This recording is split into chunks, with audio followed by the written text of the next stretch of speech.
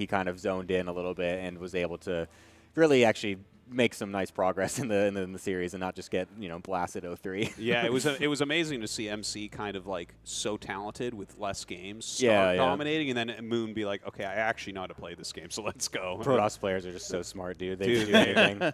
They go forward, man. They see the target and they go. And you got to, it rewards them sometimes. It rewards them. So I think we're going to go ahead and take a look at the bracket real quick and talk about these players, talk about these series that we're going to be starting. This is a very stacked tournament. This is an 8-player invite tournament, and we guarantee you these are some of the very best players in the world. So it is going to be double elimination. Everything you see here is best of 5. So we're going to get a lot of StormGate games in. Our first match today will be Parting, who, as far as we know, is the best player in the world for StormGate, going up against a Laser, who is an amazing player in his own right. We have Theory versus Miggy in the other side. For those of you who don't know who they are, Theory has been up at the top of the ladder very, very consistently. Miggy, of course, one of the stronger Chinese players, but probably the most unknown player in this tournament. Looking at the other side of the bracket, of course, we have Clem, one of the strongest StarCraft 2 players in the world right now, and a fantastic player of StormGate, going up against Probe, who is a very strong Vanguard player that's been making a lot of great tutorials and things as well. He's also actually playing Celestial this tournament, so he will be switching over to Celestials for this event. So. He's a big brain, though, for sure. He's definitely someone that thinks a lot about the game and just kind of tries to find the most, just perfect answers to a lot of things. Absolutely. I'm curious what he brings here. No, I think he was one of my favorite early on content producers for StormGate. Yeah. And then, of course, we have Kiwian, who is an old GSL player, very, very strong, has had some great performances in StormGate with Vanguard. And, of course, Nightmare, who kind of has been all over the place in StarCraft 2 as well as Heroes of the Storm. Interesting to see how strong he's going to be in this tournament. I actually didn't know he played Heroes of the Storm. Is that really? Yeah. No, back when he started making GSL, and he was kind of our up-and-coming guy, he was playing a lot of Heroes of the Storm at the time, one of the better players in Korea. Oh, so, I had no idea. Yeah. Okay, I cool. also didn't know that, yeah. Nice. Yeah. Well, there you go. A little tidbit for There you you go, guys. yeah. I thought you guys lived in Korea. Like, what's going Grandfather, on here? Artosis. I don't follow HOTS, but He hasn't been here for years, and he still has everything connected, man. He knows all the stuff. Yeah. you know. Well, we're going to get this game started pretty quickly. Parting versus a Laser. What are your guys' predictions going into this for these two? Well, it's hard to not pick Parting as the clear favorite. Like you said, this is probably, we're looking at the best player in Stormgate so far. His build orders are so crisp. I played him a bunch in the last phase, and his build orders are really pristine. He gets so many units out, so I'm going to have to... Are we doing scores? Sure, go ahead. Give me a score, man. Okay, well, the obvious pick is Parting 3-0. Whoa! Okay. Damn. 3-0. 3-0. Over a Laser. A Laser. Yeah, the I'm sorry, Zerg God. I got Pines back on this one. I think he's going to go 3-0. Okay. Yeah, no, I mean, I think a Laser's still pretty good, though. I mean, he's definitely pretty decent at the game for sure. He knows what he's doing. I mean, again, it's very hard to go against Parting for sure. I mean, it is Celestial as well that he's going to be playing, so it's going to be kind of interesting to see exactly what he decides to bring out. Is he going to be super aggressive, as we know he does like to do? Is he going to play or attempt to play some longer macro games or whatever? So I would still say Parting would be winning here, but maybe not. Maybe like a 3-1. Maybe 3-2 if we're lucky. Oh, that would be special, and honestly, wouldn't even mind if a Laser is able to take it down. Like, let's not forget, a Laser is mechanically god tier. Like, he's super good mechanically. He's going to micro well. He's very, very smart, but he can get a little tunnel vision to the game. Sure, right? yeah. So that's where I feel like Parting is going to have a bit of an edge on him.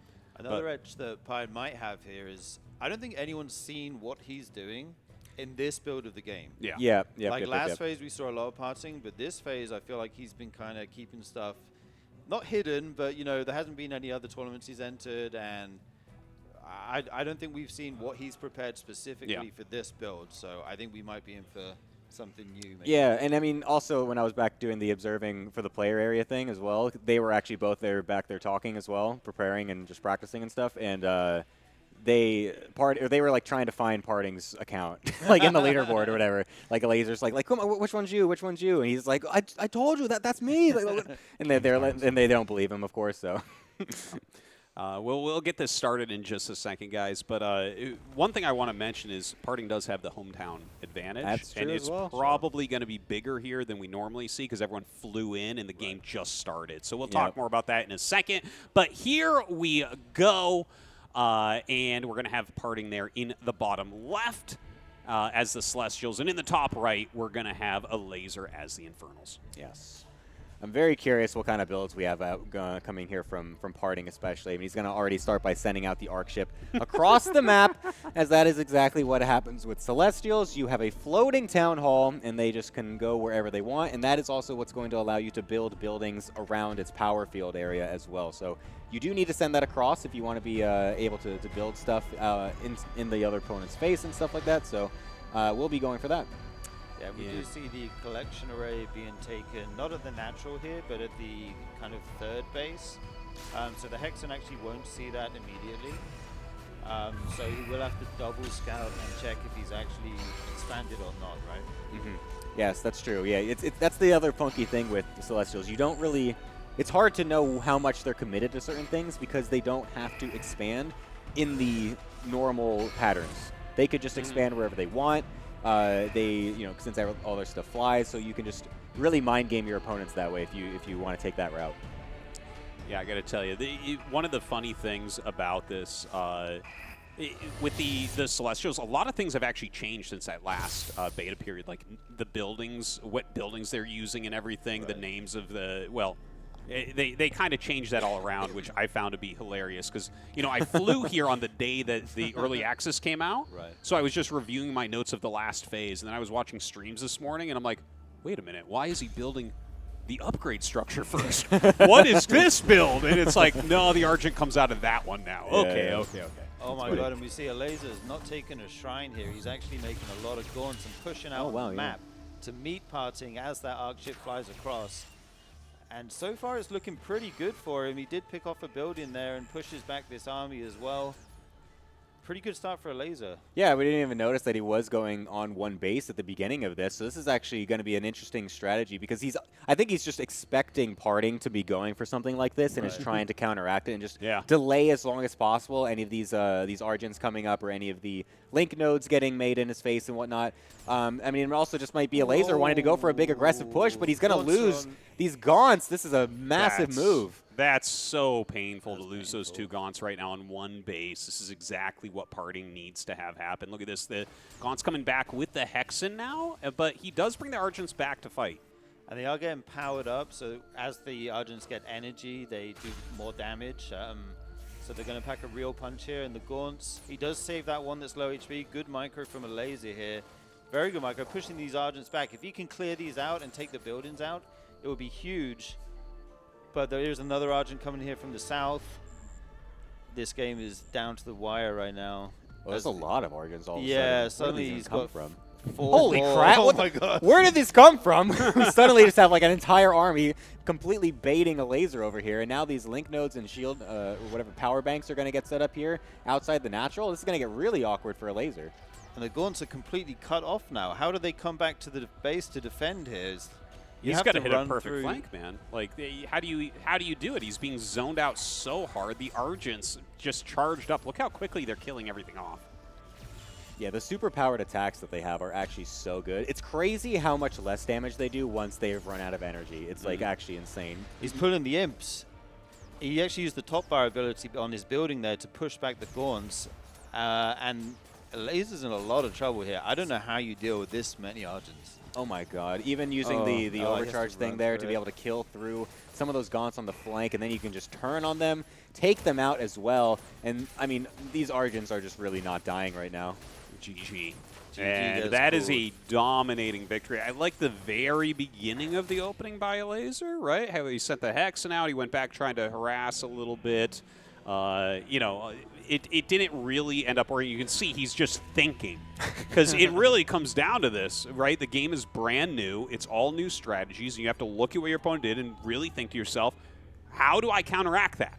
Right, because I think Laser's strategy choice, if you look at it from his perspective, he got pushed, but Parting did take a natural, so he wasn't necessarily completely like all in.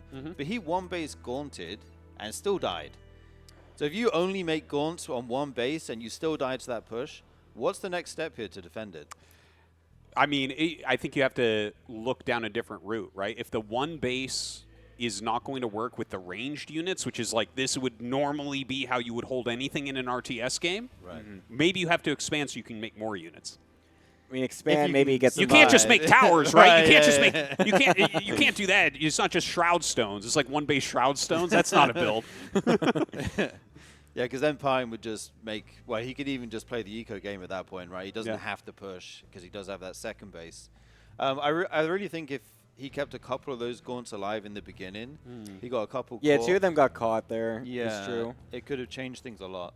I mean, it's just like so awkward too, because like you really do have to deny them from getting close to you. But like if you try to engage too early when your units are so like you just have so few units, it's very easy to have that situation happen where you just get caught out. And like the Argents are actually pretty decent in these low numbers skirmishes and whatnot. Right. So I'm not really sure exactly even what the best opportunity for Laser here is. No, I think you guys are pretty spot on. Like if he doesn't lose those couple of gaunts, right? Maybe he overextended going past because when he was coming back, he was getting hit by the buildings, losing extra units. So maybe if you do kind of build up, and he is going one base conclave here again, we can see. If you do build up that gaunt amount, like maybe you can combo that with something else like a single shroud stone to zone things out, get an expansion up. I'm not sure. Maybe we'll see.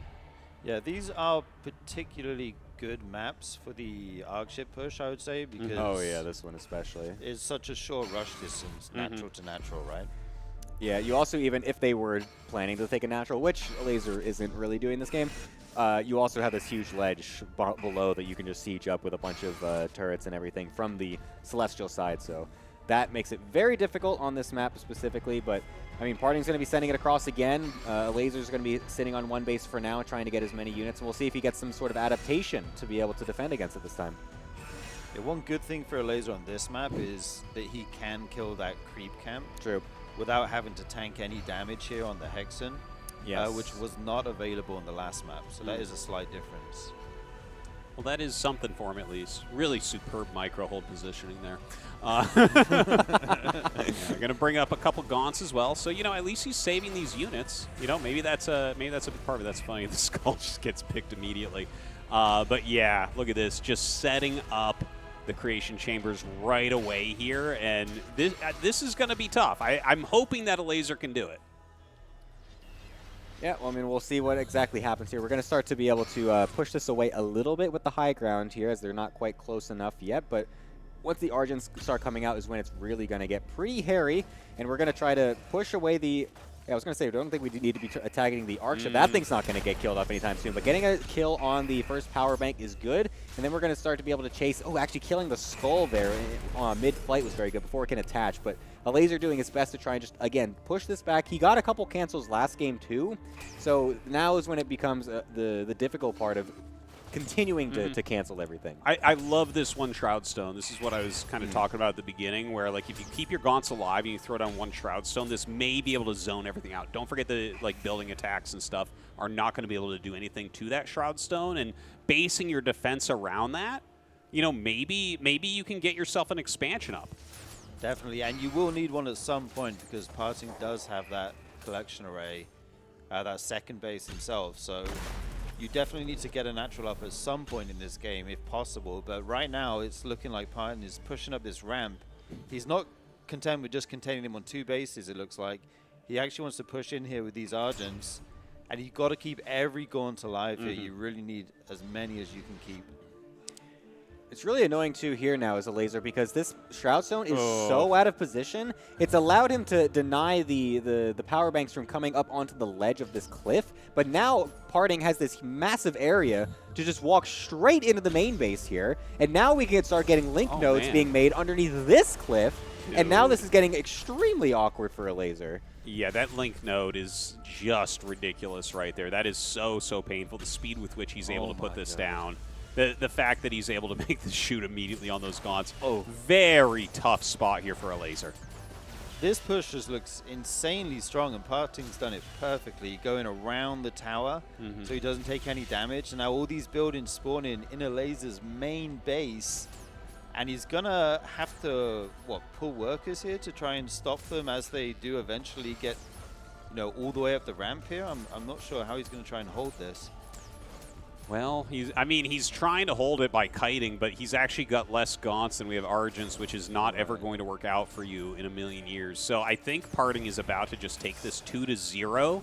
And I have this funny feeling this is going to be a puzzle for every Infernal in this tournament, is how do you stop Parting's building push? It's a puzzle for every Infernal and a gift for every Celestial out there looking to pick up a build order for some easy wins, because this looks insanely strong.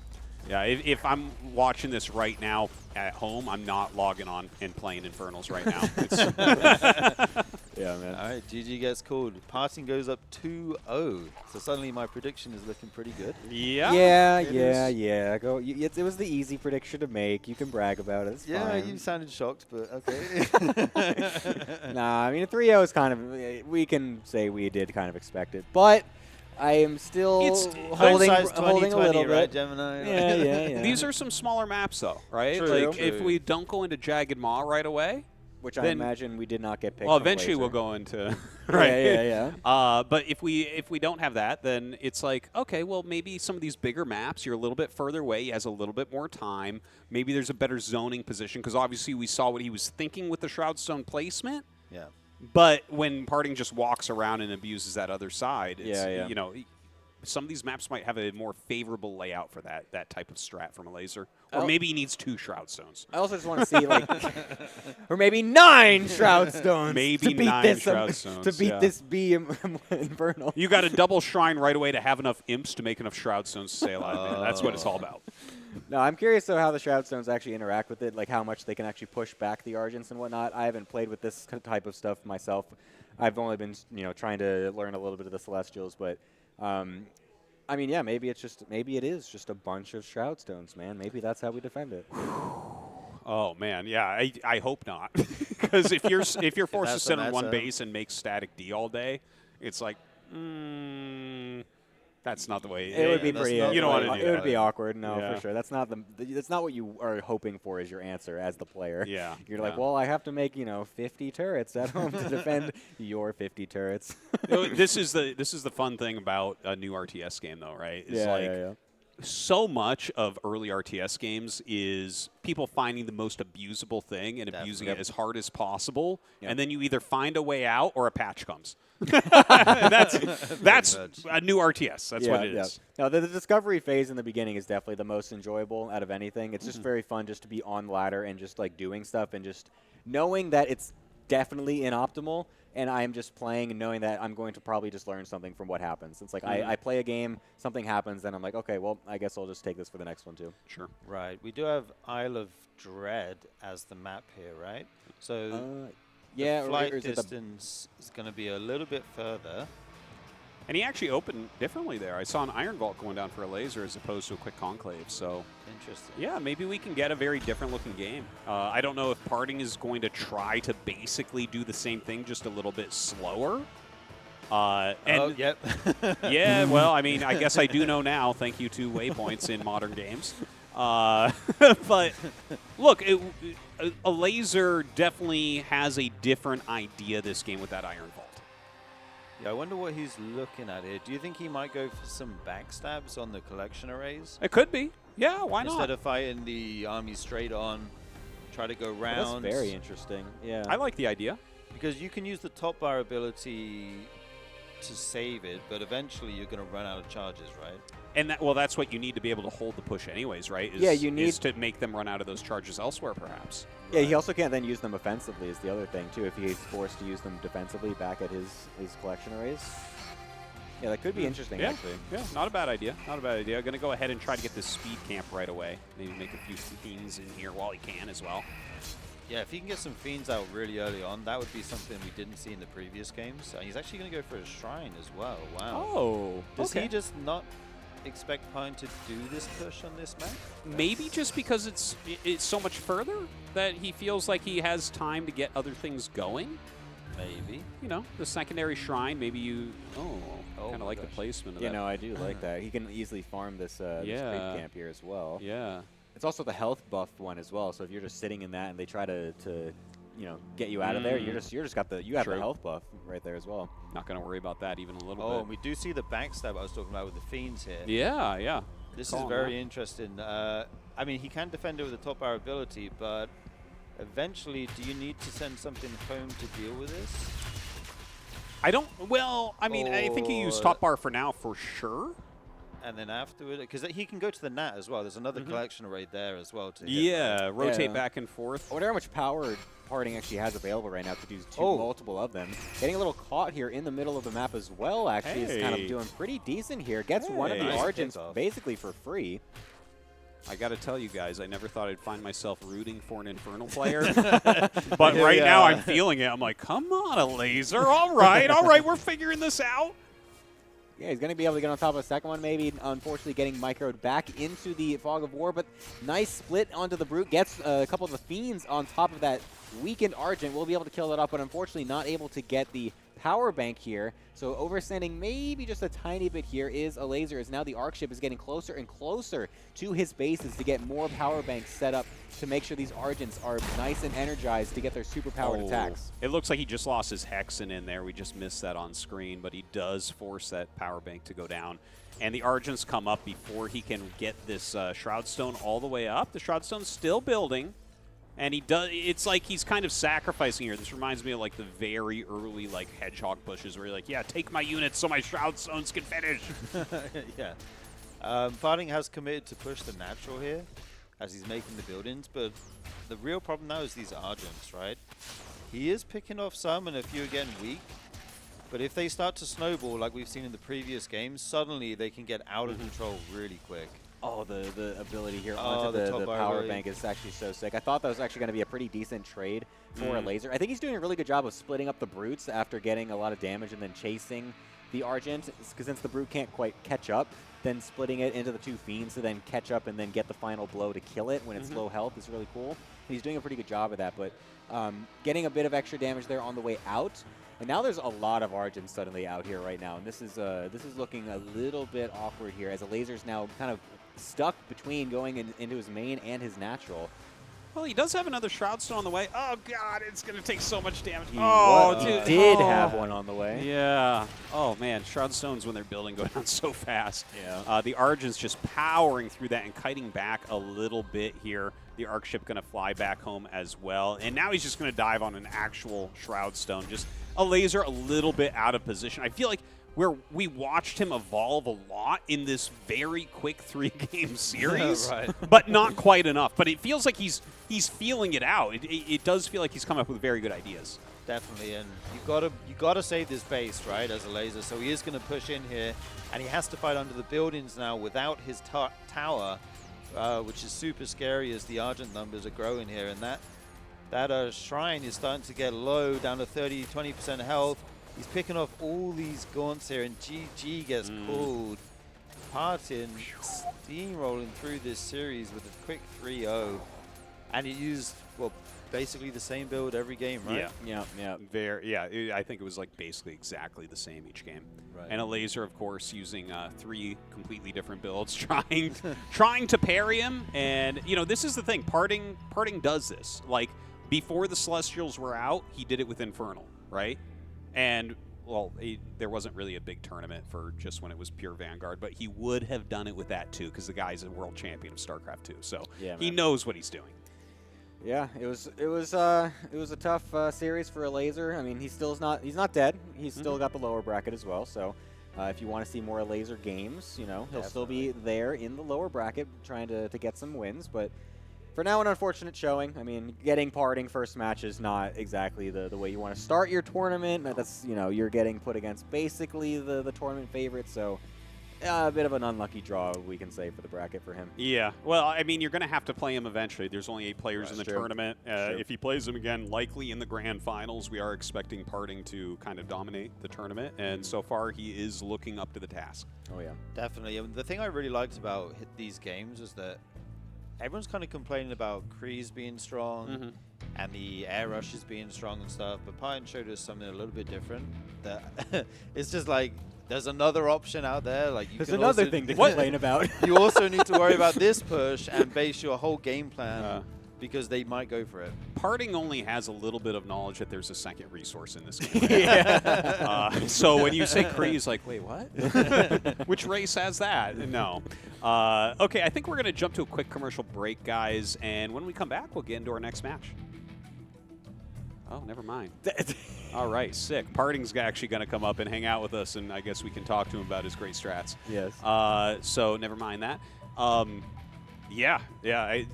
I don't know if we're going to see Parting do anything much more than that until someone can defeat it, right? Not broke, don't fix. Exactly, yeah. I mean, at this point... Is broke, please fix. How about that?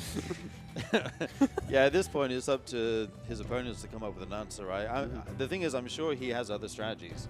Like, if you beat that push, you know Pine's got another... Yeah, he's got some other spicy little things. 3-4 builds for each matchup to bring out, so... Yeah, someone's going to finally stop that push, and then, like, Kreese are going to roll in. They're like, oh, he knows how to make Kreese, too? Oh, he's just too strong. Imagine this isn't even Parting's best build, and he's just trying this one out first until it loses, and then someone finally beats, like, oh my god, I did it! I'm going to be able to beat Parting, and then he rips out an even stronger build, and you're just like, oh, no. Or he just eventually goes into Vanguard. He's like, this is the actual best race, guys. All right, we're going to have Parting join us. Oh, my god. Hello, Parting. Congratulations. Hello, Parting. Congratulations. Can you hear me? Yeah, man. Yeah. Oh. Nice. Oh, thank you. Well, very good job there. I mean, that strategy looks pretty strong. How do you stop that with Infernal? Actually, I'm serious. That builder is not strong. I told you! It's my just first jab. First Uh, jab.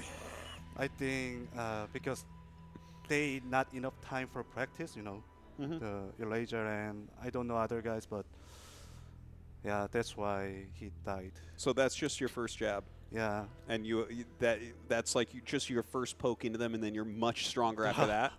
After my plan, I can't say detail, but I have a lot of plan. If Infernal how react, like if they take a base, if they go into one base, I have a lot of way, but that the total 3 games, I just keep doing, keep killing, keep destroying. Does this build work on every map? Because I thought like Broken Crown and Secluded Grove are good maps for it, right? Short rust distance. Oh yeah. But then you did it on Isle of Dread as well, and then I was like, oh, does this build actually just work on every map? Oh, this is business. Yeah, but just one. Okay. Business. How many viewers watching now? But if a Celestial player just watching now, play like me. Just do it, everything, every map. Just play like me, or just urgent, make it Cree, destroy You didn't everyone. make a Cree. I will. Spoiler, you know. You will. Yeah, spoiler. We already got Phase 2, guys. So crap. that's the hook. Nice. Yeah. No, I mean, that's what I said, right? Like, this is the first thing, and then he's still got so much stuff left up the sleeve he can pull out. I feel like we're actually watching history being made. Like, we're all having a good laugh and everything, but it really reminds me of the beginning of StarCraft 2, where we have the best player of a race abusing something that he knows is very strong. He's like, everyone copy me.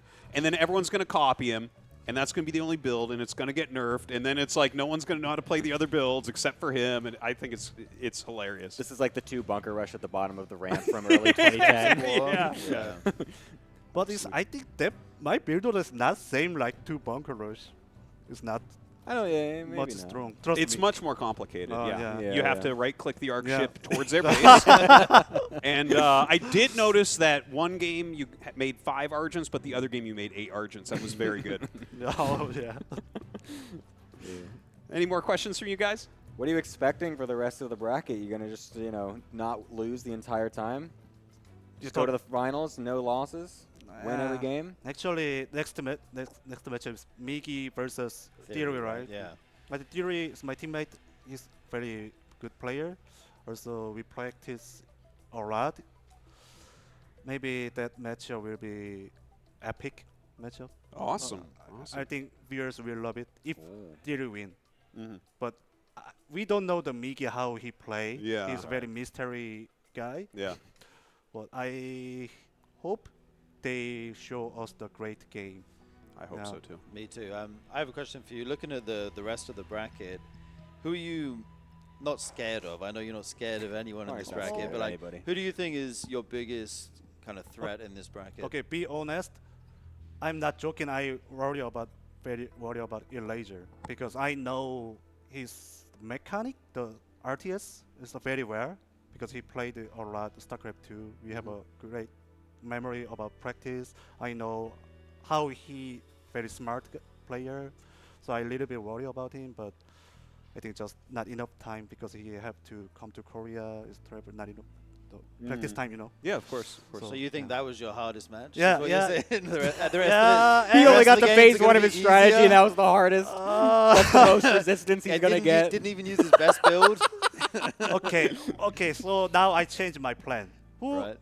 Okay. Now Theory is my very scary. Ah, okay, okay. player, yeah, You're gonna say opponent. that about every. Every No, single next no. player. If I win Theory, I think maybe I can win this tournament. Maybe. Maybe. Look at that confidence. So you're not like afraid that Clem might come here and show his great StarCraft 2 skills? I very looking forward to Clem's game because he have a lot of a great talent. So but his opponent is Kiwian, right? But is that the first round for him? Yeah, I I think so. Yeah. Okay. So Kiwian also a very strong Yeah. StormGate player. So yeah, that game will be sick. Nice. Yeah. All right. I think so, yeah. Okay, great. Thank you very much, Parting, for the interview. Best of luck in the tournament. Now we're going to go to a quick commercial break, and when we come back, we'll get into our next match.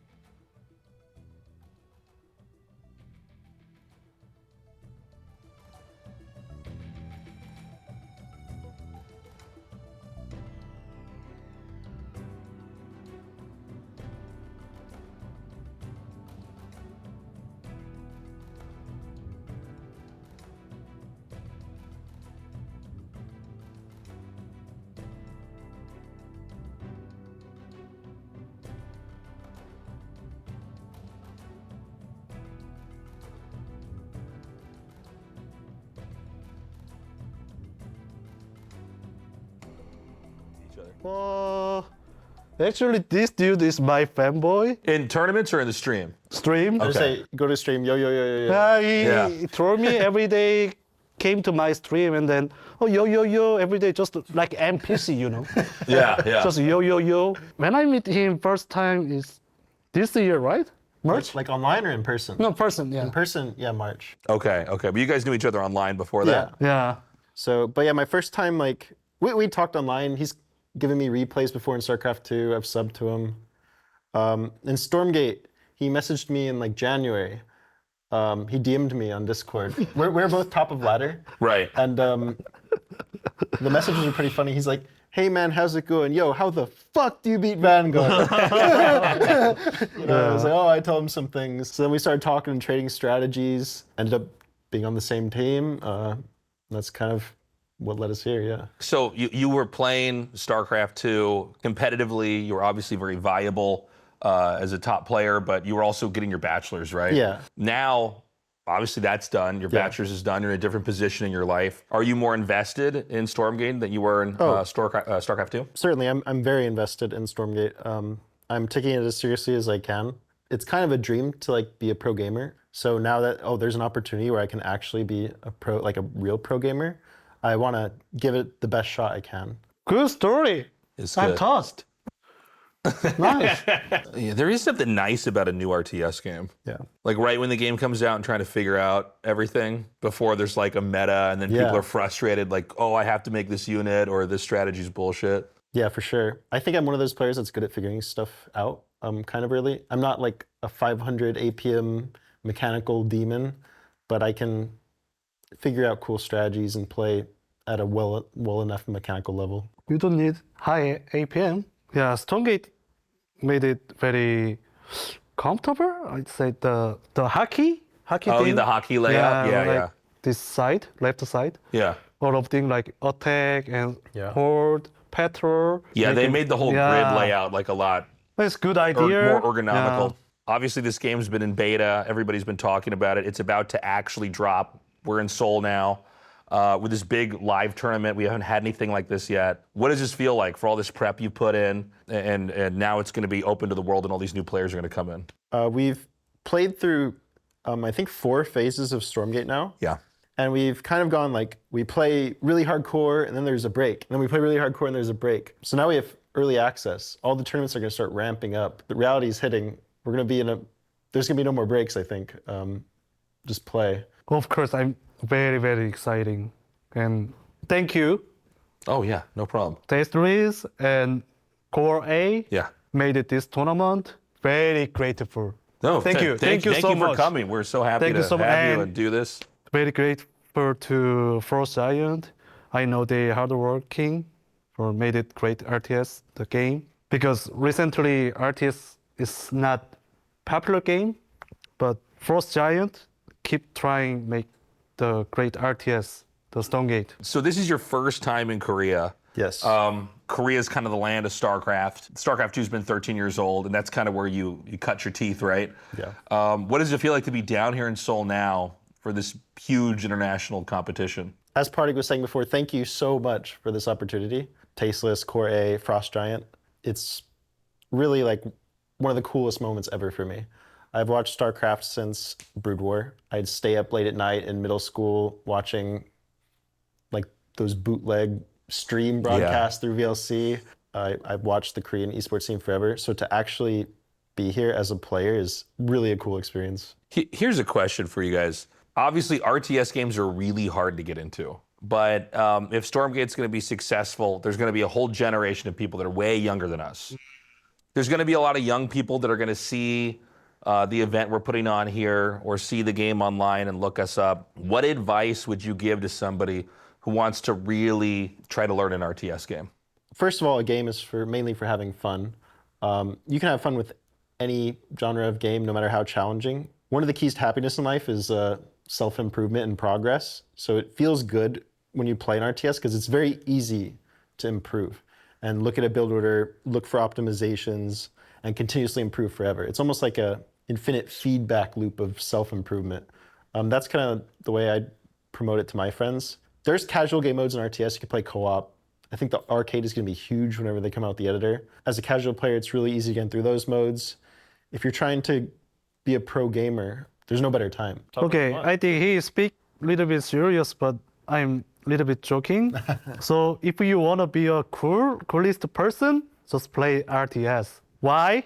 I know the future. Future, girls will play Stormgate.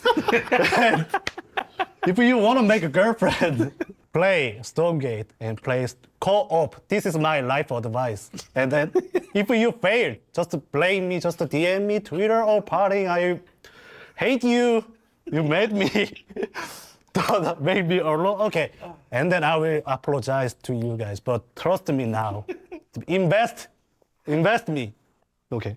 That is excellent. All right, guys, thank you so much for watching that interview with Theory and Party, and I hope you're enjoying the show. Be sure to get out there and tell your friends to join us here at the TastelessTV Stormgate Showdown, the first ever of its kind. Oh, hello, handsome and beautiful ladies and gentlemen.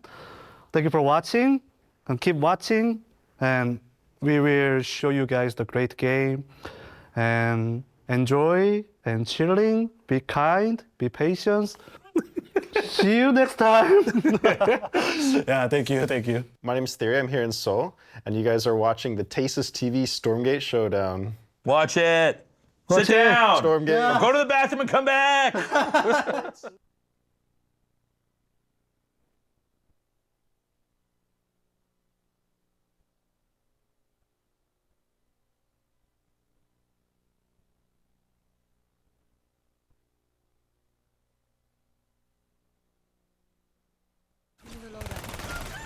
Our forces are under attack.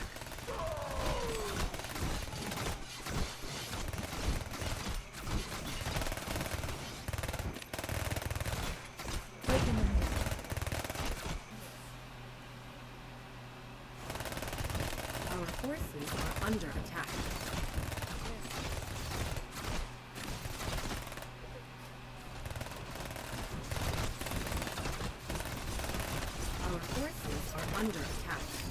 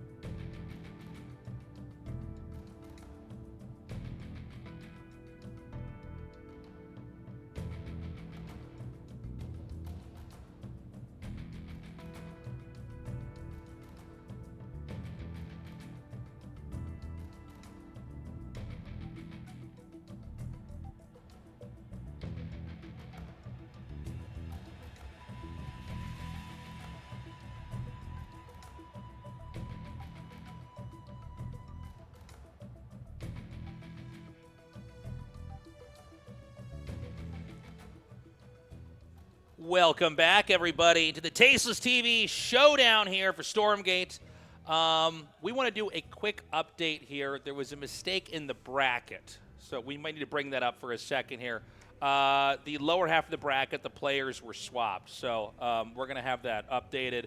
We had some pros that were panicked here. This is the proper part of the second half of the bracket. It's Kiwian, Clem, and Probe and Nightmare. We had Kiwian and Probe swapped. So just a quick update there. If you're just now joining us, we saw a crazy one-sided series, shockingly one-sided series with Parting versus a Laser. Yeah, it wasn't close. Unfortunate for a Laser, as I was saying on the last cast. But I mean, Parting, what can you expect? He's expected to be the overall favorite in this whole tournament.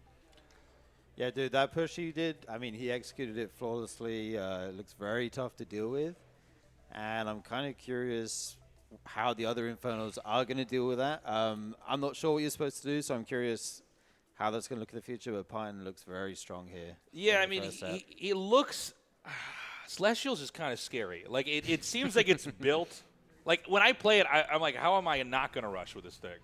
Like, it's so tempting to attack. It just takes over your brain. You're just like, oh my God, the arc ship is moving. It's crazy how abusive you can be, how much you can lean into whatever you want to do with the faction. So I guess we're going to find out as time passes if anybody could stop it. Yeah, I didn't get to play much of the closed beta, so the past couple of days has been my first experience playing Celestials and getting used to this new race. And I feel like a fool after watching Parting because I've been trying to macro and take a third base. I'm building the crystals. I'm getting all the... You didn't know that the collection array was like actually so busted as well. You were like mining no, stop Tyrium. making crystals. Yeah, we were literally talking about... What's that? Last night we were talking about the rates of gather for the collection array versus... What's it called? The prisms? Yeah. Yeah, it's been a learning experience. Yeah, the man. race plays very different from almost every single, I Oh, think every it's single so RTS race I've different. ever played in my life. It is crazy. Yeah, I've had a really hard time wrapping my head around it. Like, as I was playing, I was streaming it yesterday, and I could feel my brain, like, getting hot just trying to learn it. Yeah, it's got a very different way of functioning. Anyways, we're actually ready to go into our game, guys. Oh, wow. This is Theory versus Miggy. Theory from the US of A, and Miggy coming from China. It's going to be Theory here Theory's on Infernal, and Miggy's going to be playing Celestial. Yes.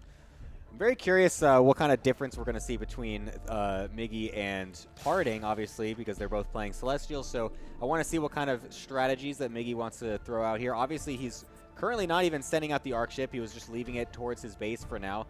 So not going to be doing anything super aggressive with it. This is also the biggest map. We've got Lost Hope here, 4-player map. So going to definitely be a bit more difficult to do something super aggressive if you don't even know where your opponent is. It does seem like sometimes you make it stay by your starting Luminite gathering structure. Is that called the array, right? The collection array. Collection array, thank you.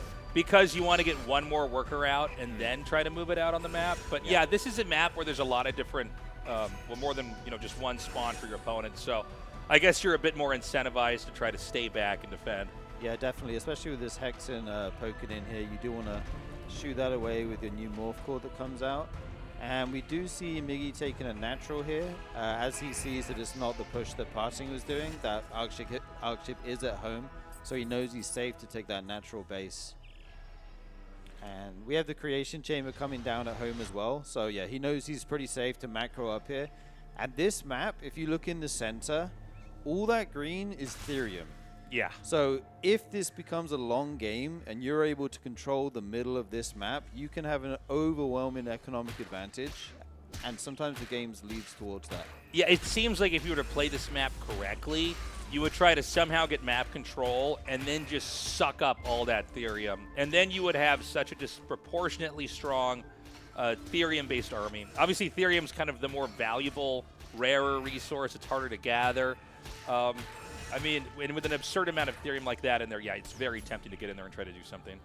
Now with the Guardian Nexus coming in, we're going to have some Kree relatively quick here for Miggy. If I'm not mistaken, we barely saw any of this unit in Parting's game. He didn't Did make go see it one. He just Yeah. went. He didn't make any. He didn't even mind any theory. He doesn't mind Therium. Yeah. He's a man doesn't after my believe own in heart. I Therium. haven't mined the second resource with this race yet. Oh, that's right. I yeah. was watching. your Yeah, I stream a don't. couple I don't days do ago. that. Those are resources that That's can not be a mined. tasteless thing. That's you want to go for the Luminite purely and just try to close the game out that way. So this is going to be an exploratory cast for me. Yeah, Seeing yeah. him do this, but You get to see the entire other half. First thing other than a zealot. yeah, Yeah.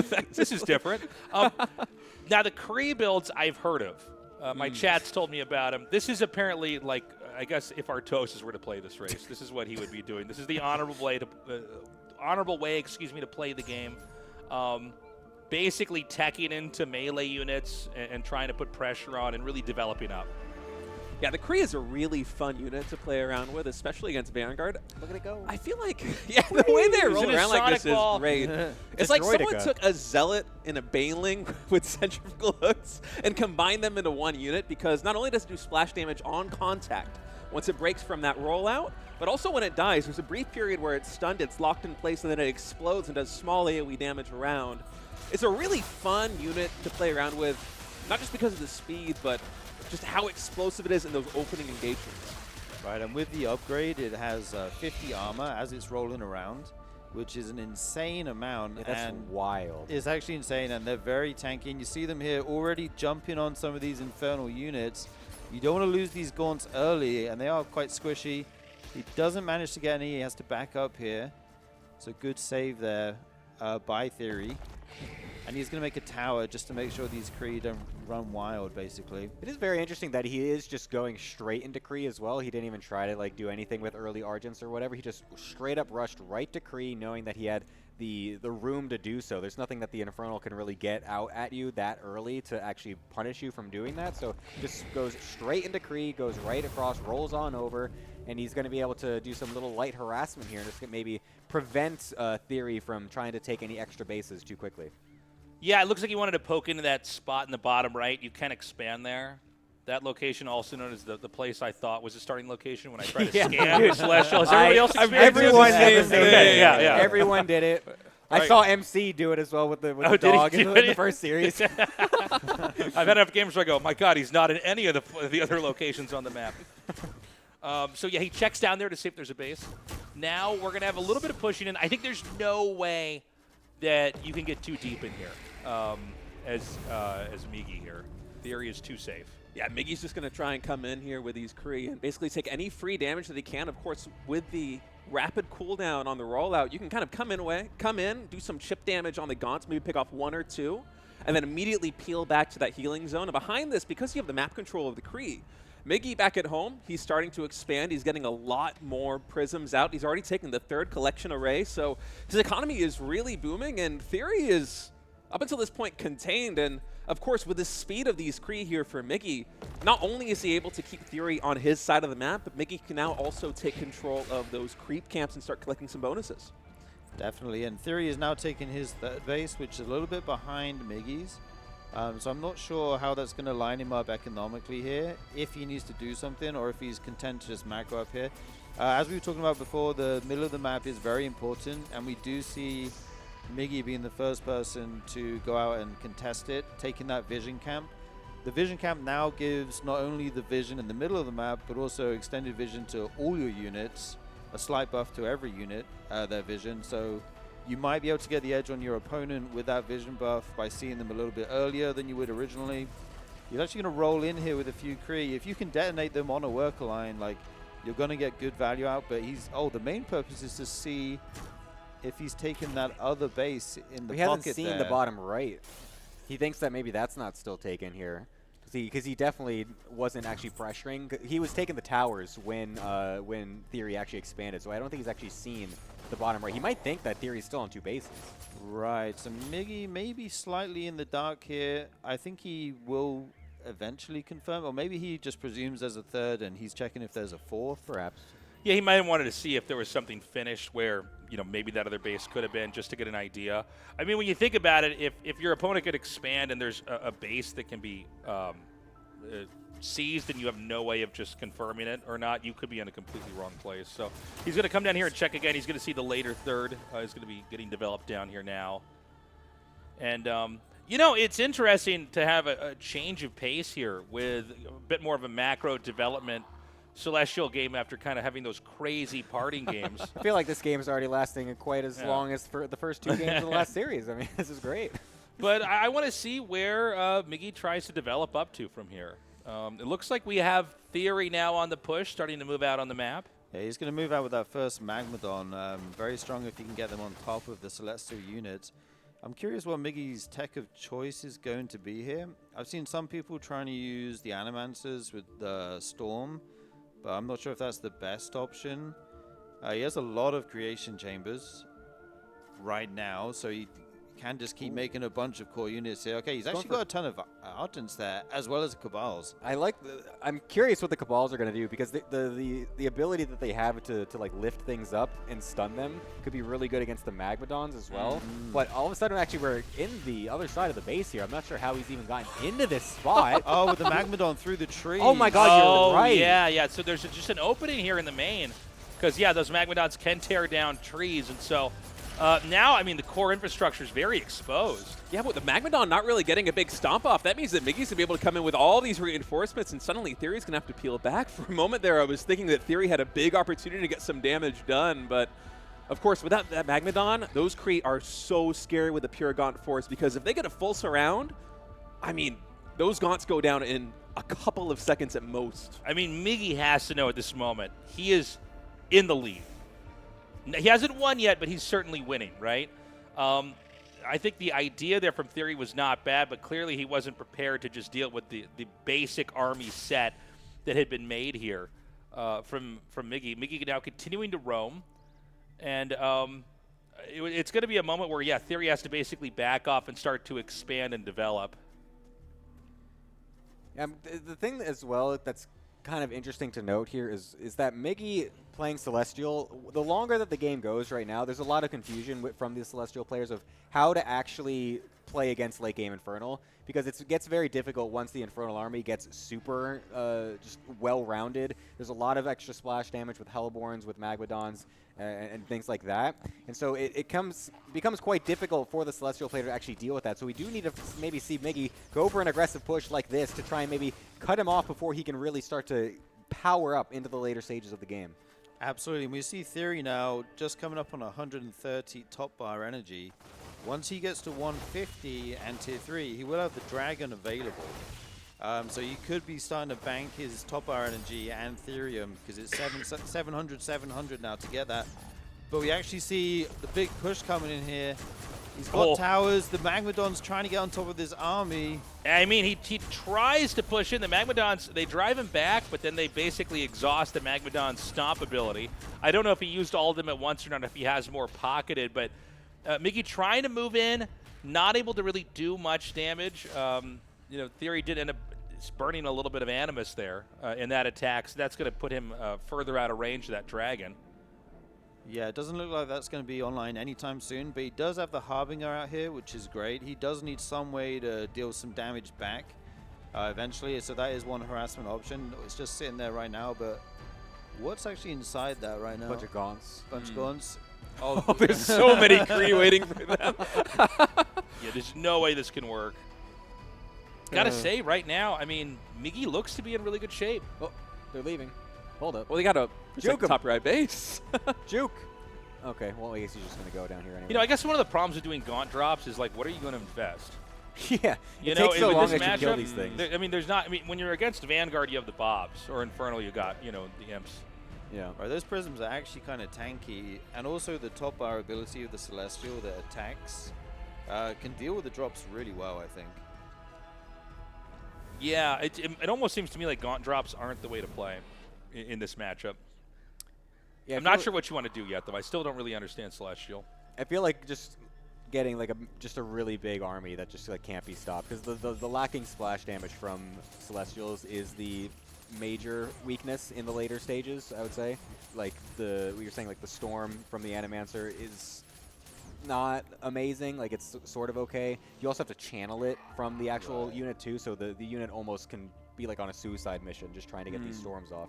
So it can be quite difficult to actually get anything. And then other than that, there's not much extra splash damage you can get onto the big armies. Yeah, not until you get up to Archangels. I Oh, feel dude, like those once things you are get crazy. Archangels added into the mix, if you have the economy to support it, then your maxed army here is Miggy is going to beat Theory's max army, unless Theory gets some phenomenal engagement. But with the low-tech units that Miggy has right now, really all he can do is exert map control. But as soon as Theory's army supply starts to balloon up, as it's beginning to, actually Theory now moving into the center of the map. Miggy a little bit disjointed here, but Theory just doesn't have quite enough in the front to actually capitalize and take down those Argents.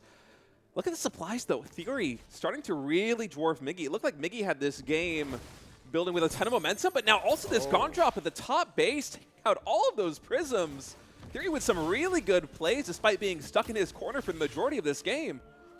Yeah, he can't drop over there. The Harbinger is going to have to just continue to head southbound and avoid this area entirely. Nobody's really tried to dominate the middle yet, but I mean, would you agree, Serge? It feels like we should be at that point, right? As we reach like 4 or 5 bases, I think that is the time. You do see Theory now starting to make this trail of towers towards the middle. And I think eventually, as you run out of gas in the main and at your other bases, that is going to be the late game plan here. You can't just sit on like Luminite units forever, right? You do need that gas, so I think eventually we will start to see a fight here for the middle.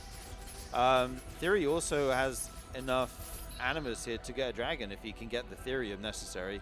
It is 700, so if he can secure this middle, it could be really good for him in the late game. Yeah, a push coming down here from the middle of the map into the south. I mean, there's kind of a slow creep spread here. I don't think Miggy can actually push this. I think the supply makes it pretty clear he can't, but then even the Shroud Stones here.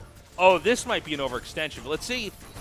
Yeah, this is a lot of units coming out over here. The Stomps are going to start to come out from the Magmadons, but actually they're not really getting into the big cluster of Argents over on the top side of this engagement. But after the initial front line does get shaved off, now we can maybe start to get a little bit towards that back line here as Theory. It's actually the Animancers are trying to do their best as well to be able to slow a lot of these units down. Did you see any of the Cabals lift anything? I don't feel like he's using that ability, actually. I didn't see that, but there is a bunch of Krees down there by themselves on the left here, fighting a tower while the main armies were fighting. So a little bit disjointed there. If he could group up, he might have a better chance. But now, as this shrine goes up, the Celestial player's on a clock. Like, you got to do something about this. You can't just macro out of this unless you're taking your own gas in the middle as well. So he's got to make something happen. Yeah, honestly, Miggy has not looked bad, but I feel like he pushed in and just kind of threw away a lot of his supply. And, you know, you don't have to attack into your opponent. Nobody's making that rule here. You could keep trying to take the map. I feel like in some ways Celestials are the best at just taking so much of the map in locations that are obscure and hard to reach. But it seems like Miggy's playing more of this like almost StarCraft 2 or StarCraft 1 towering Protoss style and trying to get compositions and then trying to push as if the matchup requires that of him. It doesn't seem like it does, but now the counter push is going to come here from Theory. Yeah, Theory just has so much on the map right now. He's been chipping away at Miggy's army for a while, and you can really see the economic advantage that Theory has manifesting in the supplies, almost doubling his opponent. And these Argents, they aren't really the unit that you want in this situation regardless, but a lot of them in the back also very low on energy. I don't think Miggy's going to have the DPS in his army. And oh, look at the Stomps coming in from that first Magmadon, and now all of the Gaunts adding in. Oh, the Stomps are just insane from Theory. Miggy tries, he might just split these Argents. He just does not have the sustain in terms of HP or DPS to hang on. And Theory is playing this one really well. I think he's going to breach into this natural expansion and take this game. Yeah, we've got the Mass Shroud coming down here with that global ability. from Theory, and I mean, at this point in time, that's going to be a GG game 1. Just got to say, a great game. I think Miggy was like halfway there. Developed really nicely. Played a pretty, excuse me, played a pretty good macro style, but didn't really know where to take the game.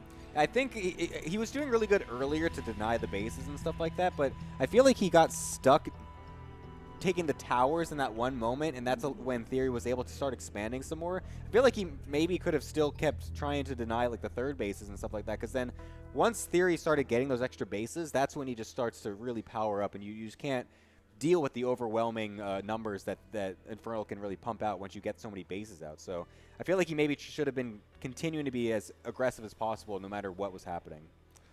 Should he cheese in this next game? It's really a smaller map. I mean, if you can, why not, right? Like, it's definitely a strong option here, and if you have those builds in your back pocket, I think it's worth trying here and seeing if Theory's ready for it or not.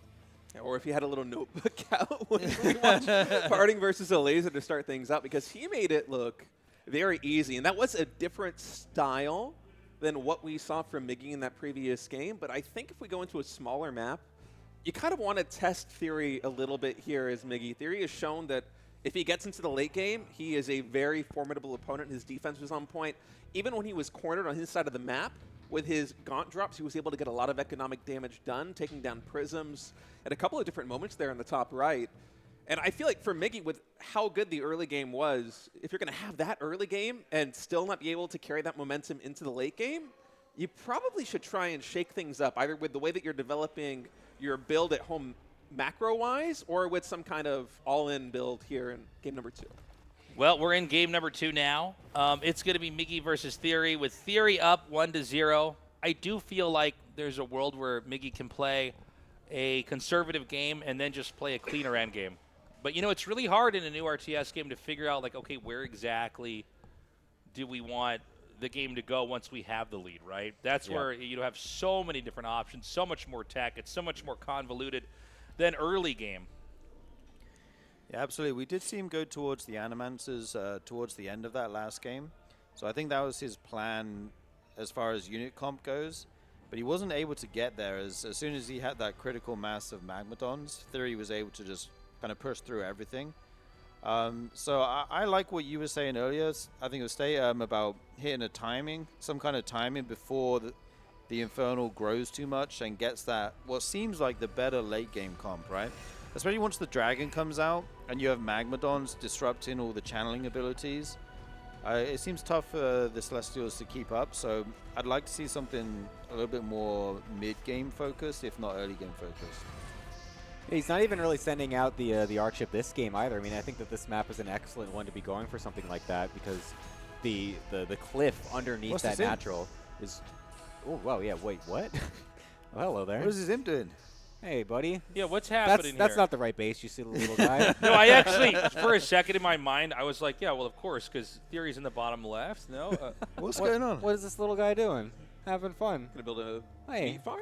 Meat farm? Oh, that's just a totally... No. That's A tower? It's a shroud. Do you ever wonder if he just made a mistake and now he's like, I have to look like this is a strategy now? Like, this is being broadcast and I'm going to throw a meat farm here and never say why. Okay, so this is kind of smart because the meat farm, obviously, it's going to generate fell hogs, which can do damage and be a nuisance over time, right?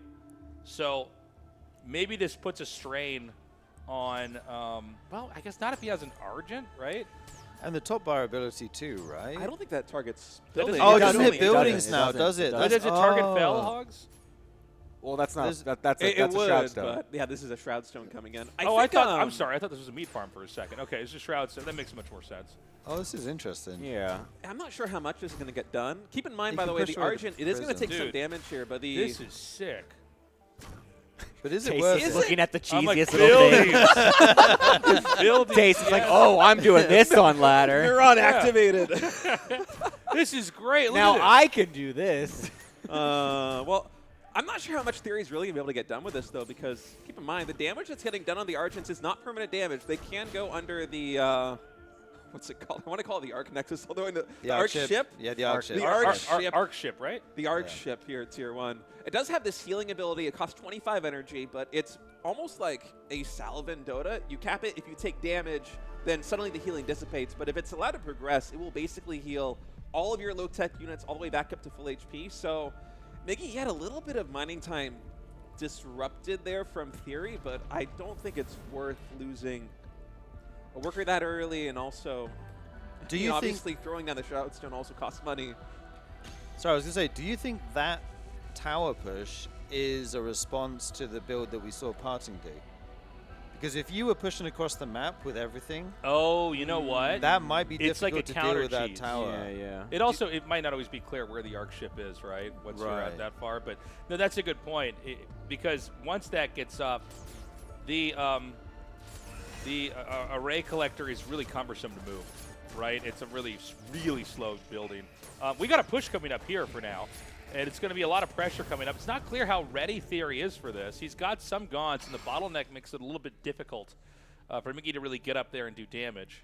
Yeah, I like that wall off to really restrict how much micro you can do with those Argents. That's pretty good. And if you're also pretty far away from any power banks, once you do your first couple volleys with the Argents, it becomes basically a non-factor. Like they're pretty weak without their powered attacks from their energy. So there's not really much that Miggy can do except doing a little bit of poke, and then he's going to be able to steal the health camp away. So at least doing that. But I mean, Theory's not really content on trying to do anything outside of the map anyway. I think he seems pretty safe going for what he was doing last game, which is just turtle up and make sure he doesn't die early, so that way then he can bloom in the late game.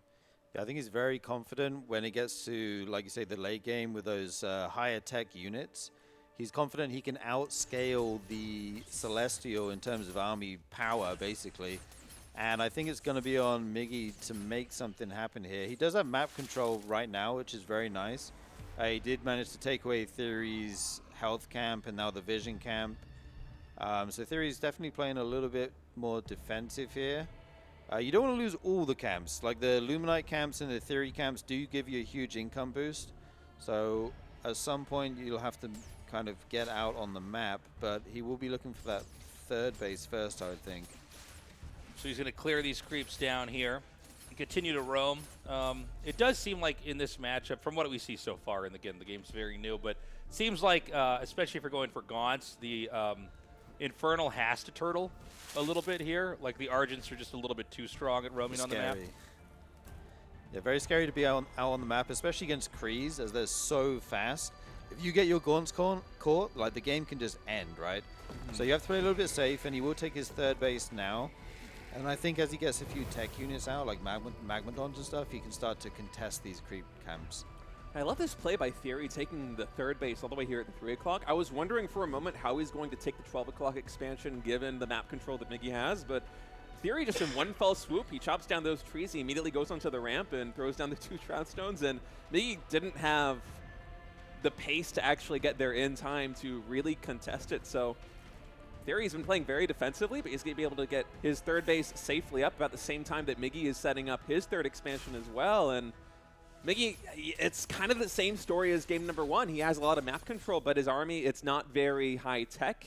It's just basically tier 1 units. He is going for Starforge this time, though, which is a Oh, switch up. okay. So he will be going for some of those more mechanical, robotic-looking units. So like the Scythe, the Vector maybe, or the other giant cannon one that I forget the name of, but it like shows that really cool Saber, Yeah, yeah, Saber. super long range attack, which looks really cool. But so it's going to be a little bit of a different composition here coming from Miggy. We'll see if this is able to do anything here this time. This roly-poly's going all the way up into the main base here to get a nice big scout. That extra armor doing pretty good, and then you see Theory even keeping those imps away, make sure the splash damage doesn't hit them there.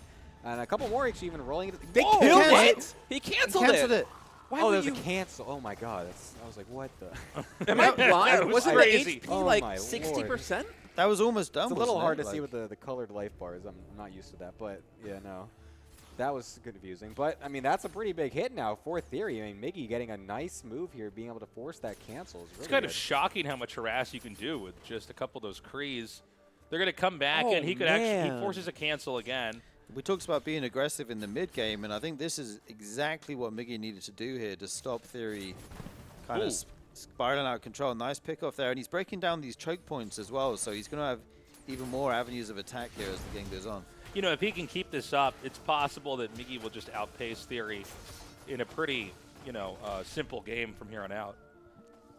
unfortunately, there's still a Gaunt attacking that Conclave there. He needs to make sure he takes that away there, but some Kree will at least force his hand there. And I'm curious what the transition here is going to be. What are those Star Forges actually going to be for from Miggy here? I'm really wanting to know what the composition is going to end up being here. Perhaps maybe even some scythes to do some continual counter harass with a flying unit instead, not being able to get forced away by the cliffs and everything, and just go around and really pull Theory apart. The Scythe's a very interesting unit, right? What is it? It does more damage the closer it is? Which is such a weird and interesting mechanic. I kind of like that. So like if you're just right on top of the mineral line, you'll just kill everything. But if you're actually kind of like forced to stay away, they don't do that much damage. I think the idea is that it can never take on any real army. But if you have any real weakness, it can blow it up faster than anything else in the game. I'm still almost dumbfounded that Miggy was able to come into the third base and just take that expansion out so that was quickly. sick. So Theory tried to take that thing, but then Miggy saw it. There's a top bar ability that lets you immediately kill a creep camp from Celestials. So he sees that Theory's trying to go for it, and then instantly reacts and uses the top bar ability to just steal it away from him. That was actually sick. That is so clever. I don't think I've actually seen that ability used in that way I feel like it's before. not a StarCraft approach, That was awesome. but that was really impressive. Okay, we do see the double Harbinger drop from Theory, which did a lot of damage in the last game eventually. So this could be a way he kind of starts to catch back up here. He does have Magmadons out as well. That's going to I was going to say, you've got to be very careful here flying these in. There is a Scythe there ready. It does drop, and it's trying to get some damage done. I kind of see exactly what it's hitting there. The Krees come in, though, and this will have to pick up here in a second. Yeah, I mean, it looks like he does kill the array. Oh, he got it. It actually gets out, I think, barely with both Harbingers. Yeah. With a Scythe, you think he should be able to chase us down, right?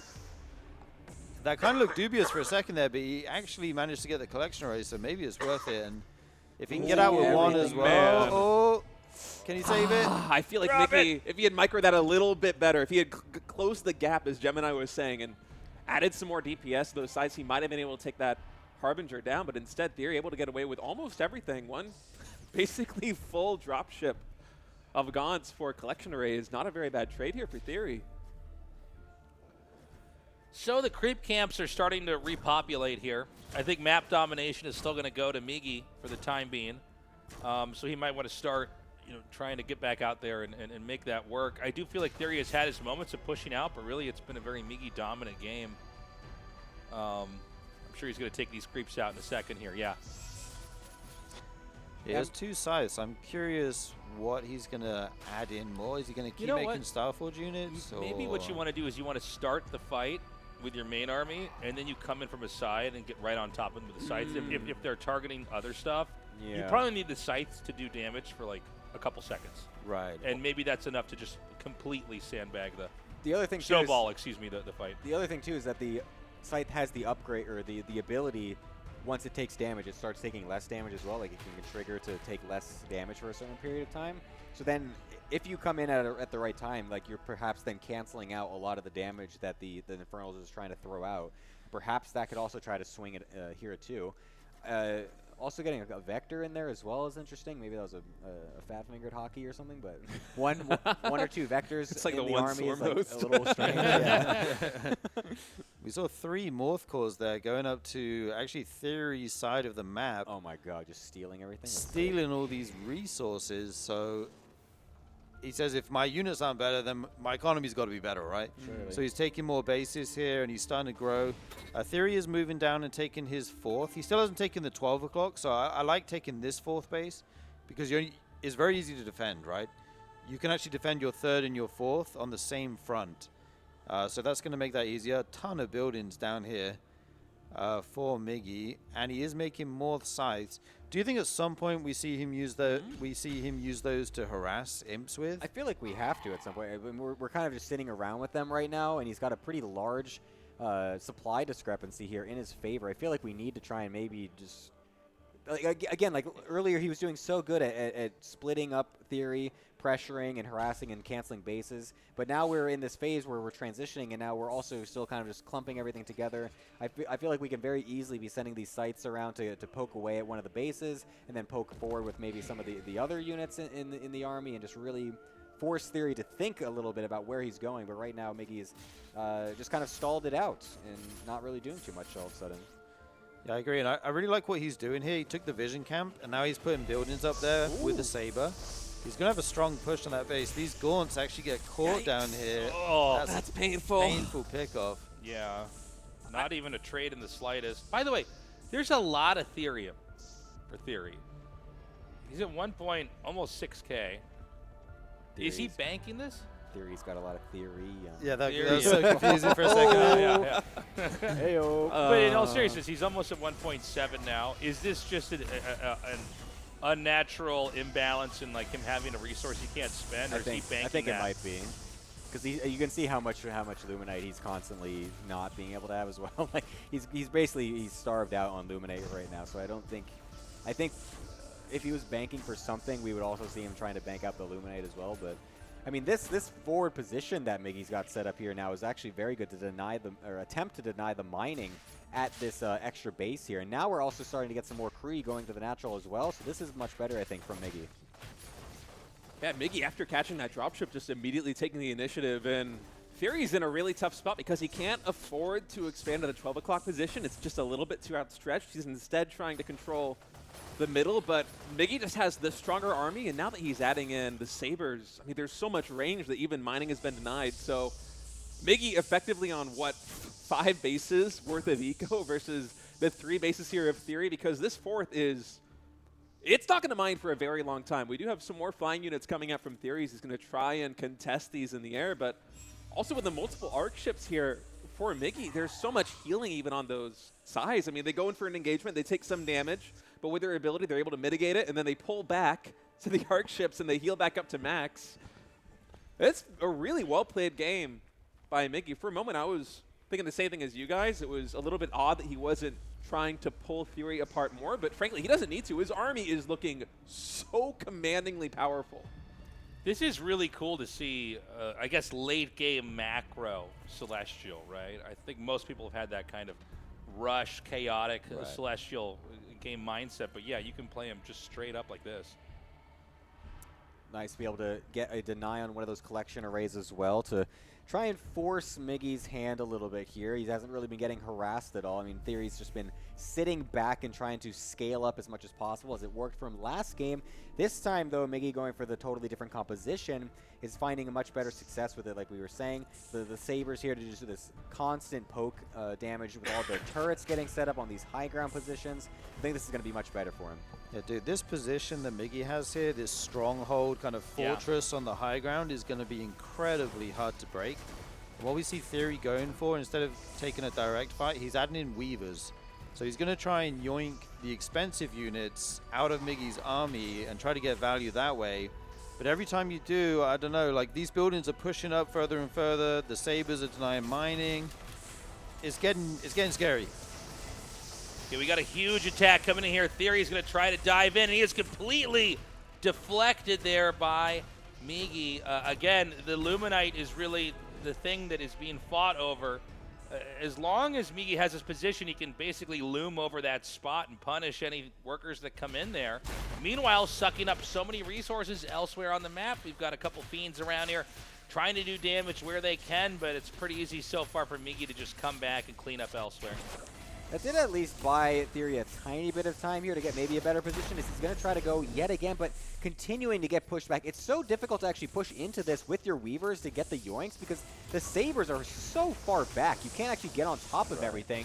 And he's trying to go in yet again. We've got the extra energy light coming in onto the Argents to make sure they're continually stacked up with energy so they can totally just always put out those crazy overpowered attacks and everything. So very nicely done there by Miggy to keep that, keep all of his units just in the middle here. Just really, I mean, this is looking so awkward now for Theory to probably bust into. Every time he tries, he's just getting pushed back. Again, Theory tries to dive in, but it doesn't look like he has the right tools to dismantle this. I mean, we were talking about the Weavers earlier. I don't know if they can comfortably get in range. It feels like you can just take a couple steps back as a Celestial, and it's oh just my already god. there. He's actually going to go for it here, pushing up onto the high ground. There's so many Sabers here, so many lasers just deleting this Infernal army. It's looking really rough. He does have the dragon.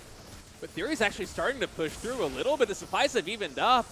The Oh Gaunts, my finally, God. they're actually getting some contact there on some of the Sabers. The Sabers are falling, and somehow Theory is turning this one around. What? The Flayed Dragon This doing is so insane. much work, and Theory somehow broke out of a position that seemed unbreakable. And I think Miggy just got completely toppled in the middle of the map. I cannot even believe that happened. He's just going to keep chaining the infest. The Fiends are going to keep wiping out these. That's going to be it, GG! Wow, what a game. I can't believe he held on Look for at his so face, like, long what there. the hell did I lose that? Oh. What? What did I do wrong? Oh my God. I feel like the AoE damage is just really lacking there Yeah. for Miggy. I mean, his position was so strong with the static defense, with the long-range attacks coming in from the Sabers, but the fact is that the army, full-on white health coming in from the Infernals, was just absolutely massive. And honestly, the supplies didn't really tell the full story because just the army coming from Theory was so bulky, it was able to absorb so much damage. And although for Miggy the army supply was very high, it wasn't these units that do a lot of damage straight up. You're not going to completely thin out the front line of Theory for really considerable stretch of time because you don't have any Animancers coming in for the Storm for the AoE damage, and we didn't have any Archangels at all, which is the main DPS in the late game coming in there. So, I mean, really just an unexpected turn, as I think everybody here on the disc was expecting that. That's to wild. not I go thought the Theory's game was way. going to end. We're going to watch all the Infernal units just sort of disappear. And it's, okay, GG, he tried to break that position, but clearly he knows what he's doing. He knew once he had the dragon and that right comp, even though, to be honest, it's hard to kind of tell that it's working when it's working, just you kind of daisy chaining the infests together where anytime anything dies, there's going to be more Fiends. They're going to hit that, and eventually it'll just kind of melt its way through that army onto the other side.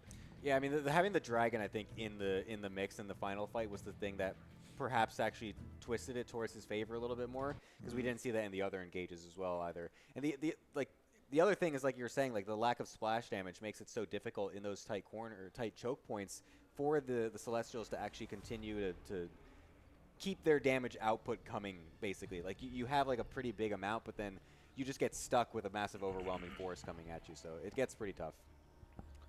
Okay, well, we're in game 3 now. I got to Oh, Theory. All right. We see a one-base conclave here, so he might be getting aggressive with some gaunts here. We'll have to see what he wants to go for. I'm wondering if Miggy's going to play the same style this game because he basically got everything you could ask for in the last game. He canceled the third, not once, but multiple times. He took the map. He even stole Theory's base in the top left. That was kind of a dream scenario. He set up his fortress, and Theory was still able to push in and take it. So, like, do you think he has to change things up here, or? I don't think he's going to get an opportunity to yeah. because Theory's coming in so quick with this early conclave. Right. And Miggy, up until this point, he's been going both in Game 1 and Game 2 for the really fast Kree. And although they are a powerful unit in the early and mid game, they take a little bit of time to get going. You need to get an additional tech structure up. The creep's actually getting pulled right here by Theory. how I'm does this work? surprised that he's going for this. So I guess he just does wants it- the do they Fiend? turn on the Yeah, they start to turn. Okay. Ah. I wasn't sure if they, because this game's so new, guys. Sorry, I wasn't sure if they just automatically go back or not. But it looks like he does draw some damage on there. But over time, they just do default back into their position. Hey, I mean, he could drew it again. He could probably draw some more over if he wants to maybe risk some of his Hexen health there. But he's able to get the collection array down pretty decently here. It could be a little bit sketchy if we get some more gaunts all of a sudden in into the mixture here. How quick do the creeps heal? Do we know? I think it's a kind of a slow build up, slow So tick. maybe are some of them damaged? Can he try to infest them later? Is that a possibility? I think they're basically already back at full Yeah, HP. No, look, you're right. You're right. It looks like they are. So, I don't know if the healing rates are different for the different creeps, but those little, I don't know what they're called. or little maybe green goop- sometimes The when he green does- goops. That's the official name. The green They goops seem and to the heal greater green pretty goobs we quickly. saw over there. yeah. The purple shadow guys. The poke there was interesting. I'm not sure what happened. I don't know if maybe sometimes the creeps do commit onto the building. Yeah, maybe he was hoping that all of them would stay attacking, but they kind of just eventually all walked away. Because it did look like that was a setup, right? Yeah. Especially with the early Conclave. I was expecting something a little bit more aggressive coming in from Theory, but it seems like we are just going to get back into the normal mid-game. And my worry for Miggy, and I know I sound like a broken record with this, is that he keeps playing for these late games, and he doesn't add in basically the ultimate unit here for Celestials, which is the Archangel. And I mean, it's so hard to get there, right? Like, they're is, so expensive. You need all those upgrades to make them actually feel like they can do something too, I feel like. But I feel like both in Game 1 and Game 2, he had everything that he needed. I think in Game 2, definitely. Especially Game 2, yeah. He I had think like Game 2 5 he bases. could have. The problem is that the Luminite, or sorry, the Therium, like, it's very difficult to keep your Therium coming in as Celestial, I feel like. It's much more difficult to get a lot of income with that. And they're so expensive on Therium as well. And then It's all 400, 300. all the other units as well are also pretty expensive once you get to the later stages too. So it is difficult to find a spot to actually tech transition into them. Like, I think that's what we're really trying to figure out as Celestials is figure out when these tech transitions need to happen and what economy do we need to actually be able to support that. So now we've got Miggy beginning to roam on the map, creep up, going right into those Krees, unsurprisingly. Theory, at this point in time, it looks like he's going to be doing some creeping of his own, I believe. I think he's got some gaunts out here on the map. Just the purple shadow, guys. Yeah. And he's going to take them out. And I don't know. This is a map you're pretty far apart. Certainly feels like that. I don't know the exact size of this map, but I don't feel like either side can really do anything to the other side for a little while. Well, not unless you're partying. I was going to say, unless you're partying. But I mean, if you both expand like this. Yeah, sure. This is one of the larger rush distances, so we'll probably be looking at, I would say, 3 bases minimum for each player as this game develops. I'm going to be interested to see what tech they go into here. He is roaming the map. He's got the Morph Core coming over here. He's going to make another collection array. Opting for this base. I kind of like it. this is actually what I do when I'm playing too. I kind of move this like vertical area because then you can kind of sit in between those 2 bases as well with some of your buildings and start to just control that area. Similar to how in the last map you kind of take the forward bases too to just have that one forward point that you can kind of just like sit in and then just move back and forth to easily defend. So we've got the Krees coming in here and spotting. I do like these little building wall-offs over here. It's kind of nice to see the beginnings of the Sim Cities get laid out. For a lot of players when they're trying to learn, it's really hard to figure out where buildings are supposed to be planted, but just seeing the beginnings of more tight wall-ins and these larger ramps is pretty cool. Right, one of the big strengths of the Kree is that you can send a few of them into each mineral line, right? And get huge damage. I was surprised for a moment that Miggy didn't take that fight. He was retreating, but actually those gaunts were really exposed. Now Miggy coming back in is basically going to completely reset the gaunt count. The Shroud Stone, maybe not yet done? But I mean, the gaunt count down to like, what, 3 or 4 right there in the natural expansion. Oh, did he cancel the 3rd again? Yeah, we did. This is crazy. And he got the 3rd. He's so good at doing damage with a couple Krees early on. It's funny because I guess we're not quite used to seeing really beefy melee units in an RTS come in and then also escape. Right. It's one thing to have beefy melee units that get in and start to do damage, and you either lose the game or they eventually get enough, usually smaller units, to kill it off. Here it's like they get in, they kill stuff, and then you actually run back out, which is... And then you come back in again. And yeah, you come back, and then you come back in and run back out, and then the game ends. Yeah, and you can do it on multiple fronts, as we see Miggy doing, and that's why this wall in that Theory's done is so like important, right? If this base is open and they can run in and get on the mineral lines, you can lose workers so quickly. So he's got to defend all his fronts here. And he's pushing back in. He does have some gaunts on the high ground here, but they're going to focus, the Krees are going to focus this building down again. Back off, say, okay, spend some more time and minerals on that. It's funny. These are important buildings to have, too. He needs this for production. So it's not just about denying that. I mean, you're actually taking out infrastructure with moves like that. Feels like this is actually a very difficult map for Infernals to maybe set up on because of how far away the bases are, and also you can't do these. You're seeing in theory try to do these walls on the left-hand side here as well, and it's a little bit awkward because you can just cut. You have to wall all of that off. There's another ramp to the left here too that leads into the third base, but you can't wall that off because then you can't actually get to the third. But then you have to wall off something over at the third as well. It's like so much more difficult to actually just keep yourself in this little contained bubble compared to last game where Theory was able to easily do that with just the 2 different ramps on the 3-base setup. Well, Miggy once again going to be going into the Star Forge here. Very reminiscent of his opening on game number 2. He's also adding in a couple additional production structures here. The creation chambers warping. And for Miggy, I feel like this, it feels like game 1 and game 2 again, where he's getting these jabs in, he's getting damage done, he's canceling expansions, he's thinning out kind of the mass of gaunts that Theory is trying to accumulate. And both in game 1 and game 2, he was never really able to leverage that into a completely winning position. I'm hoping here in game number 3, actually hold that thought as Miggy's going to come in here with a couple of Kree. There are a good number of gaunts. Is he just going to dive on the Shrine and try and get the cancel? No, instead going for the gaunts. Gaunts are going to kite back, and once that Magmadon comes in, these Kree will have to retreat. So they're able to defend this base. But again, Miggy, he's ahead in supply. He has the better economy. Theory, he is setting up that third base, but he's not mining from it just yet. I would love to see Miggy leverage this position into some kind of timing attack or some kind of big tech up. And I feel like Theory is potentially thinking of the same thing because he's throwing down a ton of Shroud Stones to try and protect that third base. Yeah, I mean, he has to get this set up and hold it, or he's never going to be viable in the late game. And remember, we do know, apparently, in the last 2 late games, Theory was way more viable. So, I mean, this might just be a kind of a war of attrition for now. But, you know, Miggy's doing, I think, a very good job here being on the map. He's both engaging and trying to cut off bases, trading pretty well, also getting back and creeping. But yeah, Theory here with this new base, I think that's basically an impregnable spot, especially when you look at the SimCity and the Shroud Stones to defend behind it.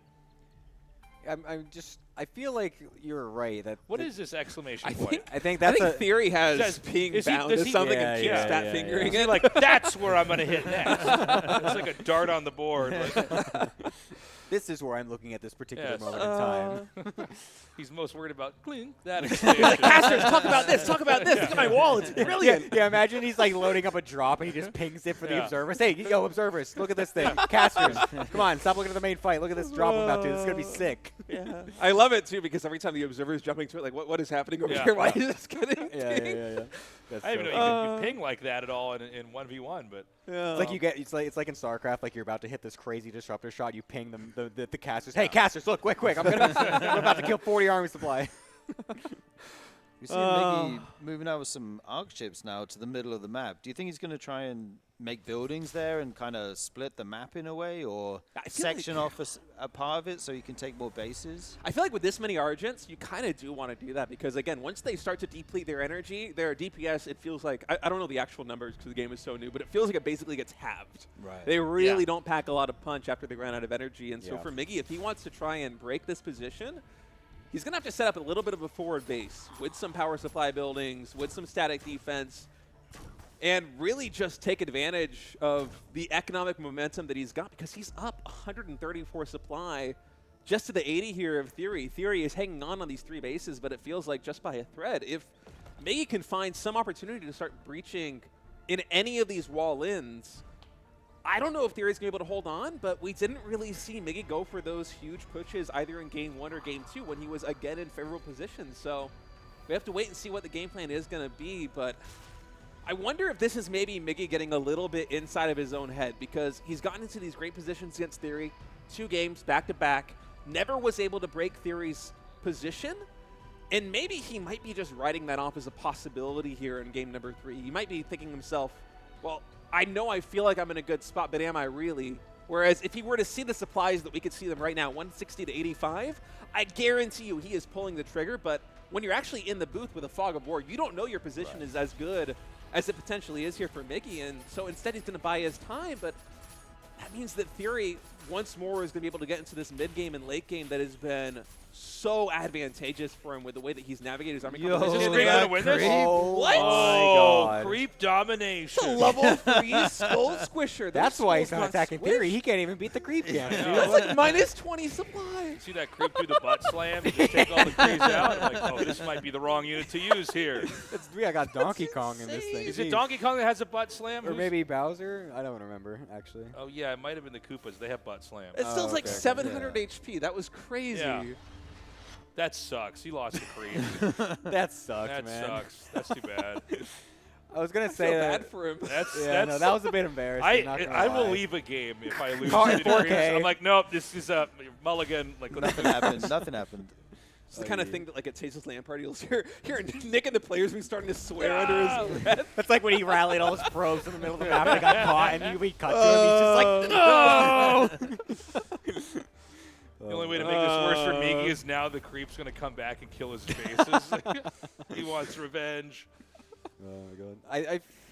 I feel like though what I was gonna say earlier is that like the way that Theory's set up and also how this map works is that he's walled off in the middle between where his 2 bases on the right are and the one on the third is, right? And then you have like multiple different attack paths that kind of lead in towards the main and natural. I feel like if we start to batter down the 2 ramps or the 2 walls on those sides and force Theory to think which one he needs to defend, eventually you're probably going to break through somewhere, and then you can split up your army to then get this like huge enveloping surround through the different areas. Because the thing that's so difficult as the Celestial in this position is that it's difficult to deep dive the Infernal Army when it gets kind of stuck in like a little corner and you can't quite get on top of it. But if you can start to open up these different attack paths and then just envelop in a massive engagement, I feel like that's what we need to be doing. But I think he sees the walls and he's like, oh, I can't do anything here. It's not going to work. Yeah, this map is definitely a bit more open than Broken Crown. Yeah. So you do have those extra attack pathways, and as Theory takes the 4th base here, it looks like in reaction to that, Miggy is going to start pushing over here with all his buildings and units. And he's actually getting some damage done, taking out all these fiends. He's on the island base, so the army here for Miggy can't even really get into a great position to deal with it. But luckily, with the scythe flying up there and some nice lifts on the array trying to run away, he's able to barely keep it alive. 100 HP. It's so funny because usually as a Celestial player going for that island base, it feels so safe because, you know, your harvesters and your collection arrays, they can fly, right? But then the dropship coming in like that one for the Gon. Oh, I didn't think this into account. Wait a minute. You're not supposed to be able to fly as well. That's cheating. That's illegal. And somehow the supplies are even here suddenly. Like, Well, that he creep- was double supply before. That like, creep guys, thing. the creep. 20 supply of Krees. We got to add the creep supply to Theories. Yeah. We got to interview the Creep after this match. So Skull Squisher, how do you feel? How do you feel after killing 10 Krees How'd you in the feel mid after you game? smashed that guy with your butt? Oh, hold on.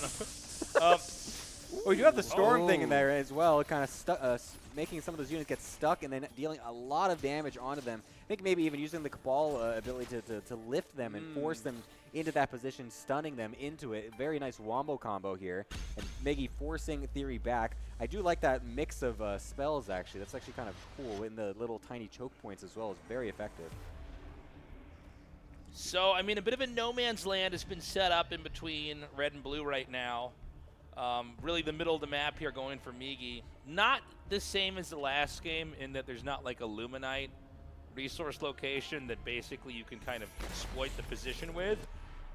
But, you know, it is a launching pad for attacks, and speaking of which, we're going to have one here now.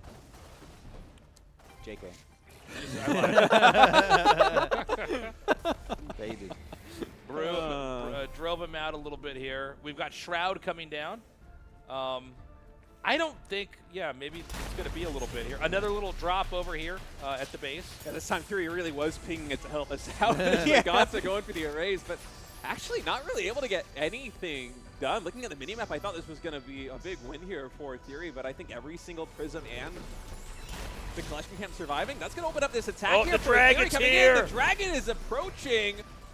But Theory, after shaving off so many Gods, is he actually going to push into this position? He's continuing to move forward, Oh, good storm on all those Gaunts there. Wow. Takes a ton of them out, and he manages to push Theory back up the ramp here.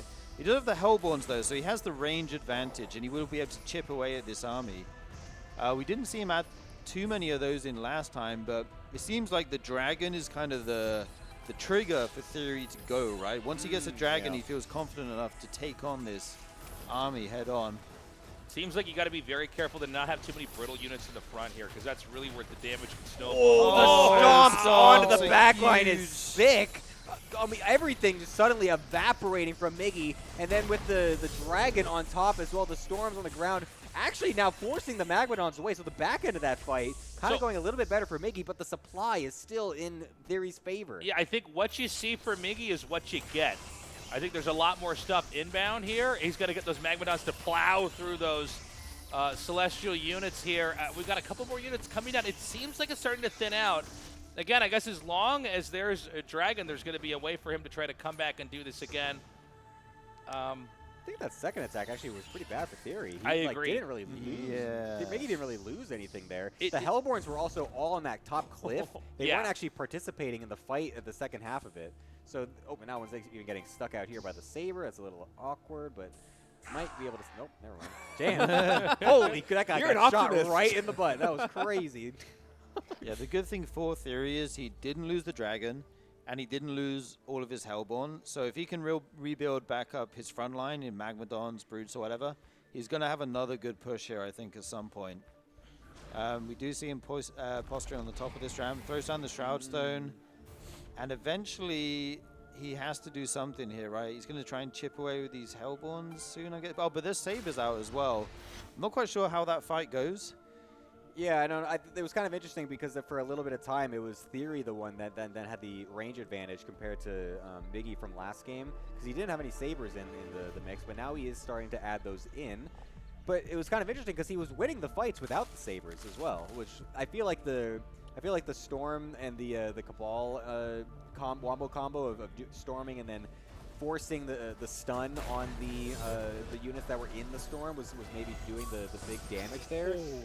Luckily, Theory will be able to deny one of these extra mining facilities as well, so that's pretty good for him to maybe stay in this. But this little area in the middle here is still the big contention point. It's been very difficult for Theory to really dislodge this. Yeah, he may have another attempt to try to do what he did in Game 2.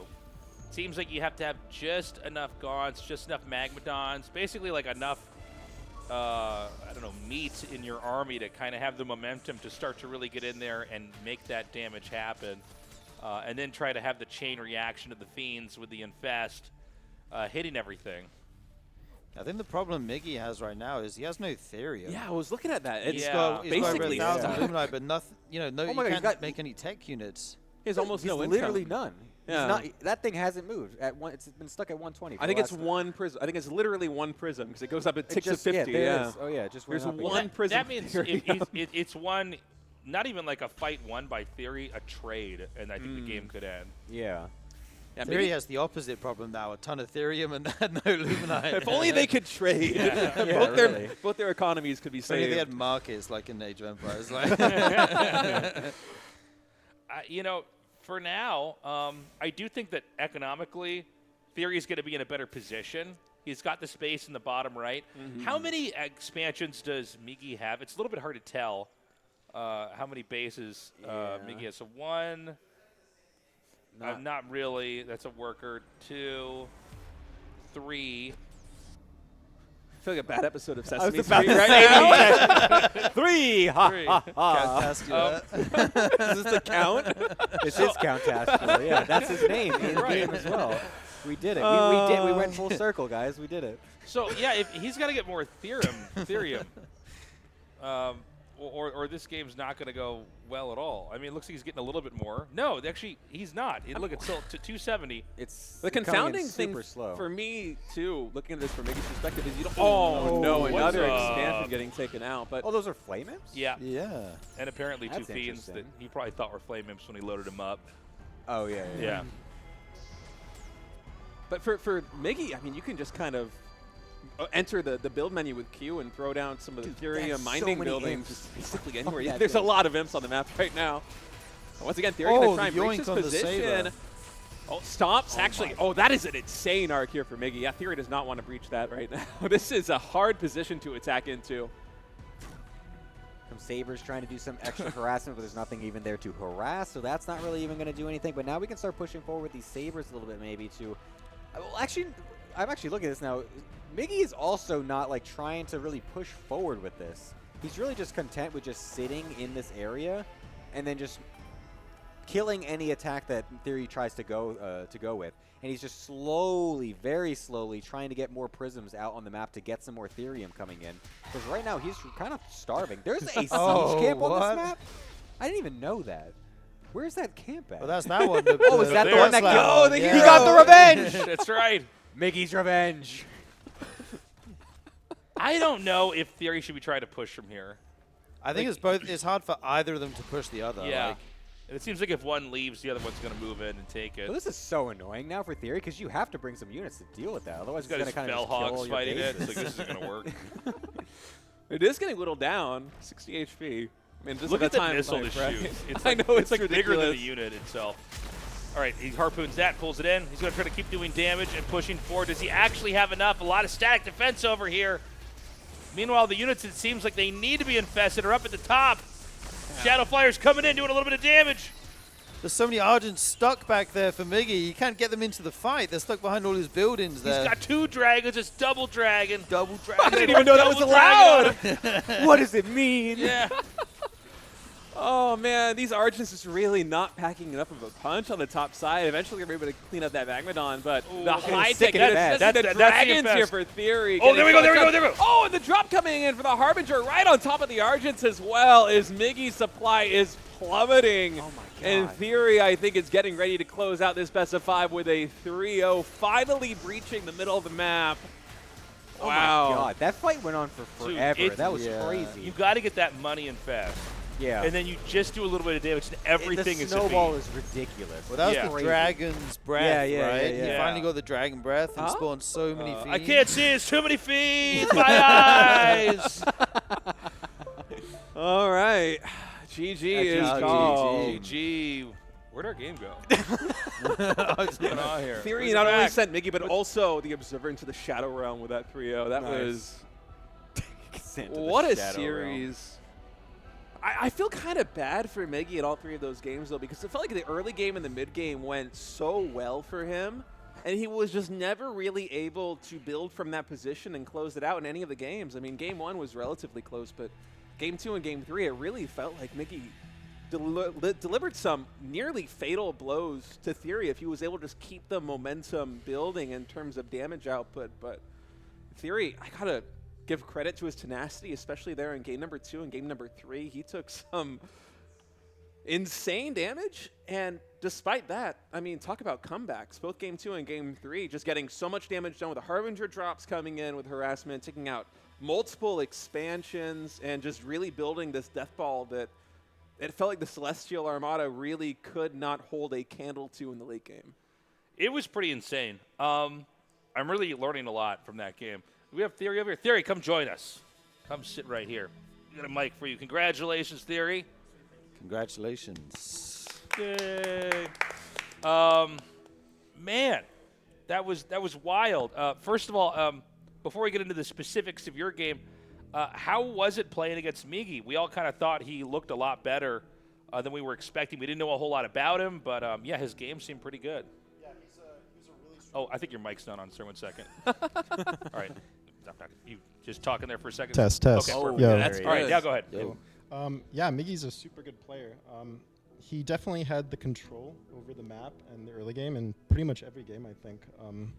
I basically had to turtle my way to this kind of like unbeatable Infernal army to win. He was outplaying me in the map control for sure. Yeah, what do you think is like actually a thing to deal with Infernal when it comes to the I'll hold it. Oh, okay. when it comes to the the late game here? Because it feels like really difficult for Celestials to actually get a solid engagement once it gets super late. Yeah, I think early game is very strong for Celestials. They mine more. They have a lot of aggressive options and defensive options, so they have this huge advantage in the early game.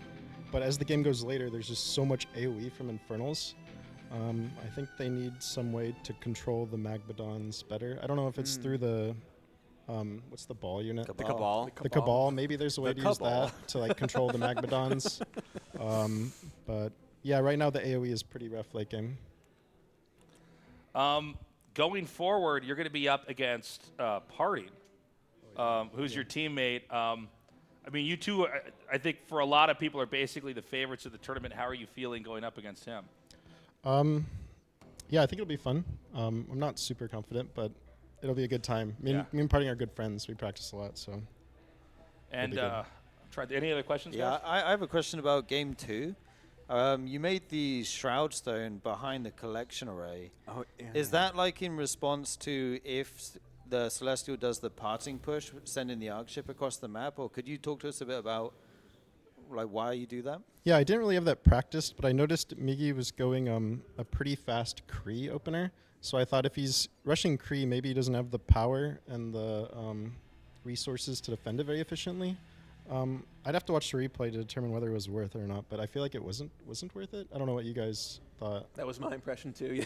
Yeah, it felt like it was kind of difficult to suicide something like that so early. The resources, I mean, to go for something like that, and then it doesn't really actually like it's hard to even like kill the prism or anything because they can just float away. Yeah, right? for sure. So it's like hard to actually get some kind of actual value with that. Yeah, it was just I guess a bad idea in the moment. You suck, dude. Let's talk more about your mistakes. Sorry for bringing it up, man. Well, listen, congratulations on advancing. Do you have anything you want to say to any of the fans out there before we go to a commercial break here? Yeah, thanks for my family and friends for watching. Thanks to Aftermath Esports. And yeah, Stormgate is awesome. Thanks everyone for watching. Excellent. Guys, we're going to be going to a short break here. Before we go, guys, grab a shirt. We're going to show the merch on air. Go to tastelessreds.com, buy an ugly Tasteless shirt. And we got a bunch of other stuff. We got mugs, posters, I don't know, a whole bunch of other stuff. So check it out. We will be back with the next match. Who's playing next? I'm having a brain fart. Don't ask me. It's Clem versus Kiwian. Okay, Yes. Clem versus Kiwian is coming up next, guys. We will see you. We will see you in a little bit here. All right, zooming right in on my crotch. We'll be right back.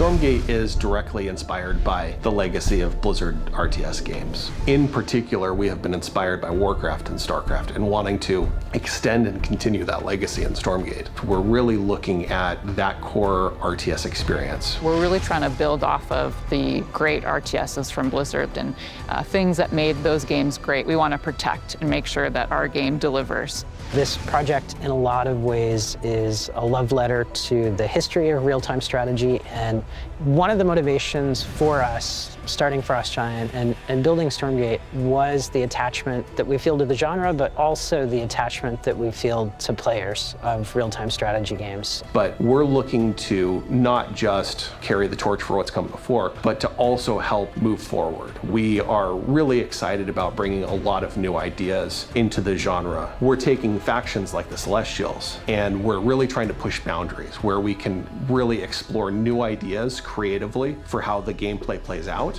and for how the player experience of going through a match really unfolds.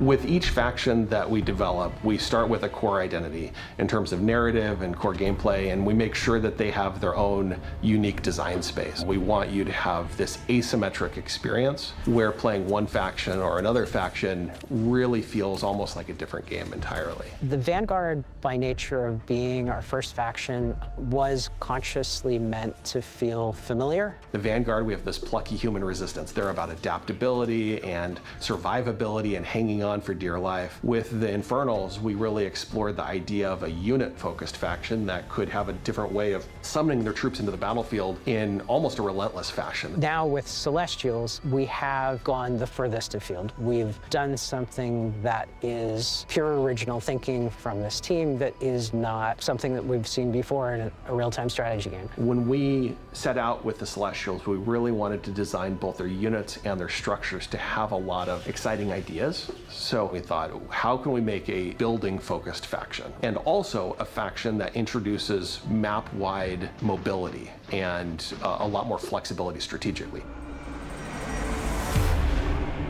This dying race is reliant on technology. Their whole civilization is reliant on these massive ships which are carrying them through space. And so they are anchored by this idea that they're descending into the atmosphere from this fleet above, right? The Celestial Armada, they're not tied to a homeworld someplace. They move and they're constantly in different locations. And so as we developed the Celestials, we really latched onto a set of exciting mechanical ideas for them where your actual HQ building can move from the very first sections of a match and can project its power anywhere on the map that you want to. And so as you move across the map, you will then be able to warp in structures into different locations. You can call down as many structures as you want without the need for an actual builder unit to walk over, start constructing things in place. And so we were able to really separate the building mechanics from the harvesting mechanics and do something really innovative here. You can take this ARC ship and you might use it to break out of the normal expansion process. Maybe you actually are going to go expand to one of your opponents in normal expansion locations. It really brings the whole map into play early on, and it gets players moving and building and expanding in a free-form way. They can do so in a different order than maybe a normal build order for a normal RTS race might go. You don't have to go to your natural next. We looked at it and said, what can we do on the design side to really build something new, to break the mold, to have flying structures or to have power grids that can change where you're building things on a moment-to-moment basis. We have units that are able to fly and to land and different ways to mine resources and things like that. So players are having to learn how to change the way that they think about playing RTS a little bit when they use them. We're really excited about pursuing asymmetry to a greater degree than other RTS games have in the past. The Celestials don't have incremental supply the way that other factions do. You don't have to build a farm or a supply depot or a habitat in order to gain additional supply to build more troops. They actually start with all of the supply that they have in the fleet overhead, and they can just start building as many troops as they want. Where they are counterbalanced, though, is that they have a special power mechanic that they have to maintain in order to have their bases and all of these structures that they're placing on the map operate as powerful and as efficiently as they possibly can. And so as you are fighting on the map, yes, I can build almost anywhere, but I also have to pay attention to where is my cascade field, what are my power levels, and how do I maintain these dynamics. And so we've kind of shifted the focus onto the buildings themselves. Pound for pound, the Celestial units are not as cost effective as the units for the other factions, but they become stronger when they're augmented by their structures. In many ways, it becomes this strategic dance about where the conflict is playing out on a map. So there's going to be a lot of emergent gameplay that players will discover on their own that we are not planning for. And that's actually what we want from the Celestials, is we want to give players a bunch of options, a bunch of flexibility, and a bunch of interesting toys to play with, and then see what comes out the other side. And if you're the type of player that really likes coming up with your own strategy, that really likes to maybe come up with this innovative way to outsmart opponents or to head fake them on the battlefield, the Celestial faction is designed for you.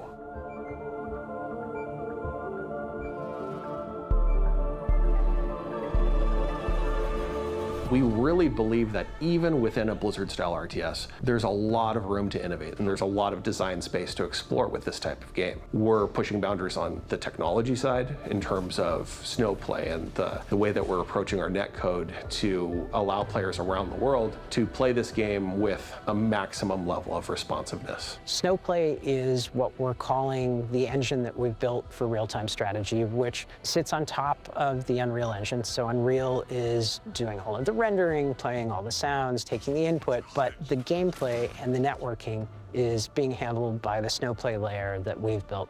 Our technology runs at a higher tick rate than any real-time strategy game that's ever come before. And on top of that, we also support a system called rollback, which essentially allows us to commit a player's action before it has been received by other players. In a nutshell, essentially what that means is, as a player, the time between clicking and seeing their actions take place is faster than any other RTS game that's really ever come out. And that enables players who are in higher latency conditions in different parts of the world, or even in rural parts of America that don't necessarily have the same high-speed connection, they are still able to have good games that don't compromise the play experience for themselves or for the remote player that they're playing against. And that in turn has enabled us to support global matchmaking, that we no longer have to force players to match within a region that is proximate to their location. We're multiples of times more crisp and faster to respond than a game like StarCraft 2, which already felt great. And I think that's the difference that we've been able to bring to the table with more technology, is to make that feel even more precise. As a player, it just feels really, really good to play. One of the biggest design challenges that we faced with StormGate is creating a game that maintains the high-skill gameplay that has been the heart of RTS for so long, but still provides an on-ramp for new players coming in that doesn't scare them away. It's okay to be a high-skill game. It's actually a good and appealing thing. We never want to water down that aspect of RTS, but we talk a lot about lowering the skill floor, which means making it more approachable for new players coming in without taking away the high skill elements of the game that make RTS so exciting. Our BuddyBot feature lets the player not have to think about some of the macro aspects of the game. It automates it. It's not as effective as an experienced player can be, but it gives them an entry point that's going to feel more familiar. What if you had, instead of having to find that friend who was already an expert in the game, there was something built in that you turned on and it did the small things for you? It does reduce the amount of things you have to be keeping an eye on. And so it becomes a perfectly reasonable way to play now, is to focus less on your base and more on the action of your units out on the field.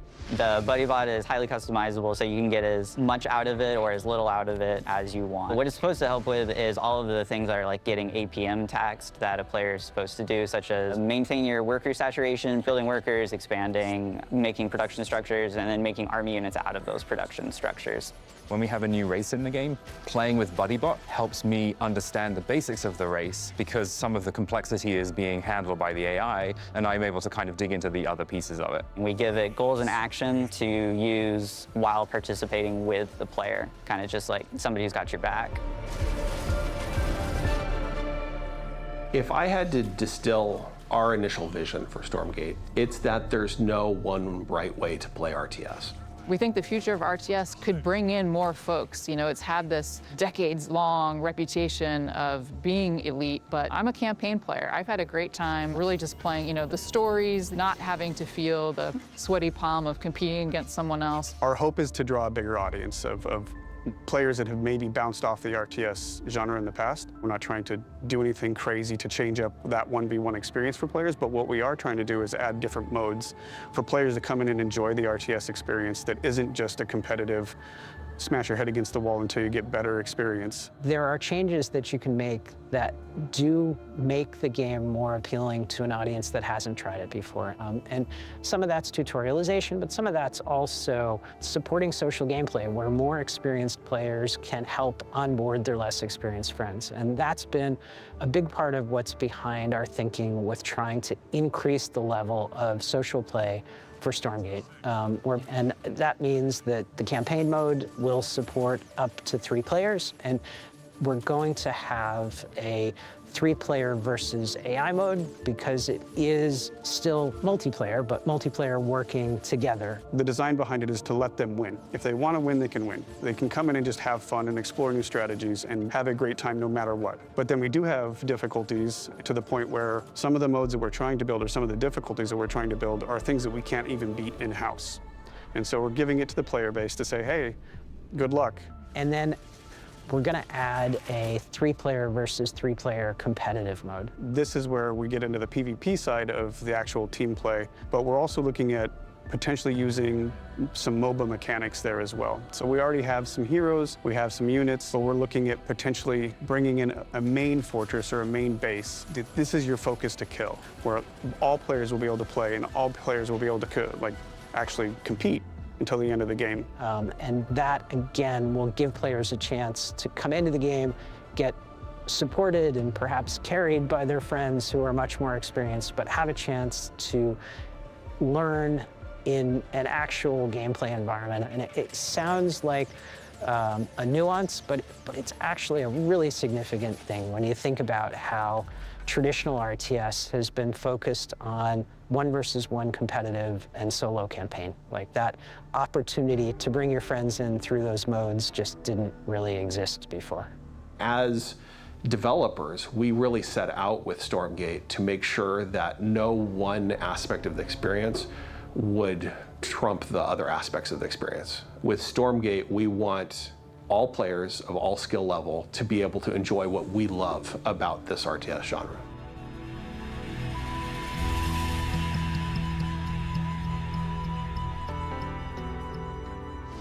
This is a team that is super, super passionate about real-time strategy. That's why we're all here.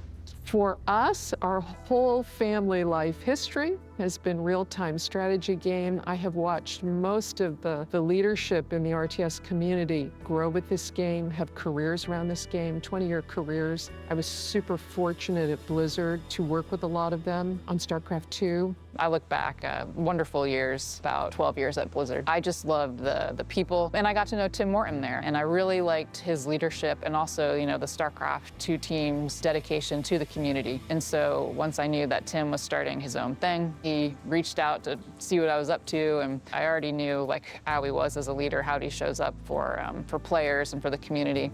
And I was like, I want to help him. StarCraft 2 had such a tremendous community around it. Esports is a big part of that, but even the community that loves lore, the community that loves campaign, cosplay community, the map-making community, there's just a very robust group of people around real-time strategy that are passionate. And it is that passion that resonates with us as developers and with us as players. And so we wanted to build something to service those players in a way that hopefully they feel our passion. This is a game that is a passion project for everyone that's working here. Again, we have a lot of experienced developers that are working on the game, but it's the community that's helped drive the vision of it and helping us make it better. And we've been that way from the very beginning. We've been listening to their forums. We have a Discord that we're constantly bringing feedback into our Slack channels and discussing. And we believe, we agree with you on this. Like, how do we make that change and how do we make the game better due to the feedback that's coming in? And I think coming from my past experiences where games are hush-hush and more of an ivory tower of like, we know what is good and we'll give it to you when it's ready, compared to the way that we're working at Frost Giant, which is we as a collective, and that means the developers and the community know what feels good. At the big companies where you're one of 5,000 or one of 10,000, you're just one spoke in a very big wheel. But here, you feel very engaged because you can add input or bring research to the table or bring a feeling that could sway a whole meeting. And you know, with some of the bigger companies, there's just more bureaucracy, there's more people that have to be involved with decisions. Where here, you are empowered to make the decisions. You can do things in a more nimble way, you can respond quickly and be very in touch with your community. I firmly believe that game development and community development are the same thing, they happen together. And we're not going to have all the right answers all the time. And so we look to them and we look to everyone else to not only give us ideas, but to reinforce our current ideas as well. And I will tell you, when we decided to found this studio and see if we could further the future of RTS, one of the first things we did was reach out to that community of collaborators and say, guys, you know, we're gonna all leave safe jobs, we're gonna take a big gamble, we're gonna found this studio, we need your help. We need your help designing the game, raising funding, because we're not gonna be with a big company anymore. And our community and our content creators step forward, help send a message to the marketplace that real-time strategy was not dead, that it was their passion too, that it was very much alive, and that they had a vote of confidence in us. And they really managed to secure the funding for the game for us. The investors sat up and said, wow, you really do have passionate community traction out there. And they have continued to support us. When we kind of whiteboarded the game in the early days, we brought in dozens and dozens of people. I would say probably 40 or 50 people actively helped us make design decisions around the game and continue to support us today. Continue to reach out to us, talk to us. We actually have formal summits every 6 months for several hundred people who are friends of the studio, mostly content creators, in which we say, here's where we are financially, here's our roadmap. We listen to them very, very carefully, and they've responded by being incredibly supportive. It's been wonderful to involve so many other people who have played a role in the history of real-time strategy, from our friends at Dreamhaven who have advised us on the project, and many of them were involved in building Blizzard's first real-time strategy games. And then there's a whole group of folks who are just passionate about real-time strategy games, including Simu Liu, that we had no idea, and it was wonderful to discover that he shares our love of the genre. Simu Liu, of course, was, when he came in and visited, was amazing. We had so many pictures being taken, and just meeting an actual superstar is pretty cool. He's very humble. It was an amazing experience, and we had fun. But also, being a scrappy indie studio, like when we went to Gamescom last year, it was someone from our community that helped us man the booths, TNO. I mean, he was there with us, actually helping with press and being in our booth. And we had someone from the community also wanted to help us with videos in his own time after his full-time job at work. And, you know, we're a small marketing team, if you can even call us that. And we loved what he was doing and could see how much depth of knowledge he had about StormGate. We hired that guy. Now he's actually part of the Frost Giant teams. That makes it feel much more like a community, taking a village we talk about, rather than just a pursuit of one group and one company, and that we together really are able to craft something that feels collaborative. And we hope that that same spirit of collaboration will continue past the launch of StormGate, not just with those folks, but everyone who is passionate about real-time strategy as a genre. Early access is much more about bringing the community along with us and benefiting from that feedback that the community provides us to really make the game what they tell us they want. We're sharing it at a much earlier stage than any game that we've worked on in the past. But it is a better way to make games. I believe that StormGate, as it evolves, will turn into something that is literally the best game that we've ever worked on as a result. We hope you've enjoyed this exclusive first look at our Celestial faction. StormGate's free to play, it's available to everyone, and we'll be launching fully into early access on August 13th. But you can join us before then on July 30th by going to Steam and picking up one of our bundles that's available today.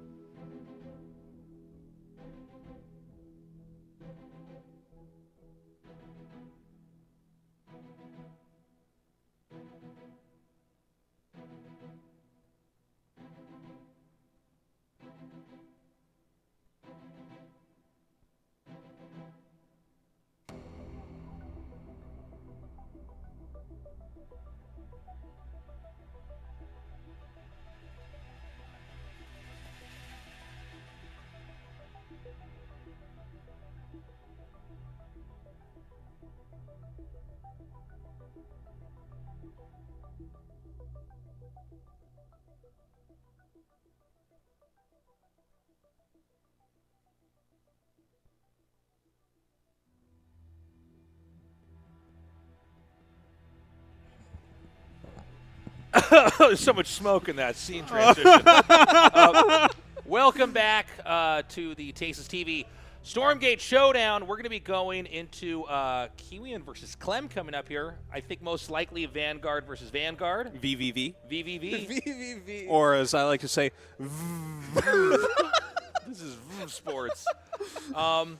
So, you know, I didn't think we were going to even have this matchup to be casting here. Yeah. And to be honest, I don't know this matchup that well either. I haven't played Vanguard versus Vanguard since those were the only two races in the game. Oh my god. It's been a long time since I've seen a Vanguard versus Vanguard match, but I mean, Clem versus Kiwian should be really exciting. These are two of the best players in the business. Clem has been killing it, not just in StarCraft 2, but also in basically every new RTS that is coming out.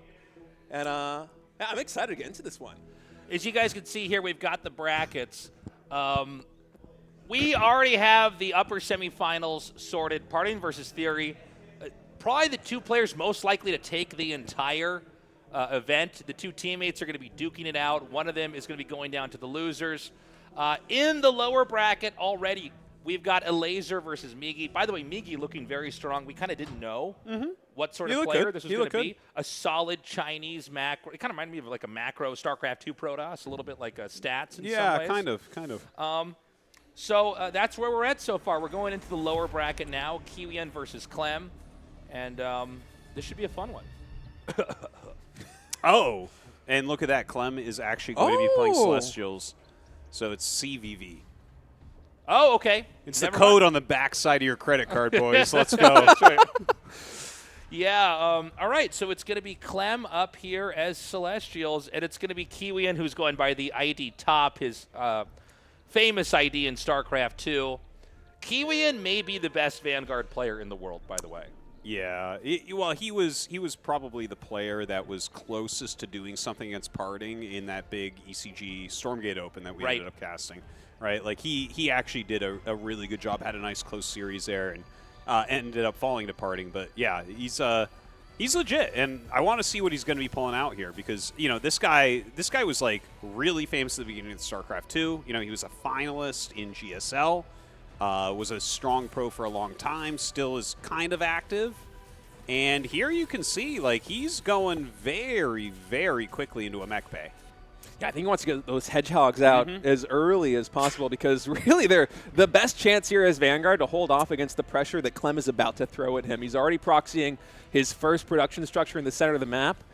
This dog getting some damage on the collection array. Eventually, Clem is probably going to have to pop his W from the top bar to try and defend that. But my real concern here for top is whether he's actually going to have enough hedgehogs out in time to deal with this pressure. First one has begun. So, from what I gather in my limited knowledge of this matchup, it seems like the Hedgehogs are kind of the way to deflect all cheese. I actually encountered Kiwian on ladder, and I was trying something that looks sort of like this, and he totally wrecked me.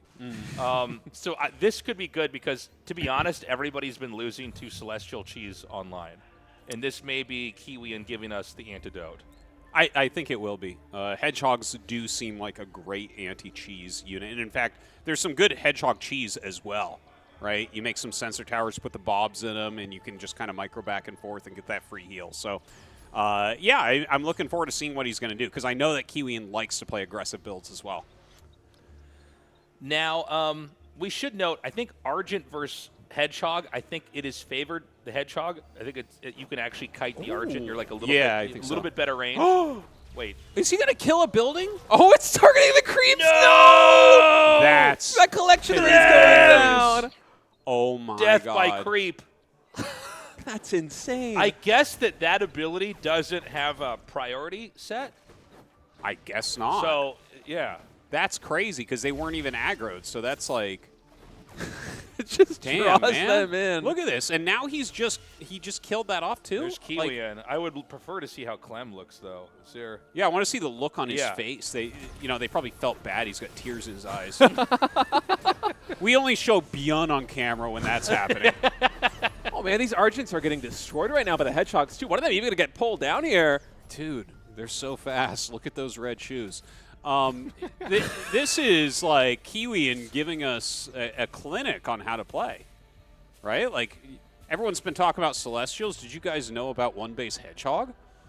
Yeah, I mean, this looks pretty solid. And, I mean, think of how overextended you are with Celestials if this doesn't work, right?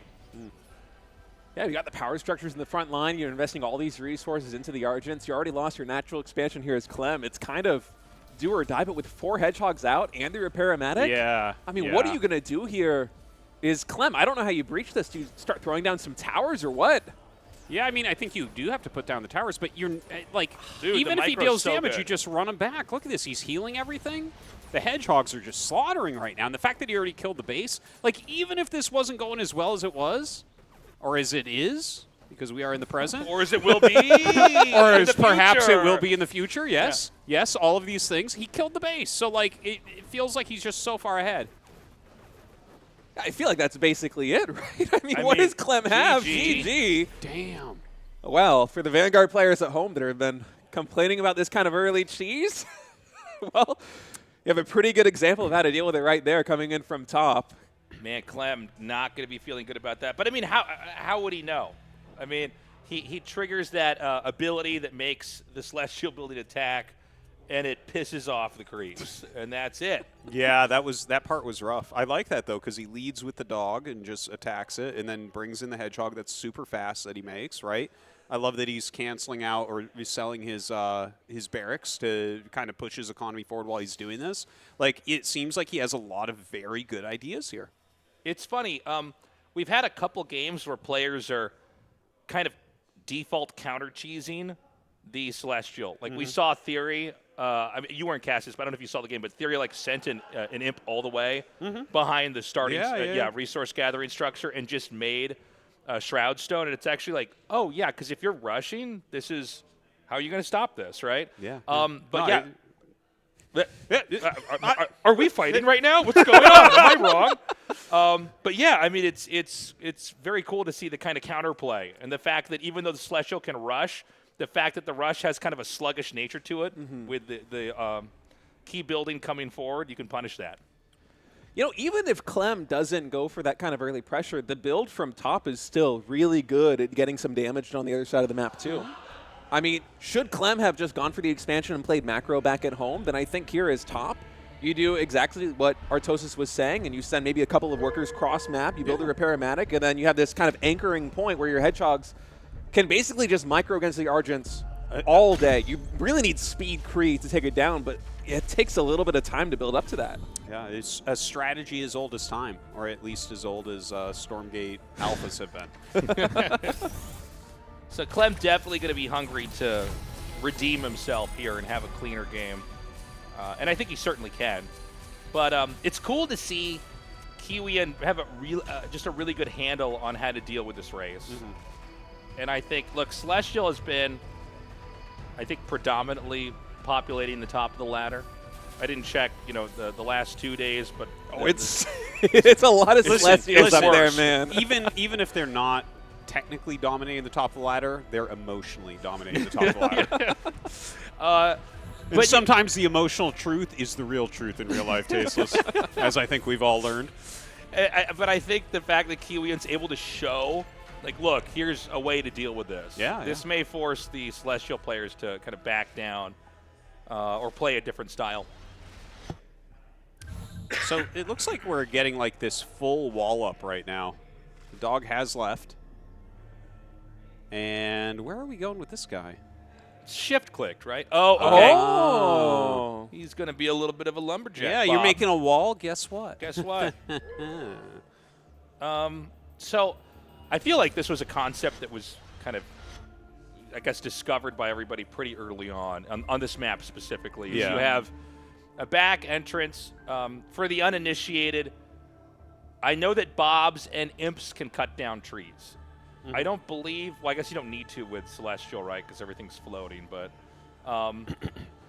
Yeah, this is a way to basically break the position open. And I think in this build, it's one hit, right? Yeah, one hit That's to take insane, it out. actually. Can you imagine just almost chopping down comical. a tree with one hit? That makes it look easy, too. There's Yeah. no power behind that I'm like, swing. they should really make Bob's attacking units. They can You cut know trees what? down For in one real, move. for real, man. I have a hard time pulling out a weed with one pull. I'm pretty sure the Archangel in the current build also cannot kill trees. Really? Like I Oh my tried gosh. doing it, man, but the Bob just makes it look so easy. Vulcan has no problem, man. Magmadons just stomp over them. Maybe if you do the descend, you can do it. But with a hammer, they cannot club them down. Hey, I've not played that much Vanguard lately. Does the dog's ability that gives it a vision boost, that sees above on Yes. high ground, right? Okay. Yes, it does. Does that see over trees too? I think I so. think it sees does, beyond right? trees. I believe Yeah. so, yeah. Okay. Pretty sure. All right, you guys can cast the rest of this. I just wanted to know. Dude, yeah. I just wanted that You don't one even know question. what's going on, Jesus. Oh, my God. I just had that one question. You guys take the rest of this. So right now, Kiwian's got a couple more hedgehogs outside of this base.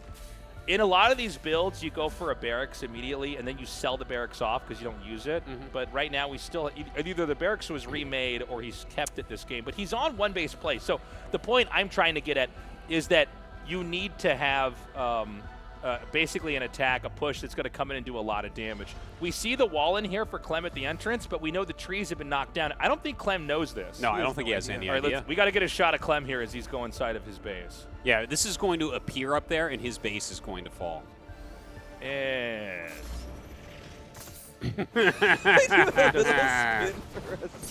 Oh, dude, that prism was just wrecked. And look at this, he's going to run out.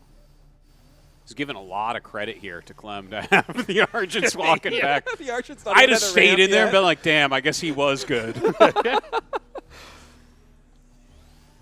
so he does a little bit of damage, but I mean, the truth is he's not on enough bases to, say that he's necessarily ahead. He's going to send the Bobs down. It does seem like the number everybody wants to use. It's overcharged Bobs, 4 of them into command post. So he's going to try to play catch up that way. Yeah, yeah. And, he'll be able to catch up pretty quickly. The economies function so differently in this game for the 3 different races. I still feel like I don't have a great feel on the Celestial economy, right? Because it's like you can get immediately that second base, but they're not actually mining at that high of a capacity right away. So it's like, yeah, it's technically 2 bases, but like if you're just consistently making workers on your 1, I feel like it's actually still pretty close economically speaking.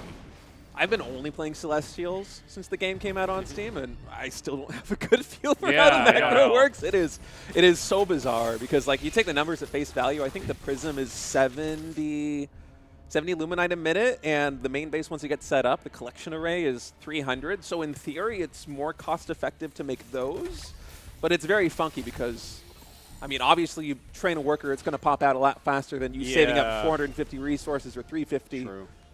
To get the collection array set up.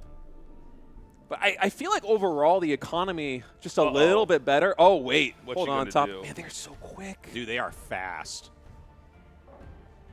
So now Clem could push out. I think there's been a decent amount of creeping here by Kiwian, all things considered. I don't know with the combination of Kree, Argent. You cannot kite Krees with hedgehogs, right? When they're in ball kind of form? can. I It think- has to be I think perfect. you can. You but- can. Okay. yeah. Okay. It basically has to be perfect. It might not be an infinite kite or something like that. Right. But you could probably eke out enough damage that you might Yeah. think twice. I think like hedgehogs are always good at kiting. Like it's always probably worth it to do it theoretically, but like obviously don't miss your macro or whatever. Oh my God! How much damage is that? That just takes it out. Yeah. We're gonna have Theory actually come in here and hop in, and join the cast. Theory, wait, an Infernal player casting a Vanguard versus Celestial match? What's up, Theory? How you doing, man? Hey guys, thanks for having me. Yeah, man. So what is your take on this game so far? Have you been able to see it from start to finish, or? I saw the first game, but I haven't caught a lot of this game. But I noticed his natural is gone. Did it get killed? Yeah, yeah. The hedgehog just ran in and right-clicked it, and it went away. Oh no! It was crazy. I think in my mind, I always think of hedgehogs kind of like vultures in the kiting, but then I guess they can actually destroy buildings too. Yeah, they're actually better against like bigger things. They have like that burst damage kind of. which means obviously the Kree are going to counter them, as they counter most things, but most certainly not the Skull Squisher, as we found out in Miggy versus Theory. Yeah. Okay, he's going to go in and try to do a bust. I feel like the spot looks pretty secure. That's a Dude, lot of setup. Buzzcock cannons. Yeah. Let's see Kree roll into that. Yeah. I was wondering for a moment if Clem was actually going to be able to break this, because it seems like he is really slowing down, trying to recover his economy back at home and just leaning into getting more aggressive and try and get some counter damage done. But Top has threaded the needle so well in terms of sacrificing these Hedgehogs to get economic damage done and having just enough in terms of static defense set up back at home.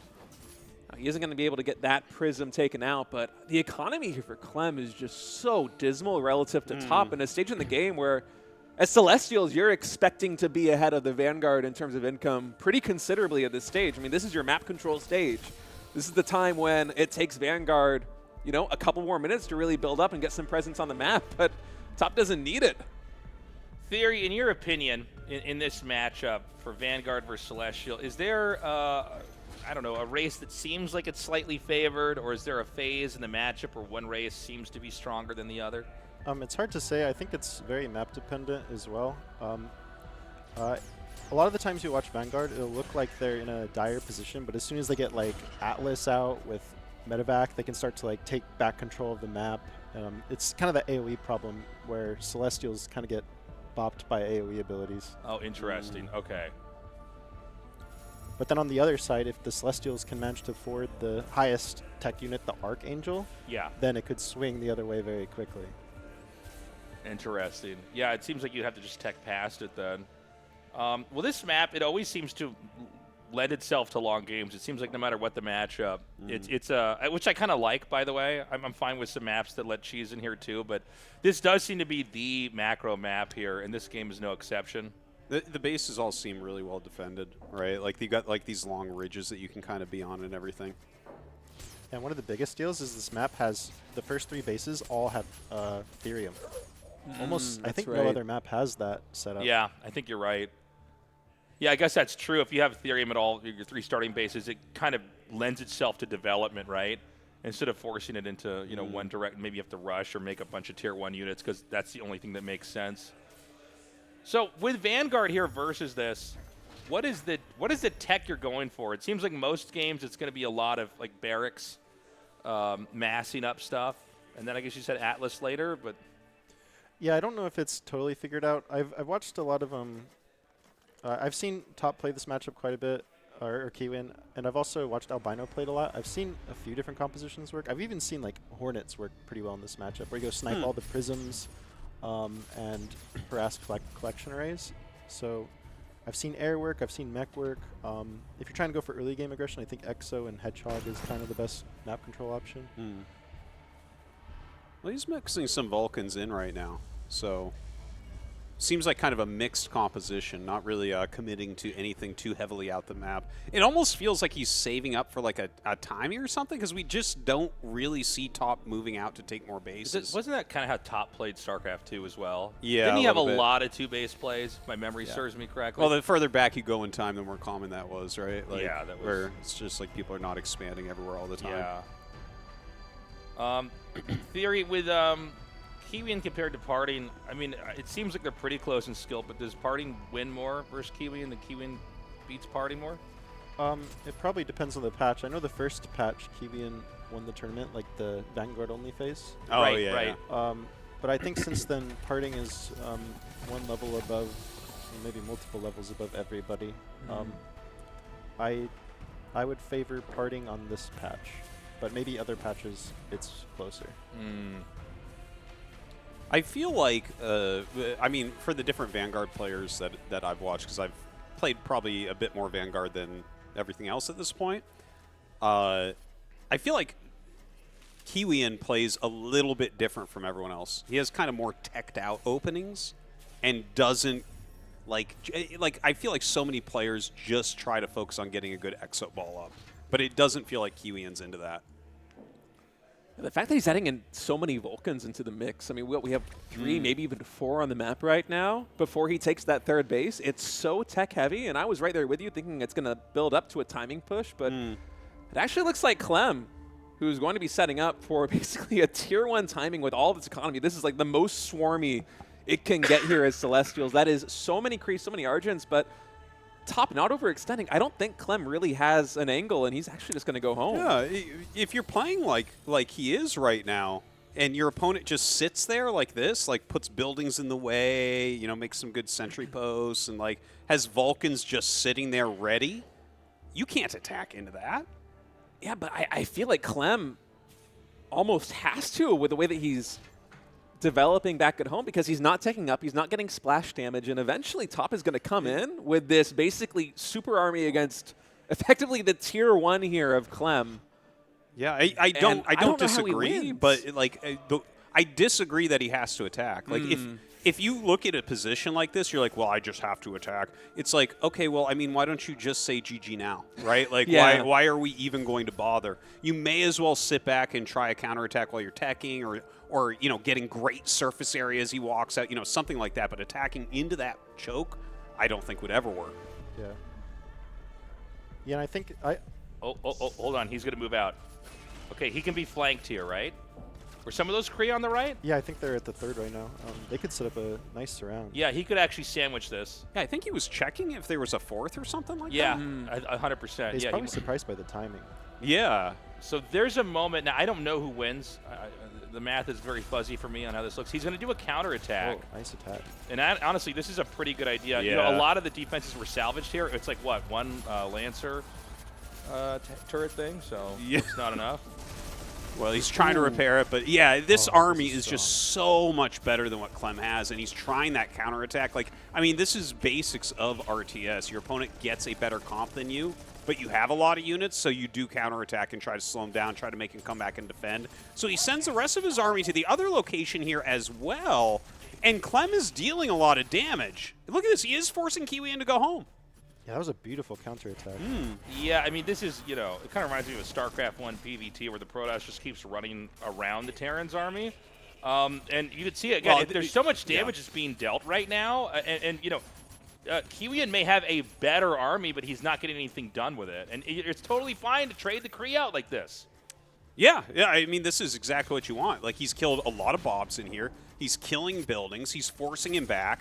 But now, look at this. Kiwian, he walked down, then he walked back, and now he's walking back down. This is literally the worst choice you can ever make, is go back and forth 3 times. You have to be decisive. And now suddenly there's another army at home waiting for this. Yeah, you can see Clem in the middle of the map getting ready to set up for a huge surround on this army. Overcharge getting popped here at the 3rd. And Top, I don't know if he's ready for all these Kree, about to steamroll in from the top side. Okay, Clem comes in, both sides right now, all the Argents as well, fully charged on energy. And Top's army, it's very high-tech, but is it going to be enough? I don't think so. That actually, what a swarm. I don't know if he can recover from this at this point in time. No, he's dead. That's it. Clem basically took no damage, did so much extra damage with his counterattacks. Look at that. I mean, the main is so barren and empty. And now I think there's no way for Kiwian to expand. I mean, the supply right now for Clem doubles. Oh, look at that. Wow. Look at that formation. Dude. Yeah. Yeah. It's like the, what is that, the Flying V and Mighty Ducks? Like, Yes. I love that. He had it all trapped in the center there. Yeah, that's right. I call this move the koi pawn. I call it bad pathing, bro. Come on. So the attack's going to come in here. I mean, I don't think Kiwian can last much longer, and I love how Clem does this. He just fractions off a little bit and does the same thing again. Create a small little fire that, you know, Kiwian has to come and put out, and that's going to be a GG. Damn. That, in my mind, that was a victory based purely off RTS fundamentals.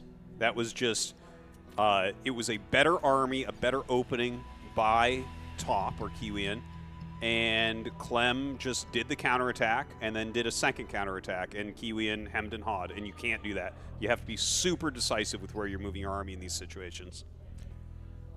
Yeah, it's almost astounding that Clem was able to bring that one back, staying so low tech, especially after losing the natural expansion to 4 Hedgehogs very early on.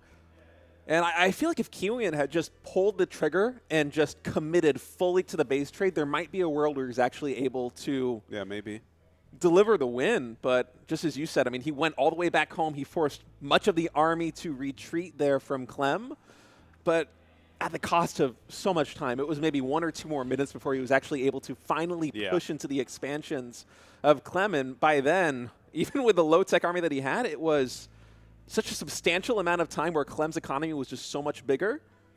That was just a really surprising win. I thought that Clem was in trouble after sticking on Tier 1 for so long, but he navigated that map so well. It does seem like you have to actually have everything walled off. Kind of like you see in PvZ and StarCraft 2, where like you have to have something plugging up the entrance, like an adept or a pylon or something, because if the Krees get in, they could do way more damage, and they're way more robust than Zerglings. So that's for sure. Yeah. they're they are like no, they're like zealots that roll like they're like banelings. yeah, exactly. It's crazy, and they blow up, but they don't actually blow up until they blow up, and then they do blow up. I already know which race Artosis hates the most right now. I knew you'd find out. Just saying that Vanguard players now we just got to figure out which talented. one his main is going to be, and then we'll know which one is the hardest. I think we already know which one his main is going to be. It's the one that can repair its units. We're going to go into game 3 now. Let's see. Is Clem going to do a rush this time? Lucky. Okay. Oh. Wow. But Clem smiles. So he scanned his base right away. He got it. Oh, I thought he was. I thought he was just being really rude. It's a good thing we have someone who understands this game over there.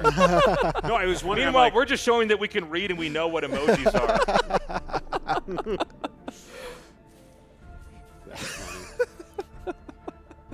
He also proved he knew which spot to scan. The number of times I've scanned the base. Scan the corner. Yeah. Oh, this is going to be aggressive. So this is going to have to be one base hedgehog, right? Because you got to scan. But the thing is, you don't know if he's going to scan cross spawn or he's going to scan vertical, right? Is he going to do Morph Core Madness? Yeah, he's already got 2 out. He's doing the Morph Core rush. Yeah. Let's go. Let's do it. I'm a good person, so I actually haven't done this yet. You haven't done this? I haven't done this, no. You haven't even lived. You haven't even played Stormgate until you've done the Morph Core So rush. hold on This a minute. is going to be a lot of fun. Are you telling me that you want to actually be good and understand the game and not just win ladder points at the very beginning? No, I want to do that. I just want to do it with Kree. Oh, okay. I'm a Kree rusher, Dan. Okay. I just go for the different Gs. Yes. Okay, you got me. I played enough with Mothership cores in Heart of the Storm. I don't want there's different these levels flying of units. evil, so Yeah. that's fine. I've had enough flying cores doing little tickle damage to Terran units in the past. Oh, man. So, I mean, Kiwian's already in some trouble here. This can really start to snowball, especially once the Arc ship gets in here. So we've got an Exo out here. One thing you can do, first of all, it's not hard to kite with the Morph Cores, but it also seems like you just, right before it dies, you just turn the Morph Core into a building. Yeah, and then you could overcharge it. I think he should do that to try to kill the Exo before it gets in the bunker. Yeah, I was going to say, like, shouldn't he just make a sentry post literally immediately when the Exo's coming out? Yeah, definitely. I think he was low on money, but now he's, if he can get that Exo in that turret, he's in a good position.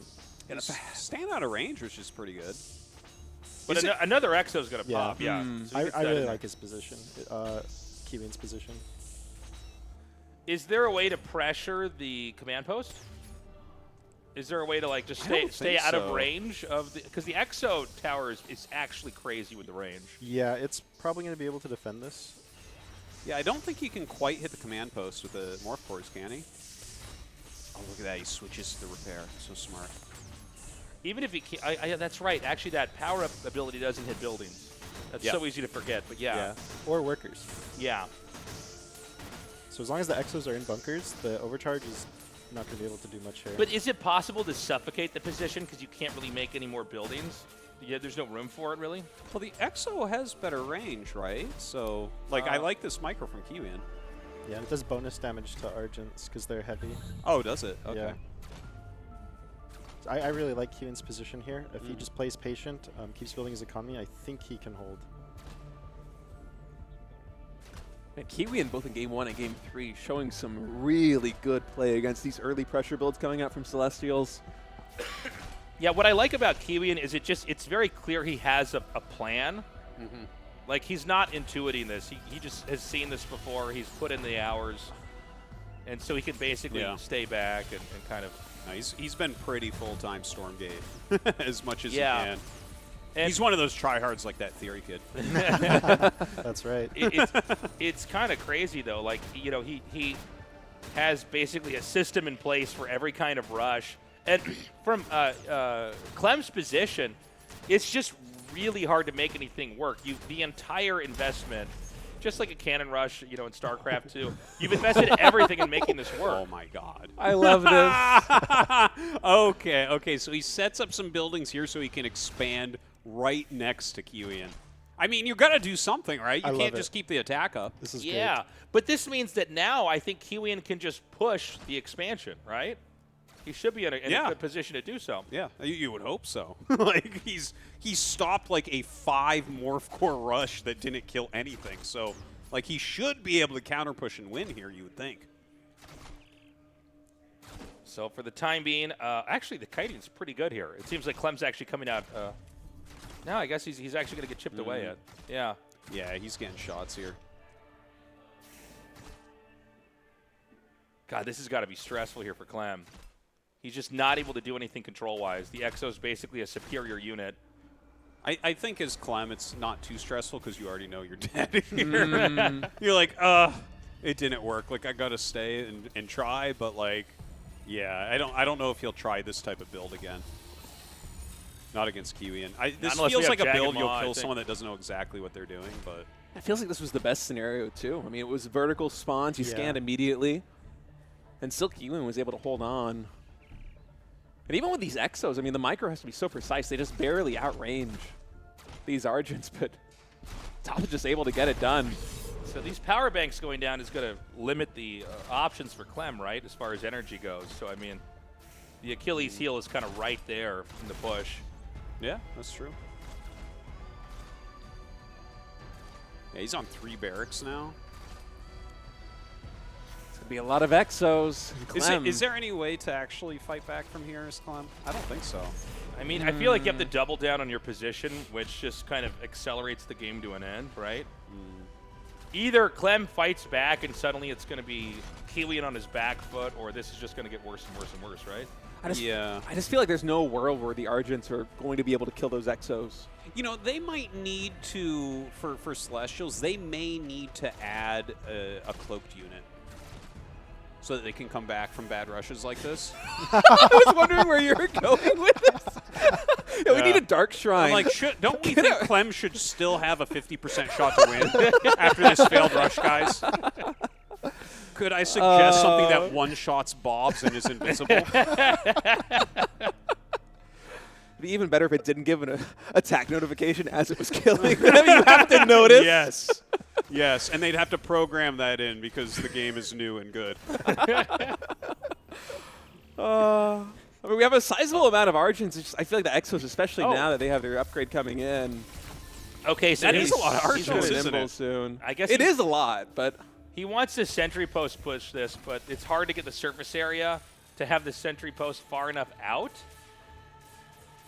But yeah, it feels like there's going to be diminishing returns here. That being said, Clem is mining from the spot. There is a idle morph core. We saw it a little bit ago. Yeah, I think it's right at like 3 o'clock. Does he have a third base at top at noon? Oh, he does. Oh, he does. What? I love it. I love the hidden base. I love that he just has this giant group of Argents, and as soon as you try to make a building to push him, he comes in and kills it. It's like he knows what he's supposed to do here to frustrate Top. Yeah, yeah. Like, it should not end up working, I think. Yeah. But, like, really, he's doing a great job of it. Yeah, I'm impressed. He's making this look close. I don't know if he knows, but he can chrono boost his creation chambers with power. Oh yeah, that's a good point. He should overcharge his arc ship and put it on the barracks to make Argents faster. Yeah, that's a good idea, actually. You know, the funny thing is, even though it looks like Kiwian's pushing out, this is a 3-base Celestial. Dude, that is funny. I mean, it's. I think it's hard to wrap your head around it because we're used to seeing like a lot more infrastructure at bases, but you just need something on top of that Luminite patch to suck up resources.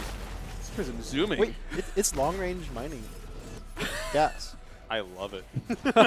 They get so fast. It's so crazy how quick they are. Okay, so this may be the breaking point here. The Exos can actually push out, especially with the speed boost, excuse me.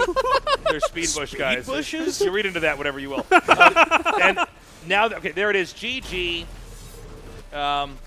Clem is busted down. Interesting game. He went for that rush. It did not work out. You can see a frustrated Clem now. Yeah, both game 1 and game 3, Clem trying these early cheesy builds, and even in game number 3, getting the vertical spawns, getting the instant scan, identifying the position there of his opponent, and still not able to make it work. Top has been showing the most clutch Vanguard defensive Celestial Cheeses I think I've seen anyone play so far here in Stormgate, and it's impressive because this game, this iteration, especially this build, is so new. Yeah. The fact that in the past couple of days he's been able to basically formulate a plan to deal with all these curveballs that Celestials like Clem are throwing at him. And I mean, let's not forget, Clem is one of the best RTS players in the world, bar none. Yeah, I mean, he's right up there with Parting in terms of cheesy builds coming out from Celestials. So. Yeah, but Parting is more like the Sith Lord with like the hood, and so maybe Kiwian has learned from playing against him on the ladder and everything, right? Where it's like it's possible. Been training he's gone through the grinder. Yeah, what is the DBZ like hyperbolic chambers Yeah, like Goku would train in? Yeah, that's been Kiwian practicing with Parting for a while. Yeah, the more I see these games, the more I feel like maybe you can't really cheese against top-level Vanguard if they have answers like that. It didn't seem like there was any easy out for Clem. He definitely made it last a while, but it was pretty clear that Clem was in a good spot. Yeah, maybe if he had been going for like a quick command post or something, right, then I bet you that rush probably just kills him, right? But if you're going to go for the quick barracks, you're going to have enough units to be able to hold it, I think. Yeah. We're ready to go into the next game now. Oh, my favorite map. Oh, wow. Oh, Jagged Maw. Okay, it's going to work. It's okay. Clem's got this. We're going to game 5.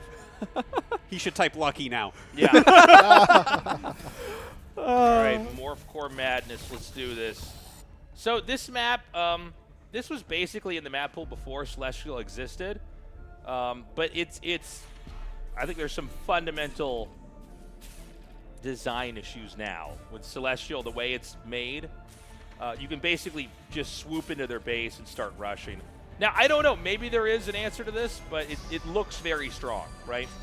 If Top can stop this rush, I will be very impressed. Do you just go Sentry Post here? Is he going to try to go Exos? I think he, he's making a lab. I'd like to see Clem make a building and immediately overcharge it. Don't let the Exo get out of that barracks. If he can snipe it, I think he just wins. But if you do that, can they attack it with Bobs and take it down before the Exo finishes? That's a good question. He won't be able to mine and afford the Exo and the bunker. Yeah, might be too expensive. Tough. He's really tight on resources. Yeah. I mean, oh, okay. Well, he denies that. Well, that's one Sentry Post not going to go up. Let's see what this Exo can do when it's out. I think the writing's on the wall. How far into this game are we? Is this a minute? It feels like a minute, yeah. Exo's about halfway done now. Now he's going to go. He's going to try to just power this down. Let's see which one makes it faster. Overcharged Bobs, or what is this, 4? More 4s, right? It's just barely getting up. Oh, my God. It is barely getting up. Oh, is justice going to prevail, or is evil going to win? Well, evil moves to the right and keeps attacking the Bobs.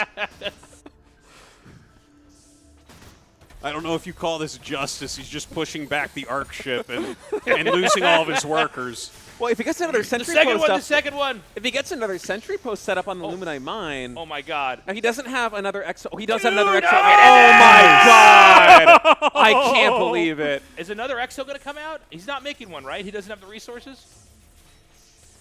And now we have Argents attacking it? Don't worry, he is mining with one Bob.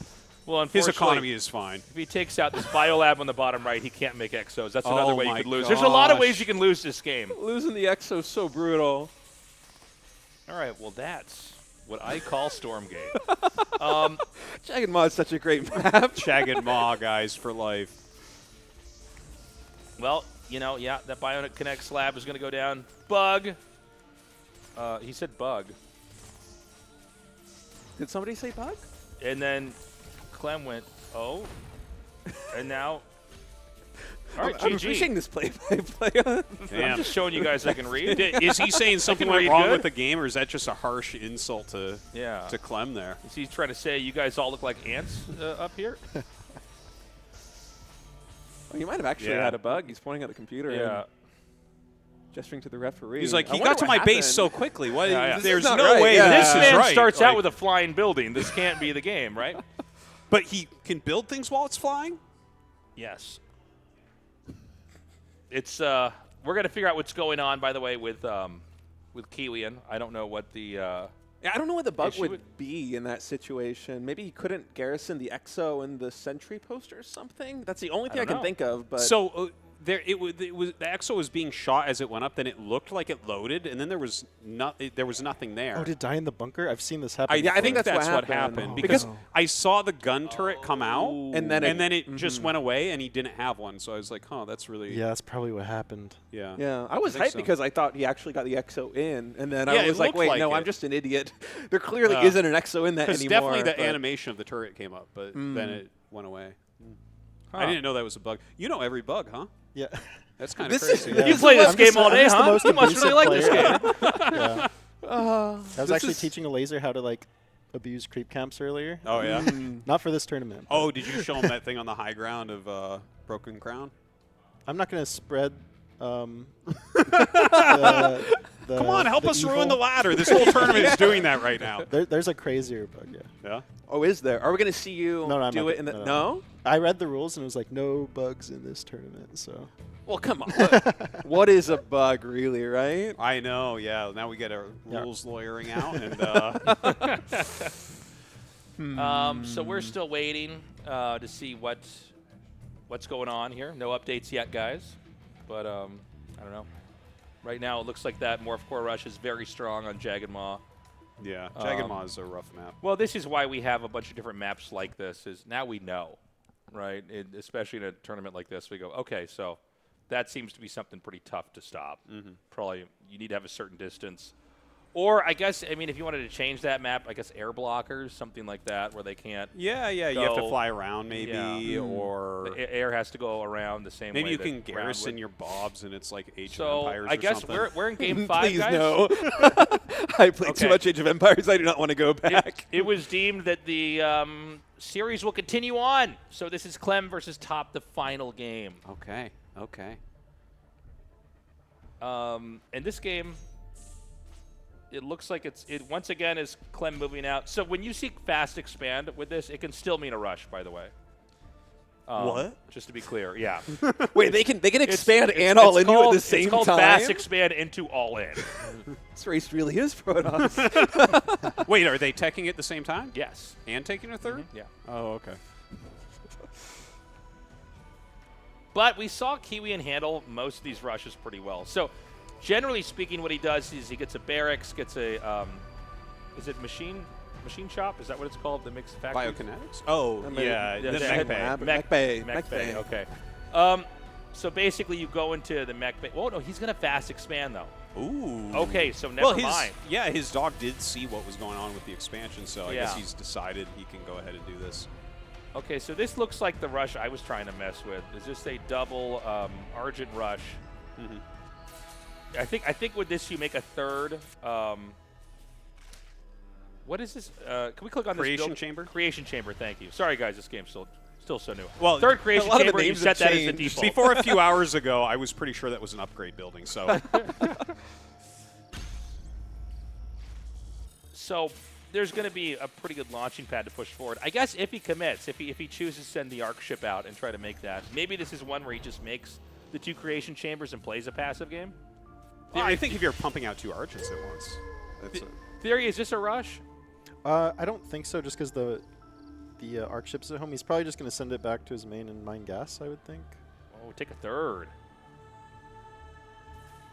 Because the one downside is you can send your arc ship out to like heal units, warp in things, but you've essentially kind of forfeit your fast gas mining because you have no collection point for gas now. Oh, he's chrono boosting his barracks this game. You can kind of see it glowing.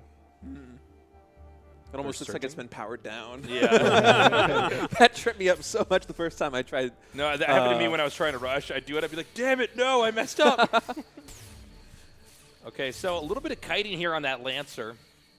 A lot of these games now with the Vanguard, we see a sentry post set up in kind of a turtle position. But you got to be careful. The Argents don't have great range, but they do have enough range they can kind of play keep away from that. And keep in mind that Argents attacking structures like this, it does use their energy. So they are losing those shots where they're going to have bonus damage, which really limits their DPS. So for Clem, he's just going to back off instead.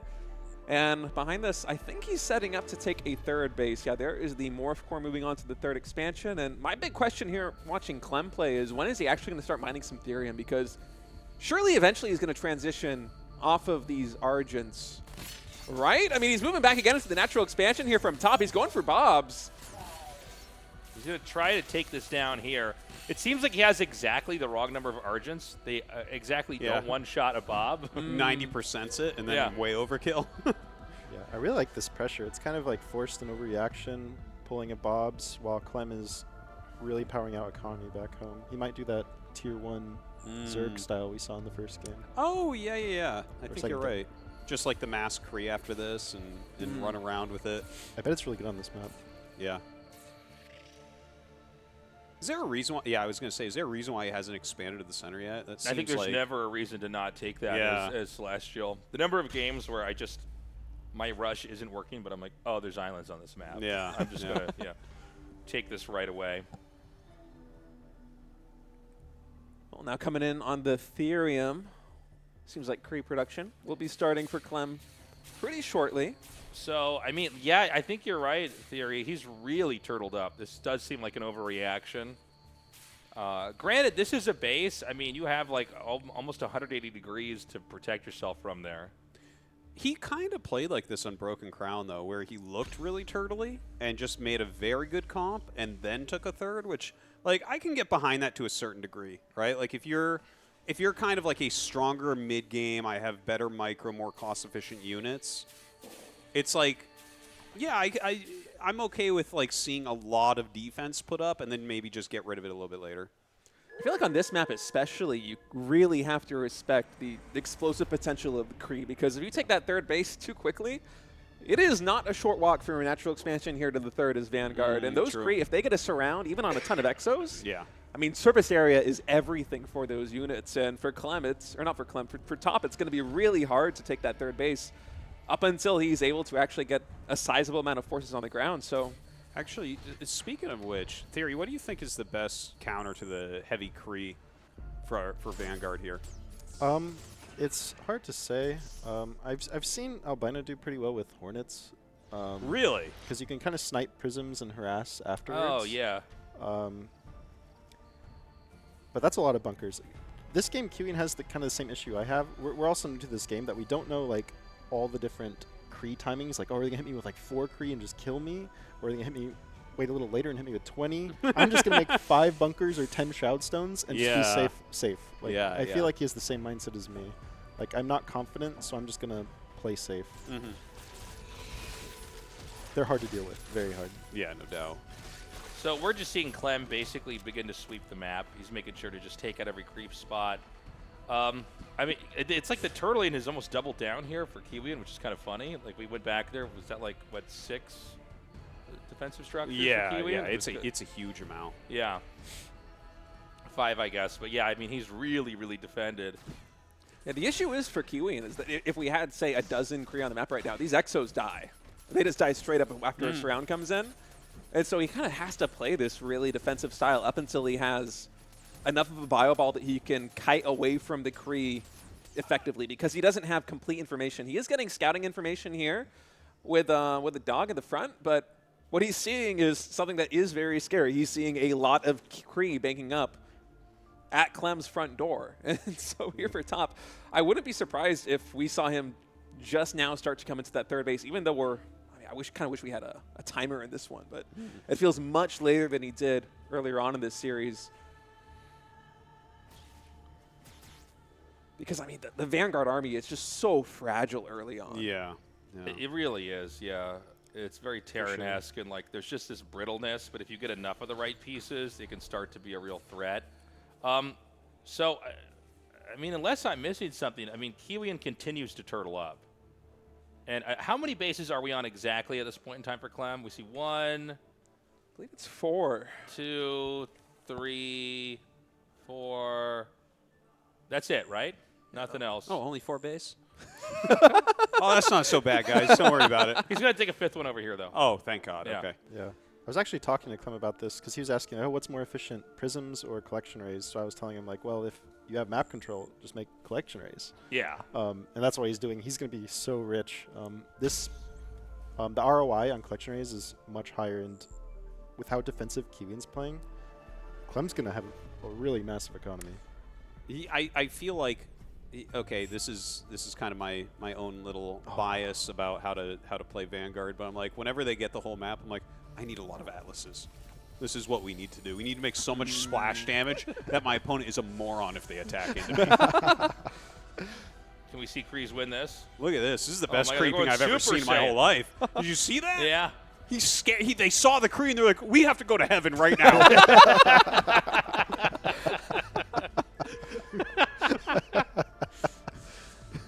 Yeah, I think like in a engagement, the Kree aren't super powerful. The issue is they can be anywhere they want because they have 50 armor while rolling. So like you can't kill them while they're rolling. It's very difficult. No, I was trying to think actually in my head, like, you know, they're rolling around the ground. What would be like the right way to find a counter to this that feels correct for the game? And the only thing I came up with is spreading Legos on the ground. He's like, oh, my back. Oh, my God. 50 armor doesn't do anything but piercing Lego pieces. Oh, my God. Well, I mean, with Kiwian in this spot, I mean, the more bases that are taken here, as long as Clem could keep up with Therium, mining, I mean, it's going to get out of control. It's going to get insane here. I mean, there's no burden on Clem to close this game out right now. It feels like it's going to be all up to Kiwian to push out and actually push all the way across the map. I mean, we already saw this with Clem before, that he was very good at kind of the fundamentals. You were mentioning Sartosis, counterattacks, even with just Kree and running in there. I do feel like this game could go in that direction. We could end up with that same game. Sure. But we have Atlases coming out now with evacs, and that's pretty crazy. Like, Atlas evac is a great combination, obviously. And, you know, honestly, like, I feel like if you get enough of the Atlases, you upgrade them and everything, it's like, that is, I don't know if there's anything on the ground that actually beats that. The Atlas? Yeah. Yeah. If you just have a lot of them, it just seems like they scale so ridiculously. Right, and if you get like a bunch of Atlases and a bunch of Medivacs, there doesn't seem to be a lot of like great air control to kind of lock it down. Yeah. This is so annoying here for Clem. I think the only unit at this stage in the game that Celestials have that can kill these trees is one of the cores. Really? I'm pretty sure. Too bad he made them all into bases. Idiot. No! He didn't even lift it up. So yeah, I think. Does he know that he can lift it off? Because I just learned this like in my last game before. Wait, you can lift those off? Yeah, you can lift them off. No, I know. Fraud! Well, I think Clem doesn't know. Somebody go tap on his shoulder and tell him. Yeah, what is Kiwian going to do? Say bug? He can't stop us.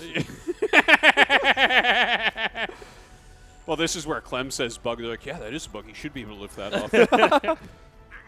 The issue now for Clem is that Top has this bio ball that can actually really fight. That's a lot of Kree.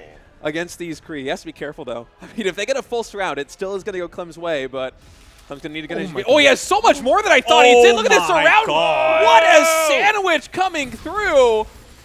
Oh, my God. That is crazy. This is the dream engagement here for Clem. That is just so many Kree. Wow. Yeah. Here I was thinking Top might be able to micro back and kite, but... Well, there was nowhere to micro to. Clem just had twice as many Kree as I thought he did. He's like, no. Well, they had the perfect surface area. Everything was doing damage. They had to do what those creeps did when they saw the Kree. They're like, oh, no. They had to go to heaven. Yeah. Dude, that is many Kree, yes? Yeah. That's many Kree. All right. Well, I think we're going to see GG in a second here. Yeah. There it is. Man. God damn, I'm all good. that buildup. Oh, my gosh. You know, I keep wondering when the game is we're going to see Tier 3 Celestial. And I don't know if it's at this tournament. Yeah, it might not be. You might just want to go mass Kree. Yeah. Well, I mean, Clem comes out on top. I got to say, Kiwian was really impressive in the series, but I think, Clem kind of winning with those, I don't know, it was like really solid RTS fundamentals versus really mapped out early game. But, if that early game didn't win the game, there was nothing you could do. I think that was perfect analysis, actually.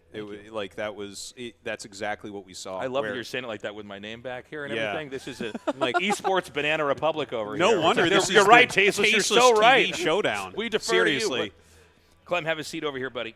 But yeah, no, that was some great play. All right, we've got Clem here now. Clem, here you could take the mic. Congratulations. You managed to defeat Kiwian. What are your thoughts right now? That was pretty unexpected for me. Yeah, I think if I played the first match of the day, I would have gotten completely owned. But I was partying, and I think I learned a lot from watching partying. So that kind of helped me a lot. Yeah. We could tell when you weren't mining any Ethereum for like 10 minutes that you were watching partying. Yeah, I was. So I have to ask about that last game. You know that the collection arrays in the middle of the map, they can fly, right? They can lift back up. You know that the collection array can take off? Oh, I think someone told me that, but I didn't figure out how to do that.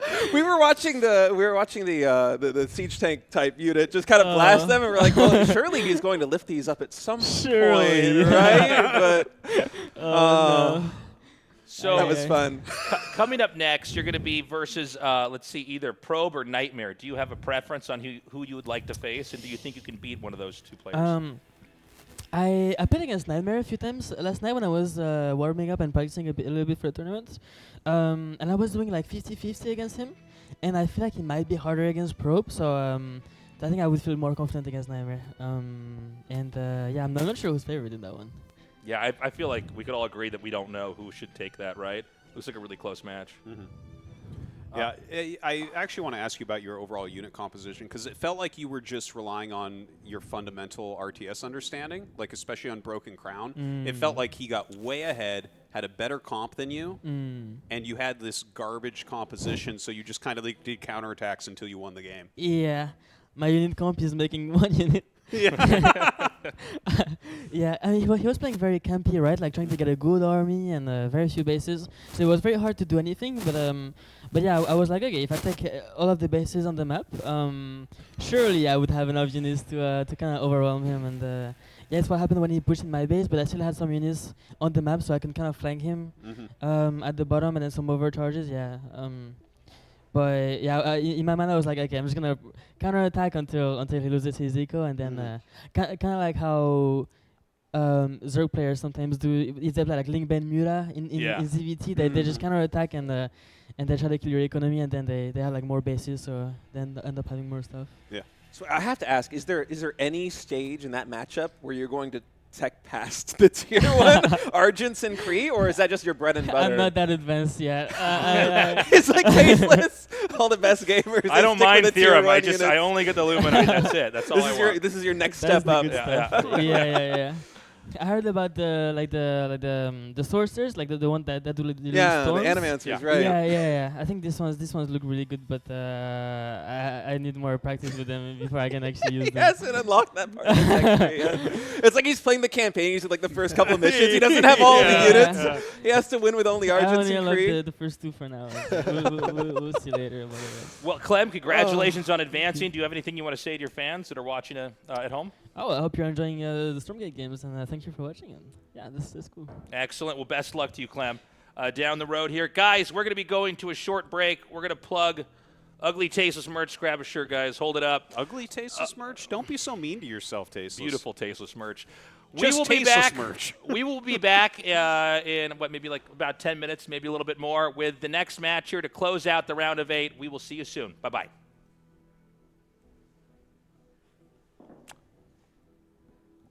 Good job, guys.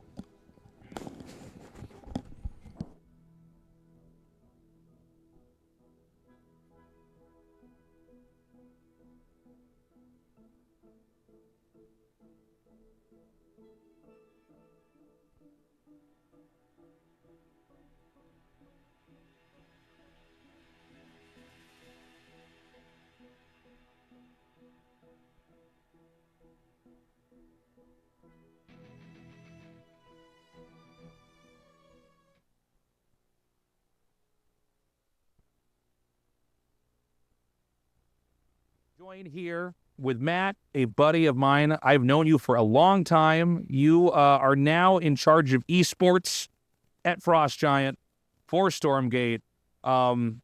This is being recorded, by the way, for everybody that is listening to this. This is being recorded basically right as early access is dropping. I don't even want to be here. I want to be playing the game right now. I've been so hyped. Yeah, me too. Can you tell us a little bit about,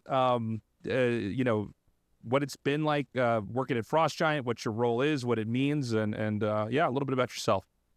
Yeah, so I'm Matt. I guess for people that don't know, I ran StarCraft esports at ESL for a number of years. I started ESL Pro Tour with Apollo and with Adebisi. And I'm doing something kind of similar here right now. I got hired at Frost Giant to initially help Trevor with his esports plans, Torch. And then I started working a little bit on the production side. I was producing our UI team for a long time. And now I'm helping sort of figure out the exact esports plans and coordinate all the events. So for us, it's a lot of figuring out what exactly esports is for us, what are the purposes it serves, how can we interface with organizers in a way that is helpful for them and is good for us, how can we make sure to serve players. Kind of figure out that stuff. It's always tricky with a new game. Kind of you're taking some stabs in the dark about what you want to plan, what people will find interesting. I mean, that's kind of what I'm helping to plan out, is try to find a way that we as Frost Giant, a relatively small company, indie, can make sure we can serve the community in that way. It's a huge undertaking. Having any kind of esports that is going to be supported by the publisher is really tough to do because, it's one thing to make a game and then have a live service where, it's people are competing and you have anti-hacks and all that stuff going on the whole time. But it's a whole other thing to have these live events going on all over the world and people trying to compete and make a living off of it. So, how does a company, especially with their first game, how does a company like Frost Giant try to manage that? Yeah, it's very hard because just figuring out exactly what our goals are is a little bit, there is no one size fits all approach for esports. And that's sort of the biggest problem is people think of it as this sort of monolith, but really it's highly individualized to every game and to every community.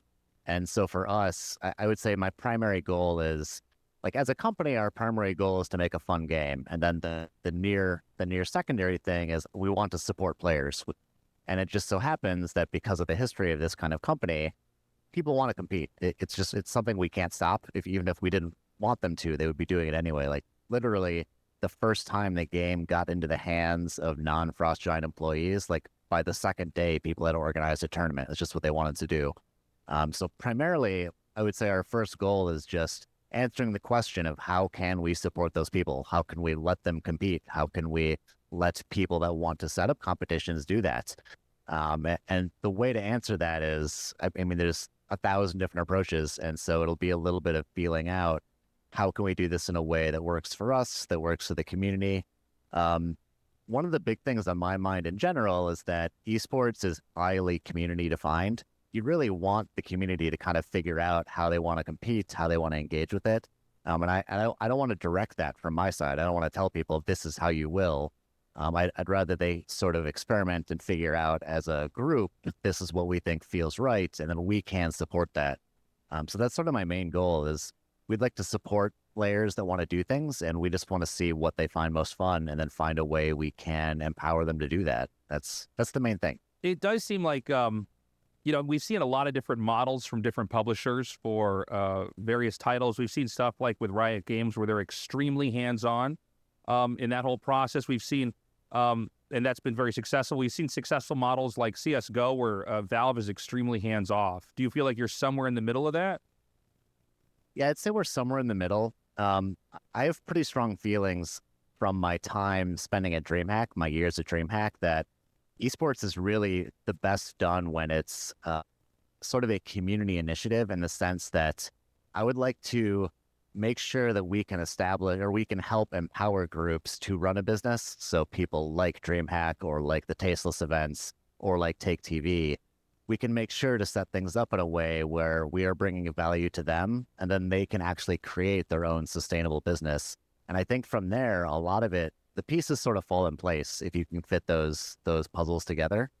And that's kind of where I'm at right now is we'd like to just establish relationships with people that we feel good can do things.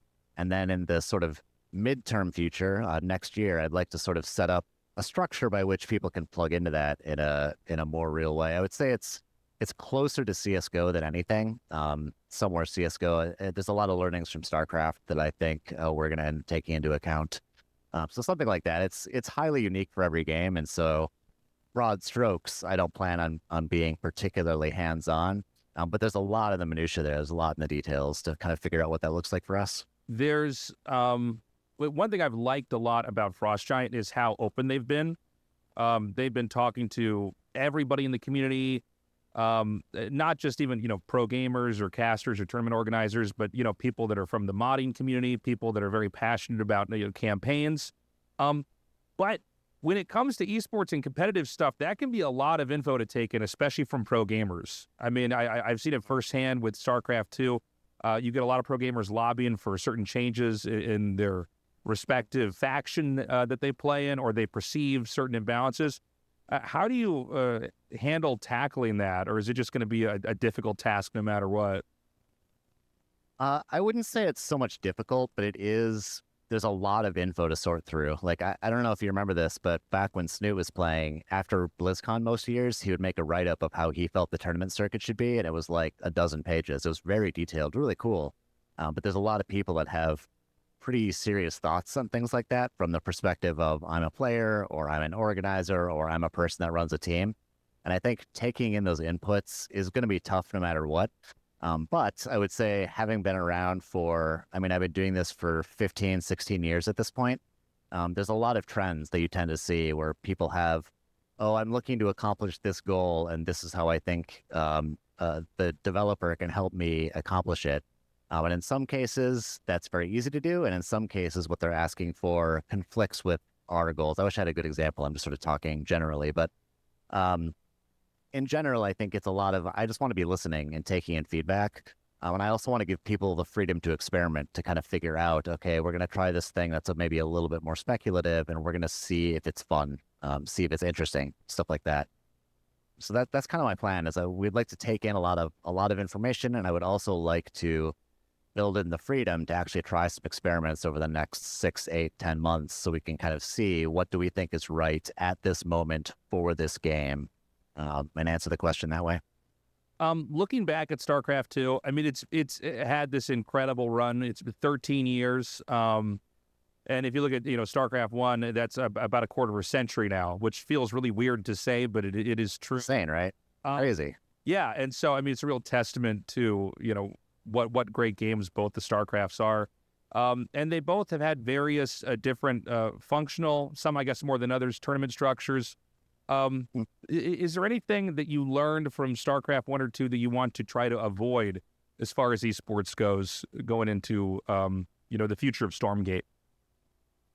I don't know about things I necessarily want to strictly avoid. I would say in general, one of the learnings I have is that variety is good in tournament circuits. So you don't want like a tournament once a month that is the exact same.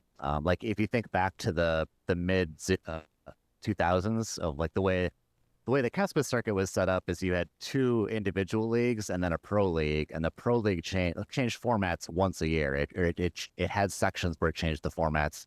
And so in a given week, there was different kinds of competition, and at a given point of the year, there were different kinds of competition. And I think that's sort of where you want to be. You want some stuff that is more serious, like a more serious, this is a world championship, and what matters the most is naming the best player.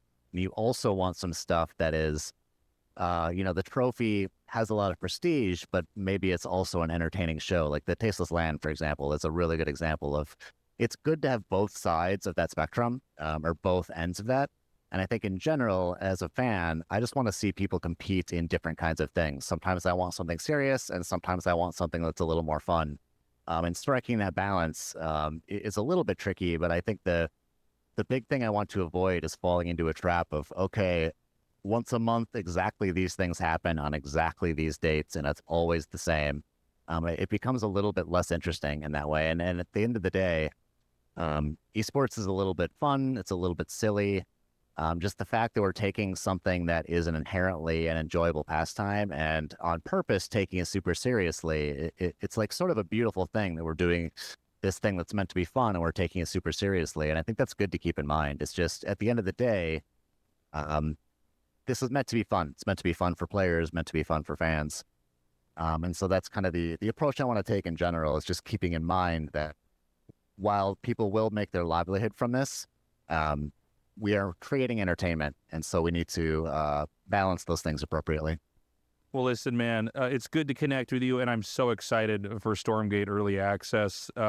I do feel like there's something really magical about right when an RTS comes out, and everybody's trying to, especially the competitive people, everybody's scrambling to figure out what's the the right way to play, or what's the OP unit, or the best cheese. So, congratulations on Stormgate finally getting to Early Access, and I am super excited to be casting this event for you guys. So, thank you so much. Yeah, thank you so much. It's great talking to you.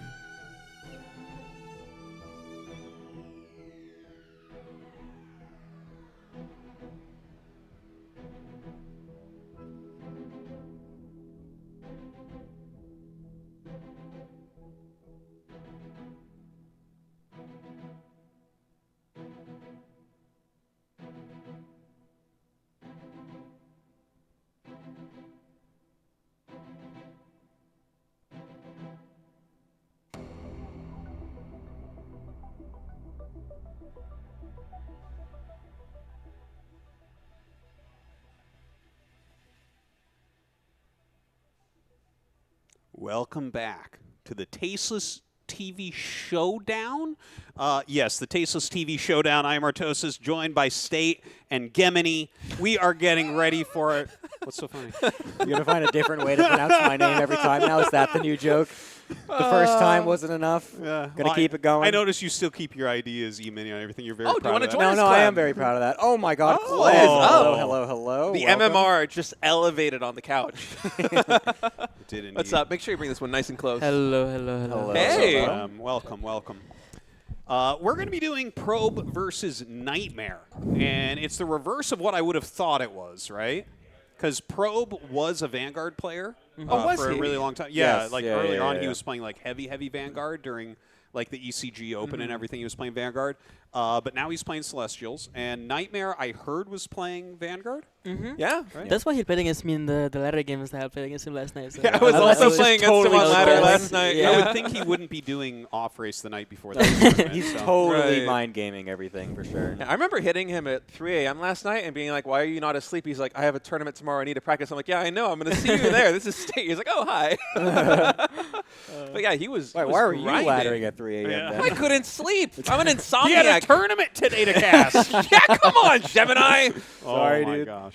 All right, here we go. Probe going to be a little bit aggressive, I guess. He's already moving out with the big ship. Yeah, and we're on a bigger map here, and of course, yeah, we have Nightmare up there in the top right as the Vanguard. We're going to see if he wants to try to expand quickly, or if he wants to just go for that one base tech in any way, like we saw from Kiwian. What do you think, Clem? Like, what is the proper way to play against Celestial here? I think maybe the one base car was very seemed very One good. base car, Yeah, yeah. it seemed really good when Kiwian did it first game. I got completely destroyed by it. Yeah. I think it's a good strat. Oh, he's actually on BioConnect's lab right away, so Okay. a little bit different. I like it as well. Some quick mariners. I feel like that game that he did that on, wasn't that also one of the maps that was like they have the creeps right next to the tower, so he was able to drag it onto your Yeah, that was collection, right? crazy. I was mind blown. Not a good feeling when you're in the middle of a tournament match getting mind blown by You're the just like, opponent. wait a minute, you can do that? Oh my god. Yeah, you know things are not going well when you're that surprised about something. Yeah. That was very smart. And for a moment, I thought Probe actually moving out with the Arc ship, but in fact, he's just playing nice and safe back at home. So he just like walked out and then walked back a little bit. He's making a second one. Look at this. This is not something that you see very often. Why would you do this, do you think? So I mean, it's the only thing that can make prisms. Yeah. Is the one thing. So I guess. Mass prism? He either wants to get a super big economy with prisms, or he wants to be able to keep one at home to mine Therium, while then also sending something across, so that way he can start building across the map as well. Because that's the other thing. Because you can't build the building to collect Therium until later, so you have to leave the Arc ship next to it to actually mine. For it? For the You can't build it for a while, so you have to leave the Arc ship there. Otherwise, the prisms just take forever. Yeah, So now he can also still have something that can go across the map. I'm assuming to start also being maybe aggressive later is what I'm. I don't know. That's my theory. I like the idea. Yeah, it's a good theory. Makes sense. Thank you. All right, that's Tell us it. more. All right, I was about to say, who's gonna break the caster chicken? I just went on a whole rant. I'm not talking for the next 2 minutes, guys. Someone else, pick it up, please. No, if we all look at you, you talk. You'll definitely fold at that point. Another thing that's really awkward about the Celestial macro, in my experience, is whenever you're teching up from Tier 1 to Tier 2, which I guess Clem doesn't have a lot of experience with Celestials, is having to stop your, I always want to call them gems, having to stop the prism production. Oh, okay, yeah. That little hiccup in prism production is just so awkward for me. So for a moment there, I thought Probe might just be going up into Tier 2 relatively quickly, but instead, I want to get eyes on where that Arc ship is. It looks like it's just kind of hovering around. It's having a fun time. Yeah. Wait, where did it go? We Yeah, still I have think one of the that's main, it. right? That's it. it. Right That's there. the second one? I Yeah. think so. So the other one's still on, Yeah, on it's the on- Therium? Yeah.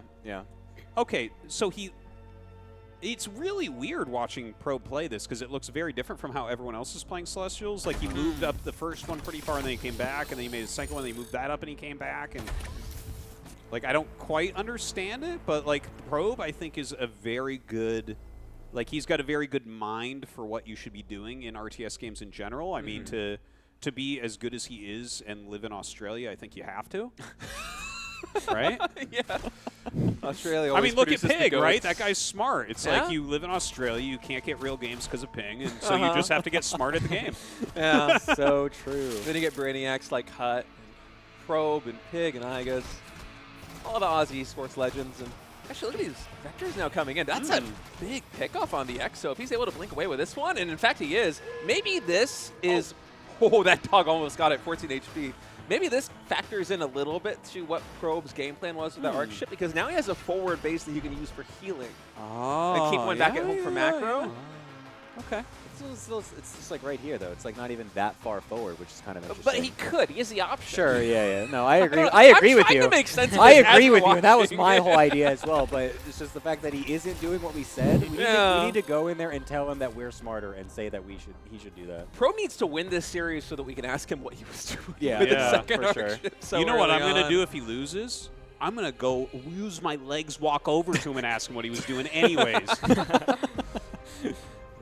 All right, these vectors are going to start to come across here. Now that we have a lot more of them, it's going to be a little bit more difficult for Nightmare to maybe shoo them away, as he's going to try to poke in. Looks like he's going to go into the back end of the main here, which may have a little bit of less defenses set up. No, we do have one turret at least. I like that wall that he's got set up here as well, actually. It's very nice. It's really going to limit what can be done here. Really good setup here from Nightmare. Yeah, he's going to come up, try to get something. I mean, the vectors are not going to beat that. You see him juggle the bob into the turret and then out again? That was pretty sick. Oh. That was flawless. I got to say, by the way, I really like the vector unit design. Oh, yeah. No, like, I it think looks it's the so most cool. interesting unit that the Celestials have, in my opinion. Oh, you mean like how it works? Yeah, yeah, Oh, like the ideas I was behind going to say it. it just looks cool. Okay, yeah, it looks okay, but the Scythe looks way cooler. That is true. No, the Scythe is awesome. The Scythe looks really cool. I agree. That's a real alien spaceship. So I don't know if Probe's going to be able to take down any of these workers or turrets, but what he is doing is he's keeping Nightmare in his base, and he's also killing a lot of Exos. I think 4, maybe even 5 have gone down at this point. And he probably has a better economy than what we've been casting today, because he's just made more prisms, I think, than all the other Celestials today put together. How do you feel about that, Clem? Nobody makes them. I made like 1 per game. Yeah, Make exactly. 1 per game? Just Oh for my the God. Ethereum. Yeah, just for the Ethereum. I Nice, guess a couple, dude. but That is a gamer move. I remember the first time that I was playing with the prisms, I didn't understand the concept of them not needing a drop-off location, and so I would always throw the extra arc ships. I would need to have one on each base. I played like 10 games before I realized that you could actually just throw the prisms anywhere on the map and have them harvest. Oh my God. It's Yeah. only Ethereum where they need to drop it off. Everything else is... It is a little confusing at first, not going to lie. It took some time as well, but yeah, no, it is a little bit of a learning curve. Going to jump in here to kill these creep camps, and we'll be able to get this forward position is pretty nice. I mean, this is going to be a nice little launching point as well, because like you can kind of go off from this and then come back. I mean, getting the second one as well on the other side would even be better, because then you can just poke around the double gold and then come back to that and get healed up really easily. Could be good. Yeah, this vector play is really cool. I think this is the first time that we've really seen vectors today, right? Yeah, except for the random couple ones that were in Miggy's army that was That's true. just That's kind true. of splattered That's also the first time I've seen Kree walking for that long. Yeah, why aren't they rolling? Like, wait a minute. There we go. Oh, That's okay. better now. He heard you. I was so confused. I'm like, what's that tall, lanky thing? What is Nightmare actually doing? What's his like? What is his build, or like what is he getting back at home? I feel like we haven't seen much. The games that I've played against Nightmare on the ladder in this matchup, he generally likes a really slow build-up of Exos and just kind of plays this almost Death Volley style. His of Sim bio. City is the best I've seen so far. Yeah, he's a tough It game looks to better than crack. Kiwian Sim City for sure to me. Yep. His Sim City's really good. Clem, you said he played a couple of games against Nightmare. What kind of playstyle was he going for in this matchup generally? Did he mix it up? Well, I didn't really give him time to. Oh, brutal! That's so funny. No, That is amazing. I was just one basing every game, and then either he defended or he didn't. But didn't really I have didn't give to him go into time to practice. tell me. Yeah. It's so funny. I like it. I mean, he is just really turtling right now. Like he is just making sure he doesn't die. I mean, it's Vector Kree. How do you? Yeah. How do you move out on the map with Exos? Yeah, I guess so. It's a very fair point. Right. We're going to see a little bit of a poke, maybe, but the walling is just so good. You So might we're gonna dive. just go right through and This dive looks a in. little bit wild here. Oh, I like the blink over to the side to get those couple exos stranded on that side there. And now getting on top of all those bobs with the Krees, getting some of that splash damage off as well. But that turret is not dying with the upgrade on it. It's yeah. super beefy. How many workers are actually still standing here? I feel like he wiped out basically an entire line. Yeah, he got of a lot, Lumina. it That's looks a like. lot of workers. Look at the supplies now, 120 to 66. That's crazy. His macro is insane. Man. Like, I felt like the SimCity was doing a good job there, but the Krees with that AoE and just kind of forcing their way in, even though the Vectors were like having a hard time doing anything, really became a little bit of a problem here. Yeah, the SimCity almost... You know what? I think Vanguard needs a door. You think they need a door too? All right, Probe coming into the main What about base. an That escalator? turret, not protected. I think this one actually is going to go down, and Nightmare's out of position. You see his army in the middle of the map. It's retreating and come back home, but it is so far away. Somehow this turret is going to survive. Dude, that shield is like crazy. That is so strong. The first time I played against that shield, oh my god. The amount of army I lost, I actually just typed a bunch of question marks. I'm like, what is going on here? I had no idea that it was the blue habitat that did that. Yeah, the blue habitat upgrade is quite strong. I mean, we're going to go in again. Surely it's off cooldown at this point, so he should be able to kill it this time, and we'll be able to do so. And now he's just in the Bob line, absolutely murdering all of them. Just so many of them dropping so quickly. The army is completely out of position. You can see it trying to make its way back into the main base here. Nightmare wasn't aware that this army was going to come at him here. And this is doing some pretty good damage. Oh, the Medtech's completely unprotected on the left side. The main army with the attacking forces on the right. And he's trying to micro them back, actually. Actually, one of them as well. Yeah, only one goes down. That's pretty incredible there from Nightmare, but still, Probe getting so much economic damage done. Oh, he's even here in the natural expansion. Even if these Kree fall, I mean, the splash damage they're getting done on all of these workers is just really piling up. I like a lot of the ideas I'm seeing from Nightmare, but it feels like he's a bit behind here, right? But like he's got to Oh, be. yeah. these are nanoswarms he's casting, right? I believe so. Or is it the other one? No, it's the one that deals damage to like mechanical units. Yeah. I'm But pretty it sure it's seems like Nanoswarm. that's right. Isn't that Nanoswarm the name of that one? Yeah, I'm or all of the like all of Probe's units mechanical. So can you cast like yeah, Kree are Kree are technically mechanical. He's playing mech. Yeah. Okay. Yeah. Isn't that funny that Rolling Zealots are mech? Yeah. But yeah, just like the dog, it's mech. It's a but robot yeah, dog, man. That seems like really reasonable because of the splash damage, right? Because they're all like together and everything. So again, I feel like Nightmare has good ideas, but Probe has gotten so far ahead at this point that look at that. Like this is a huge amount of damage that he's putting onto these. Yeah, the problem is now he's getting flanked and shoved into this corner here. It's very awkward him. He can't even micro out of this anymore. He's just getting absolutely obliterated. And Nightmare's going to type his GG as it is now 1-0 for Look at Probe. this supply. Wow. That was a cool playstyle coming out from Probe. Yeah. And what an excellent selection on the map, too, because that map is one of the larger maps we have in the pool. It's very wide open. There are a lot of opportunities to attack. 2 entrances into the main, 2 entrances into the natural expansion. And Probe just basically played a style that abused maneuverability above everything else. I mean, that is probably the most mobile army that you can have for Tier 1, Tier 2 Pretty in much. Stormgate, right? Yeah. Is Vector Kree. And, man, he made that work. I feel like Nightmare, if he played on a map where you can kind of wall in on the natural expansion, then maybe he can hold on against that. But his playstyle just maybe a bit too slow to really stop it because the Kree and Vector, they're so mobile, they can just choose one expansion to target, and if you're out of position for a moment there as Vanguard, it feels like the damage is going to start piling up so quick. Yeah, based on what you said and what we saw there, I feel like as we go into other maps that don't have as many entrances, like his SimCity really was good. Like, I think if he had his bases looking like anything else, he would have died a lot quicker there. So maybe if you give him like a one entrance base, then he's just going to be able to hold things and kind of play his game and get into that later tech that he wants. Yeah, I mean, doing something like Broken Crown, I think, would you have just the 2 different ramps leading into either the natural and main and then the third on the other side with the trees in between or whatever. Just wall those 2 off, and then you can do basically what he was doing without having the Krees constantly getting through. Yeah. And it's going to be way easier for you, I think, as a Vanguard defensive player. Yeah, for sure. And then you got to be like Clem and just counterattack when he leaves his base. True. Definitely seems like Nightmare has had a lot of good ideas, though. I like the one habitat and one turret at every base. That was Yeah. cool. Yeah. Well, he was like drawing so much fire into those, and then he just shields it, and it's like seems invincible, just repairs it a little bit. So, and I love the idea of upgrading the med techs to try to deal with the Kree as well.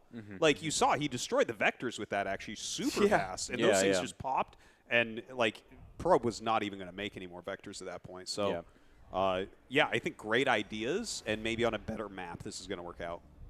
Yeah, I'm thinking the same thing, especially considering how many exos got shaved off there in the early game of game number 1. I mean, Nightmare playing Vanguard early game against Vector Kree like that, I feel like you got to be basically perfect in terms of defense because it snowballs so heavily. All right, Lost Hope is our next map here, as it's going to be vertical spawns for both players on the right side of the map. So it's going to be a lot more difficult, I think, for Probe to maybe be super aggressive, but is he just going to try for it? Oh, no, sorry. Nightmare's on the bottom. Sorry. I thought this thing was going to the top. I was like, no way. Is he actually just going for it? Okay. This map is so big that it's hard to read the colors on the mini-map. The dots are so tiny. That's true. I don't blame you for a second. It's going to be another Biokinetic Lab opening here for Nightmare. Probe just going for the fast expansion. And I wonder if we're going to see the double arc ship opening again coming out from Probe, because his economy, even on, what was it? It was like 3 or 4 Luminite mines, was just off the charts. Yeah. I love the flexibility that we're actually seeing in these games so far. Like, even with Celestials here, right? Like, we're having parting, like, not mine Therium. You're running around with Argents and Kree nonstop and doing counterattacks and stuff. And then we see Probe play, like, a more almost standard approach, a standard RTS approach, where he's actually like, this race has workers. Like, let's build our economy. Yeah, there's even different styles of macro, right? Like, can build many bases or just kind of few bases, but allow the pylons. Yeah, I'm loving that, though. The fact that the games all look really different. The way everyone was talking when we got here today, I'm like, oh no, is this just going to be like crazy rushes all day? But we're seeing like a huge variety of the way it can be played. And honestly, it's a little bit hard to tell what the best way is going to be by the end of the tournament. I think a lot of the maps are quite big as well, so some of them are quite hard to do rushes on, I think. Yeah. Well, not if you're parting. Yeah, I guess. Unfortunately. Well, parting will do as he does, I guess. Even some of the rushes that look like they were just going to be deadly straight up, or that I would expect to be given the sentiment that I've seen on Twitch chats and from streamers from watching StormGate over the past couple of days. We've had players like Kiwian just really anchor down the defense and even make tough holds look very close. So overall, it's been a really fun day in terms of the variety, especially that we're seeing in this matchup right here, Celestial versus Vanguard. One thing that I like probably the most about it is just how stylistic it feels like Celestial is in this matchup. There are so many different ideas at play, and a lot of them seem viable. Nothing really seems like it doesn't work. I think it's always fun when you have any kind of race in any kind of RTS game where players can really express the way that they want to approach it, kind of add their own touches to it. I think that's an important thing. You don't want anything to be played always the same way. Yeah, for sure. Well, this map is bigger, like we said, and unfortunately, though, there is still a couple different entry points that have to be kind of dealt with. But at least you have multiple bases within those different points, so at least maybe Nightmare can start to get a couple more different SimCity setups going to allow him to still take 3 bases and not get super overwhelmed like he did in the first game. But the fact that the map itself is larger should also help him to do that as well. So. I just want to see like what Nightmare's strategy looks like if it's actually able to get off the ground a little bit more, because I feel like last time it got kind of diminished too early. I feel. On this map, I feel like Nightmare defending 3 bases is almost easier than him trying to defend 2 bases on the previous map with the way the map is architectured. I think so. Especially given how good his SimCity has been over the course of this series so far. I mean, that game number 1 SimCity, both in the main base and the natural expansion, were so good.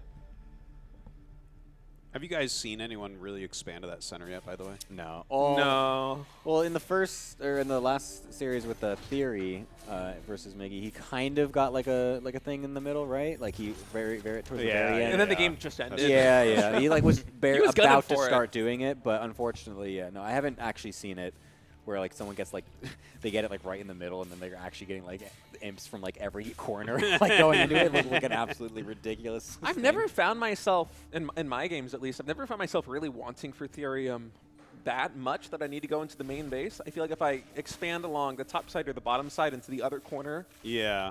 I mean, those extra Therium mines, I mean, how much Therium do you really need Well, until, like, the super late game, right? If you're trying to kill your opponent with only Spriggans, it's actually surprisingly a lot. That's true, yeah.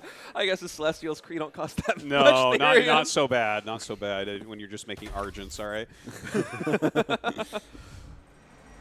All right, well, we're going to get the Vectors coming on in here, trying to do a little bit of poke to try and see if they can kill off any of those Exos, and they will be able to get a couple of nice fadeaway shot onto the last one as well. We'll be able to kill it off. Man, those projectiles are clean. I like that, the fadeaway shot. Yeah, oh man, my that's gosh. good. Thank you. Yeah, I like that one too. That's why I said it. Yeah, no, that's excellent. The basketball references here.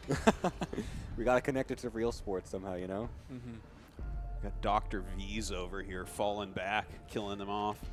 I don't know. I didn't get that one. Too old for you. Too old for you. Me and Stage just looking at each I other only like, know wait, who LeBron James is. Okay, that's sick.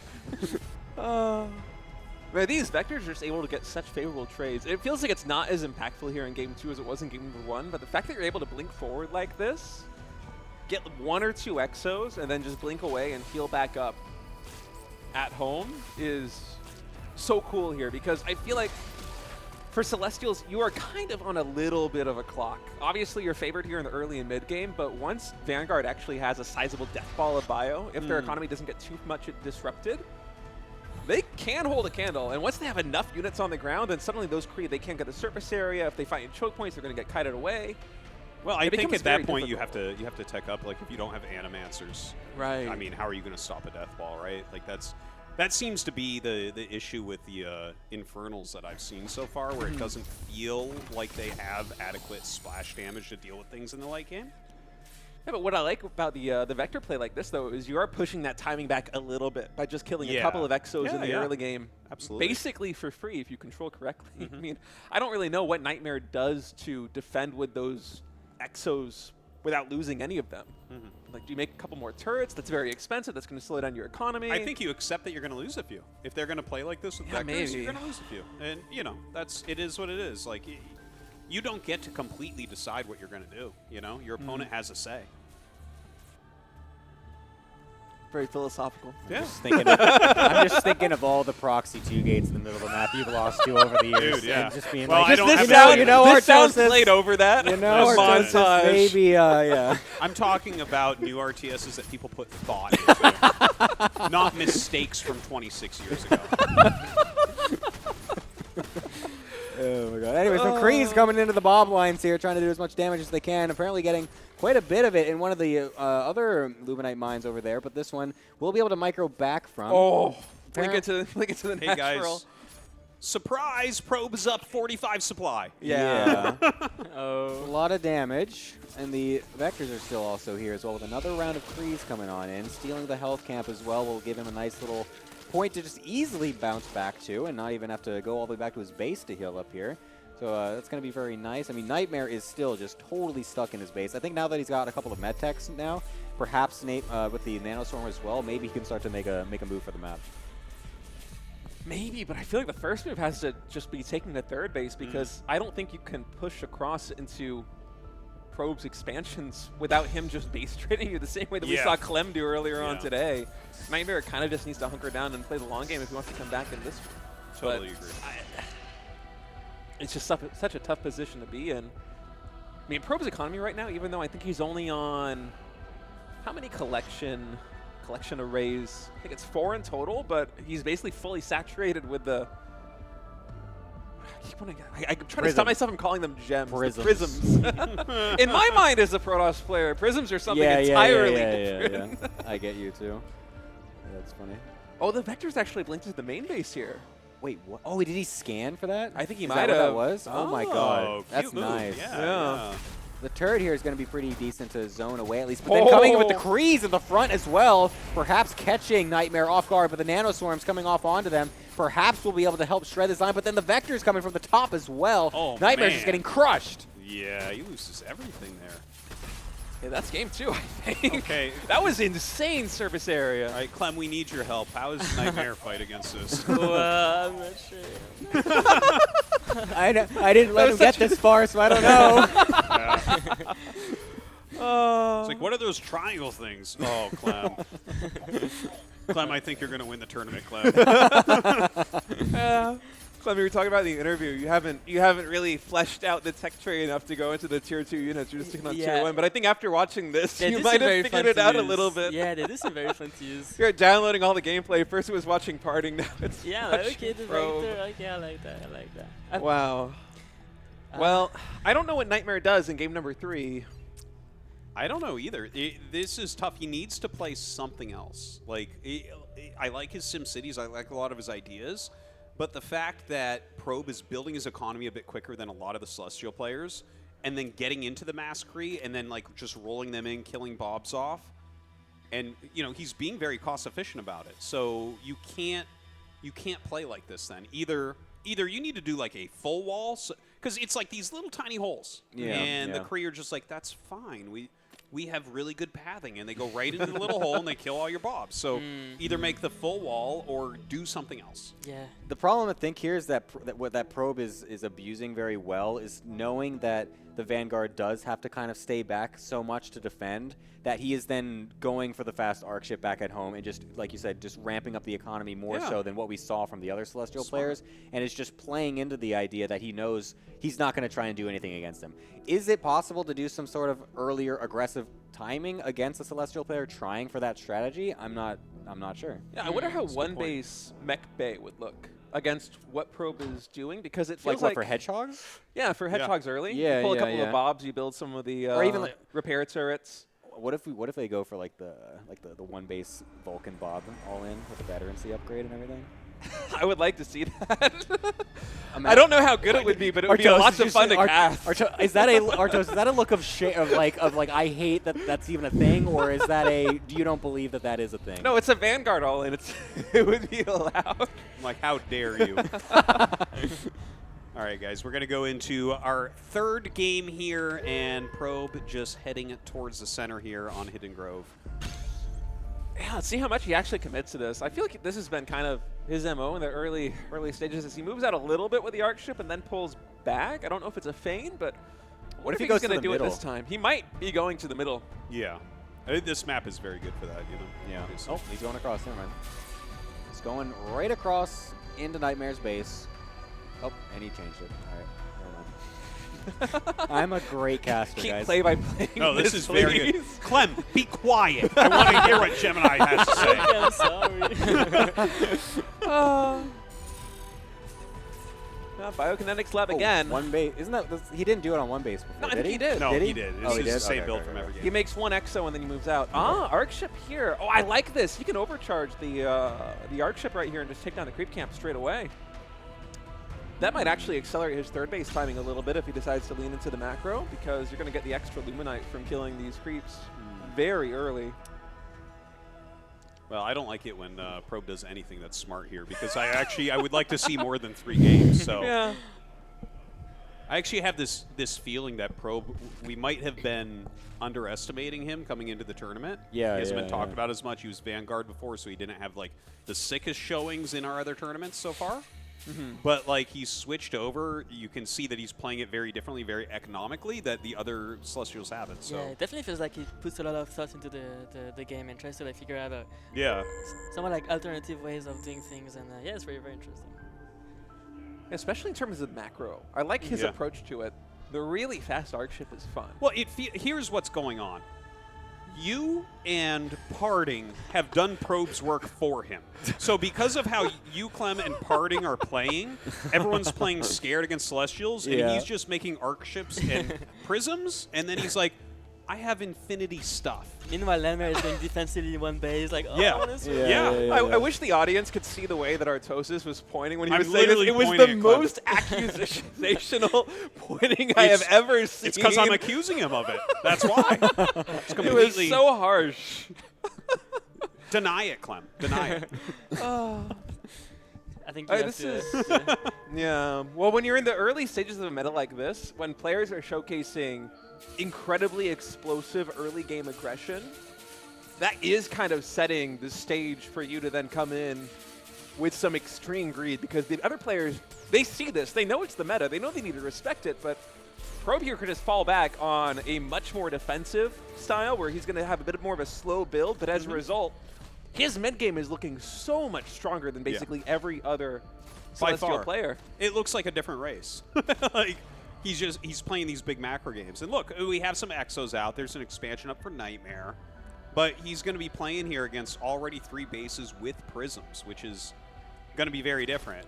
Oh, hold up. Gotta Probe be getting careful. a little bit sloppy there. Does blink away, I guess, so that's still fine. Should be able to heal that up with the Arc Ship, hopefully. No fadeaway shot there. Unfortunately, the dog stays alive. 4 HP. Oh, wow, nice. But yeah, I mean, this is still kind of looking like a similar setup here from Nightmare. I wonder in this... Wait, is that a turret in the middle there? Yeah, wait, what is he building? Quick, go back. Oh my God, yeah, Oh, he sentry mined post. everything out, and he's gonna try to Nice, nice. rush the middle here. That's very interesting. Can't he protect this, though, against the Vectors? I mean, those Exos very low on HP. Like, keep in mind, Probe can just blink away with a fadeaway shot, as Gemini says. I guess he doesn't even need it here. Oh, no. Oh, no. Uh-oh. And those Vectors that took a lot of damage earlier, they're just going to get healed up at the Arc Ship. Dude, much that's a HP does that thing heartbreaker. have? That's a heartbreaker. Oh, that's just... Nightmare had ideas, and they're gone now, and his supply has been doubled. Oh, no. We don't even have any Bobs in this expansion as a result. Oh, no. Yeah, it kind of feels like he just falls behind in the micro a lot of those games.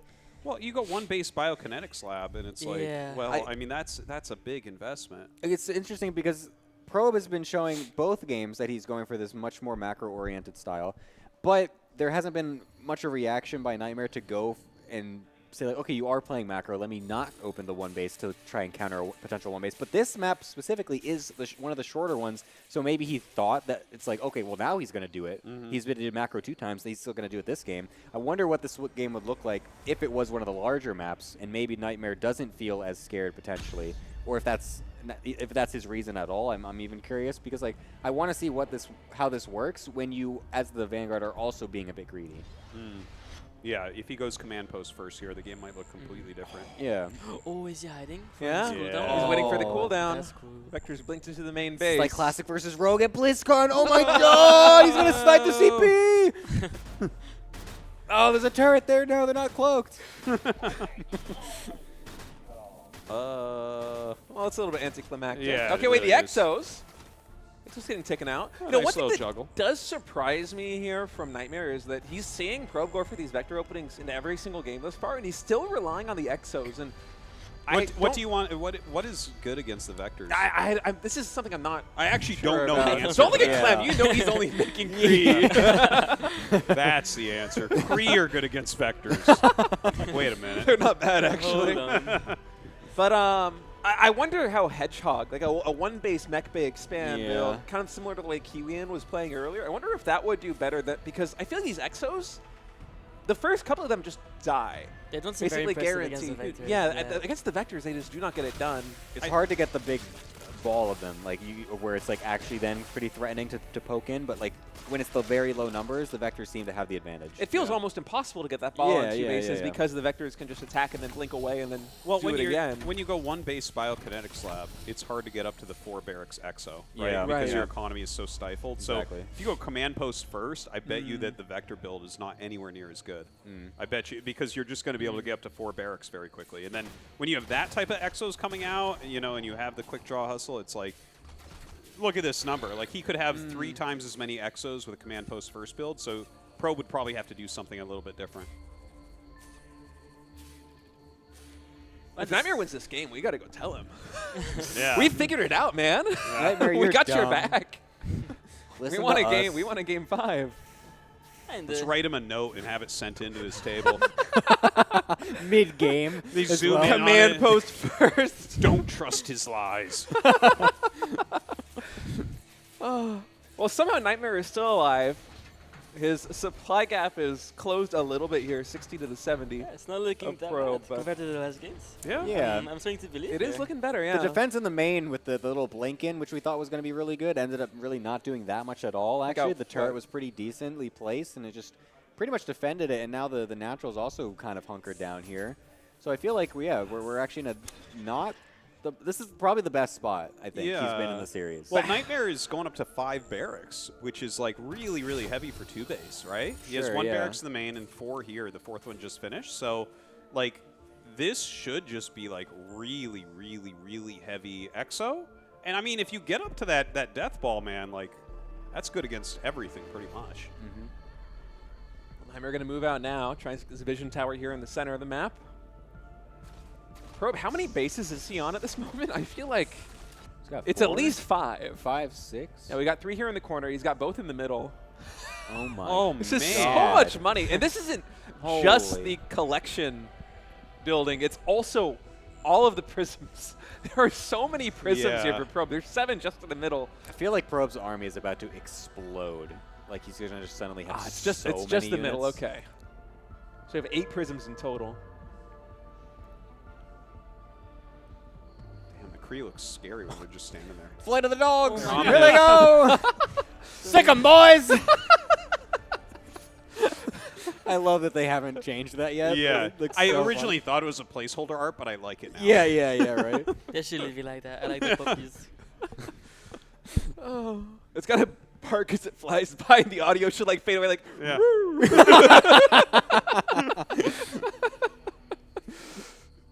Oh, a flying dog. Nothing to see here. Okay. What's that thing where, like, you say that, like, you'll do something if pigs fly? Yeah. If dogs fly. And you just like, whoo!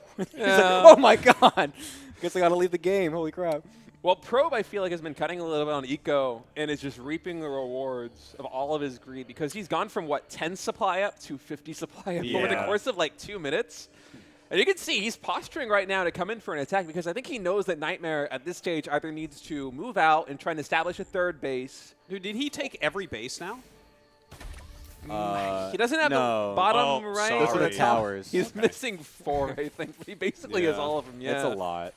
It's a lot of bases. He needs to embarrass Nightmare so much by just taking the entire map, including his own 3rd base. You can see that Probe has just set up for a flank. Yeah, he's got 2 armies, and Yeah. he's waiting to flank, and if he flanks, he will win. I'm liking how many Krees he has. Yeah. Well, he has so many Kree. You would. Clem's just looking at these armies like, oh my god, Greaves. Oh, yay. I like it. I understand this game now. He needs to make the bio ball thick enough that it touches both parts of those walls. You know, like he needs to make it so big that you just can't get the surface area, like critical mass, which would, at this point, I literally think he needs to max. Yeah. Like he needs to actually 2-base max, which sounds like the dumbest thing ever. Here we Okay, go. well, he's about to lose everything if he doesn't get back. Oh, Come nice on, split fight! off. Nice God, split yeah, off you from need Probe. to take the shot so you can actually run back. See, okay, good pullback. He sees what the plan is. He sees what the plan is. Can he stop it now? He's got to keep kiting. If Probe's able to get this around, it's basically game over. But if Nightmare can posture forward and kite back, then he can start chipping away at all these Krees. These Krees will not get that much done unless they get the huge surface area that they need. But again, for Nightmare, the problem is the eco, right? Yeah. You can just pull a Clem here and just have, like, Kree, and as he walks down, just right-click him into the main base. Yeah. You don't even need to watch him. Just right-click him up there. They'll do something. They'll buy more time. I wonder if he gets a lot of Medtex and does, like, the purple spell. Yeah. If Yeah, he has maybe. a lot of it, it can be really good against all those Krees. The counterattack potential is just so huge, though, here for Probe.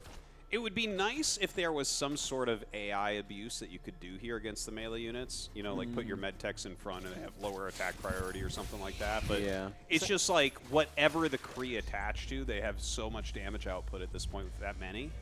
It's going to be rough. That's why I expect a Rudor player to say the AI abuse. Yeah. Why can't you just abuse everything in this game? Well, Probe's trying his best right now, Artie. Yeah. Why can't they just only have 12 units selected at a time? It would make these crees so much harder to micro. You have to work harder to get your units across the map. Oh, he's going to try to shove into the middle here all of a sudden. This is potentially going to allow him to get flanked, but also he can then maybe sit in the choke point here and deny. There's the medics, like you just said! Dude! Brutal Terran, man. There it is. Oh, my God. And look at that. All the nanoswarms going down. All that that's splash. sick. Dude. Now this is an RTS. This is well, the what I Korean wanted to see. natural expansion. Oh, and then he gets counterattacked. He's like, Yeah. oh, well. I mean, this move in the middle is great, though. Like, Yeah. he's killing so many of these. They are this starting to is get through huge. just a little bit. Oh, my God, we got an Archangel slamming down! Let's go! Into the middle. Will be at a huge splash damage hit, and everything is dying in the natural at the exact same time. Unfortunately, there's no reinforcements coming, so what you see here is what you get from Nightmare, and that's, I don't think, going to be anything to actually kill off the rest There's of your Pro's AI bases. right There it is. There's the crease in the main base. Okay, so we need to bring Bobs with him in stop position. GG, and Probe will end up winning 3-0 here. Finally, we see those Archangel things. Those things are so cool, dude. They look awesome. The slam they do awesome. is so sick. Yeah, yeah. Yeah, the Archangels are really hot, really good, and man, look at Probe right now. Looks so happy, man. That was a clean 3-0 victory. Yeah, man. Wow. I cannot wait for him to get out here on this couch. I actually have some good questions for him right now. Yeah. This is such a different Celestial play. And you should ask some questions about like what buildings you need to get those units. Ask him for the build order. That should be your interview goal here. Yeah. Okay, so wait, when do you stop making the prisms? When do you go tier 2? How do you make a prism? He knows how to make one. How do you make normally more make than one, one? right? I thought you could only make one. I thought it was like a mothership. You can only get one in the whole game, dude. Yeah, that was a really cool and refreshing style. I kind of wish we saw Nightmare try to workshop a couple of different approaches to deal with it. Yeah. So it felt like the opening that Probe kept going for was really good against the one-base biokinetics lab with Very the good. Exos. Yeah. It just feels like it like hard counters it. Yeah. Yeah. I really wanted to see what the Hedgehog opener could possibly do. Because it's just a totally different, because it seemed like Nightmare was just... Kiwian would be a better matchup against him. Yeah. I think... Whereas Nightmare, actually maybe Nightmare would be a better matchup against Parting or something like that. Yeah. Yeah, or against me, maybe. Yeah. Or Gotta bring that a little bit closer. I Okay. can barely hear you. Okay. But I think that Nightmare maybe was so like set, like he just plays bio, and like he wanted to do something that he's comfortable with, perhaps. And so maybe didn't feel comfortable switching on the fly there. Grab that microphone right there, Probe. Congratulations and welcome. Oh, let me get this for you. Oh, did you? I'm a first player. I can work. All right. Yes. So, Probe, congrats and everything. Really interesting and refreshing Celestial play. Thank you. But one thing that I kind of posited during this match was that Parting and Clem have done the hard work for you of making everyone open turtling. And so you're able to just build your economy. Would you agree with that? Yes, although I'd like to thank the 30 Celestial players on ladder who have been absolutely blasting Vanguard and Infernal players and just making them scared for allowing me to show hopefully good games. Yeah. No, I like the economy building. It's very cool the way that you're. It almost looked like you're rushing too, because you like start to move out, and then you a turn little around. bit. Yeah, eventually you're like, yeah, I give up. I'm not going to pretend anymore. I'm building another arc ship. Yeah. So one question that I have is, basically every single game you added in the second arc ship really early with the first core. What is the thought process behind that? Because most players these days, I mean, I know it's only been a couple of days, but These days. Unlike those days 2 days ago. But it feels like people have kind of stopped making the prism and have instead leaned more towards the collection arrays, but you're still honing in on the prisms, even with the second arc ship. What's the logic behind that, and why is it working for you? Well, I think there's a few things. One, you can be a bit worried about like the dog we saw in the other series. The dog just like almost killed the collection array, then the hedgehog comes around, so I want to be able to push that away. Then it is just so cheap to build an arc ship, and it gives you 30 power. So then you just have unlimited scans. You see exactly. Oh what wow! I what didn't is even up. think about that. Yeah, I wasn't thinking of the 30 power. So it's 100% of 30 power. Just makes your life so much easier. I don't think it's ideal, but it just is nice. It's just very nice in this early, part of the game. These days, when we're still figuring it all out. These days. Yeah, exactly. So. And I think as well, obviously collection arrays are good, but allowing you just to defend two bases get all the prisms up. It's really nice. What do you think was the play from Nightmare? Because we were saying like it seems like he's like assuming that you're going to do something super aggressive and just doing the one base biokinetic slab opening. Is there something else that he should have been doing to like totally abuse that you were being so greedy behind it, or like is there nothing you can? Is there not much that you can do to punish like a fast arc ship build like that? Well, there's plenty of cheeses you can do. I think you can do like Vulcan builds that they're still pretty good, like promote sort of cheeses. Like they're not as good as they were previously in the previous beta, but they're still around, and I think still a bit scary. Mass Hedgehog, I think, actually gives you a bit of fighting room on the map. I don't necessarily think it's great, but it gives you like the agency to actually go out on the map and fight these Kree instead of just being swarmed. You have any questions about the build, Clem? He was appreciating it quite a bit because he hasn't really moved on past the Argent Kree. Even the Archangel and stuff, that was way too advanced for me. I was like, oh my god, what is that? 700 resources. You know how many Kree that could be? That's like 5 or 6 Kree. Yeah. I would rather like the Krees. I was wondering, do you think that he could have went like for some mech play or something like that, or is it not really something that's viable, or how you feel I about think mech that? is actually decently strong. I don't know how it comes about, but eventually when you get tank-evacs, it can actually be really hard to kill the evac. Yeah, you don't because have really great anti-air. Yeah, I was wondering about that because I was playing against tank-evacs, and I was Yes. like, do I have like any units that can actually catch them? And I wasn't really sure. It's really tough. I mean, you can go Scythe, but they don't really deal very well against the evac. Yeah. So it's definitely something that I was like struggling against. But Uh-huh. I played Nightmare on day one these days. And we had a really epic game. We went to like, sort of tier 3 mass expands, and he was playing sort of a lot of tank evac. And then I eventually got Archangels in there just sort of for the game, but yeah. All right. Well, it's very interesting then. What's like, why was he doing? Why wasn't he able to get to that today? Is my question. Then that's kind of interesting. I got better. Oh, damn! Nice flex. Nice. I mean, it was like Oh, was just 4 drop AM that for me. mic on the floor, It's bro. it's these new generation, second generation pro gamer here. The older generation that From were pro a those couple days. days ago were. I think when I was a pro gamer, you guys would have called me a semi-pro. Yeah. Not very good. The up and coming Yeah, pro the gamer up-and-coming. pro. I actually have one other question I wanted to ask you real quick. Was you were playing like a lot of Vanguard in some previous stages. I really appreciated your videos and stuff. Saved me a lot of time figuring out build orders. But what made you want to switch to Celestial? Was it just for this tournament? Is it the power spike right now of knowing how to play? What is it? Yeah, it has nothing to do with this tournament or how strong they are. I would have played Celestials even if they were the worst race. Like, I was pretty set on them after the last beta. I just thought it's the freshest race. Like, Vanguard, I think I'd probably be the best at, because I think it's a combination of Terran and Protoss. And it just makes sense. It's pretty straightforward. Bit unfortunate they're a bit weak at the moment, I think, but yeah, then going straight into Celestials, it's just fresh, cool, like it makes no sense. Yeah, it really doesn't. Yeah, okay. That's why. Excellent answer. Any other questions, guys? No, I think that's it. Yeah. Okay. Well, I have a question for you guys. Have you gone to Tasteless's merch store? You can get something that looks accurate as to what he looks like drawn on a shirt, and they covered his eyes with his name, and I love it. So go check that out, guys. We're going to jump to a quick commercial break, and when we come back, I believe we're actually going to go into the winner's bracket. So no one's going to be eliminated today, so we'll be right back with that.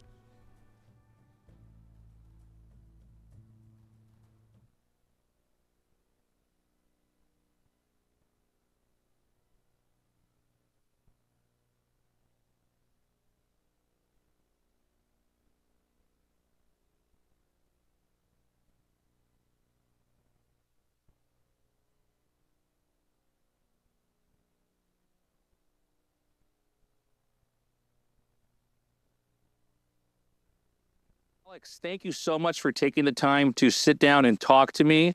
Really exciting day. This is being recorded basically like about an hour before the game is going to launch. Could you tell us a little bit about yourself and what your role is at Frost Giant? Let's see. Yeah, thanks for having me on here. I'm the audio director for StormGate at Frost Giant, and anything that has to do with sound, you can either compliment me or blame me for it. So, what does the day-to-day of an audio designer in a game like StormGate look like? Are you creating the sounds? Are you trying to go out and find certain types of sounds and sculpt them? What exactly does that look like? Well, sounds come from a lot of different sources, but I'd say that like there's so many different things. There's the voice, there's the music, there's the sound design, there's the stuff that I've learned because I came into this being a big StarCraft fan, big Warcraft fan. A Legacy of the Void is my favorite campaign from StarCraft 2, but I would say I am more of a casual player. I did go into multiplayer and got Zerg rushed instantly, and it was like for me. But with people like Kevin Dong, I've got to peek more at the world of competitive play. And so that's sort of opened my eyes to a completely different audio aesthetic and audio design factor that, it's one of those you catch on slow, but you catch on good type situations. So it's a really big deal to recognize the needs of competitive players. And the more competitive they are, the more the audio needs change. So that's stuff that I've been learning about for 2.5 years, and something that I'm glad that I've been learning about in that time frame. But yeah, as far as where the sounds come from, could be libraries, could be me grabbing a microphone and going and recording something. We have a live vocalist in our Celestial multiplayer track. So it's pretty much anywhere. So is there any kind of governing philosophy that you go by when trying to pick sounds out for a game? Are there inspirations, let's say, from movies or certain types of soundtracks or even other games when you start on a game like Stormgate? Well, that's the big challenge is how do we make it impactful while still maintaining a spectrum, right? You don't want the baby units or the tier 1 units to be quite as, big as, the tier 3, the really big units. But at the same time, if you have something that's too weak, like the Zerg attack sound is iconic, right? Across the board, particularly from StarCraft 1, recognizing that a lot of StarCraft 1 sounds hold sway with players a lot more. So yes, drawing inspiration from those games, but also, yes, trying to make something that is new, that's based on, the original IP that we're creating here. Is sort of, it's a bit of a tightrope walk. But yeah, sometimes films can come into play in terms of just like, I'm trying to think of something specific, but I can't right off the top of my head. But yeah, something will grab me and I'll be like, okay, I am totally going to borrow, steal, whatever, that particular element from that particular sound in order to make something bigger or, just that work better in that spectrum that I talked about. One of the interesting things about Stormgate is obviously each of the factions has their own personality, play style, art style, but Frost Giant decided to have different soundtracks composed for each of the different factions. Can you tell us a little bit about the thought process with that? How did you pick these artists? Who are they and their backgrounds? And what was that whole process like? Yeah, well, so I mean, I being a composer myself, I put some stuff in there, Russell Brower style, I guess you could call it. But yeah, as far as like giving unique personality to the different factions musically, I started talking with Jason Hayes. I started talking with Tracy Bush, who is our Vanguard composer. And I started talking with Glenn Stafford, who also did some music for StarCraft and was, big with Blizzard for many, many years. So all of them were, I've had chats with, would love to be able to work with all of them. At the same, Tracy was available and came on board, and Frank Klepacki was immediately singled out for Infernals just because of his heavy style with the Command & Conquer series. And then with Celestials, we had an opportunity to really, really break out. Not that we didn't want to for the others in terms of the inspiration, but for Celestials, the notion was like, what is going to be different that isn't necessarily just orchestral or orchestral electronic or the things that we hear so often in films these days that tends to be a bit more generic sounding. And so we really brainstormed on a lot of options there. And Na Wang Chiu, who's our composer for Celestials, just knocked it out of the park in terms of bringing all the elements that we got in terms of some music direction help from producers like Blood Pop, who's worked with Lady Gaga, Chainsmokers, and also, members of Imagine Dragons. That's just a small group, right? So yeah, Dan from Imagine Dragons also provided some really good feedback to us. And they were all very influential in terms of, yes, we need different things. Like there's so much of the same that we see in film and games. Here's some ideas. And I was just like, oh my gosh, thank you. that's inspirational. It really helps, and that's what formed the basis for how we got it. That's so crazy. That's so many huge names, like from very old school games to just pop music. It's amazing the people that are into StarCraft. I never had any idea that Simu Liu was into StarCraft. Had no idea that the Imagine Dragon guys or Chainsmokers or Bloodpop for that matter. So like that blew me away. Before I let you go, was there one faction that was more fun to design sounds for, or maybe more challenging, or one that you're maybe the most satisfied with? Biggest challenge is going to be Vanguard, because that is our ground zero in terms of, okay, they're kind of like the Terran race. Infernals stepped it up a little bit because there was enough differentiation there from Zerg, but there was still some elements of Zerg influence in terms of how that went. But then Celestials, I mean, it just keeps getting more and more differentiated. I'd say Celestials was the most different race, even though, yes, I am a massive Protoss fan. That's my favorite StarCraft race. But it was differentiated enough that it allowed us to say, like, oh my gosh, let's use tonality, right? Let's take like actual tones. We started in the key of E, kind of standard guitar key. But I told the sound designers and also Wang that we were going to use E as the overall tone with harmonics and resonance with Celestials in terms of the overall sound of the faction. So I'd say in terms of originality and new, it's Celestials. But going back to Vanguard, it's like we're looking at really, really different ways in which we can make that faction stand out. Well, listen, thank you so much for taking the time to talk to me. I am super excited to start playing Stormgate. It's like about to drop. We're literally recording this interview as people are going to be getting access to the game. So congratulating times, man. Yeah, man, congratulations. And appreciate you taking the time to chat. Take care. Really appreciate it. Thank you.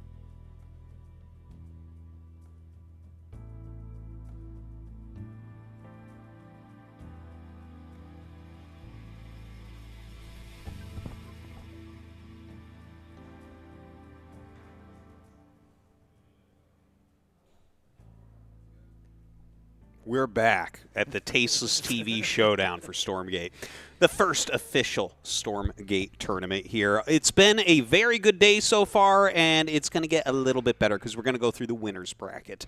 No one's getting eliminated today. A couple more best of fives to go. I am joined on the couch by Sturgeon, by Probe, and by E-Mini. How are you guys doing? Wonderful. I'm doing great.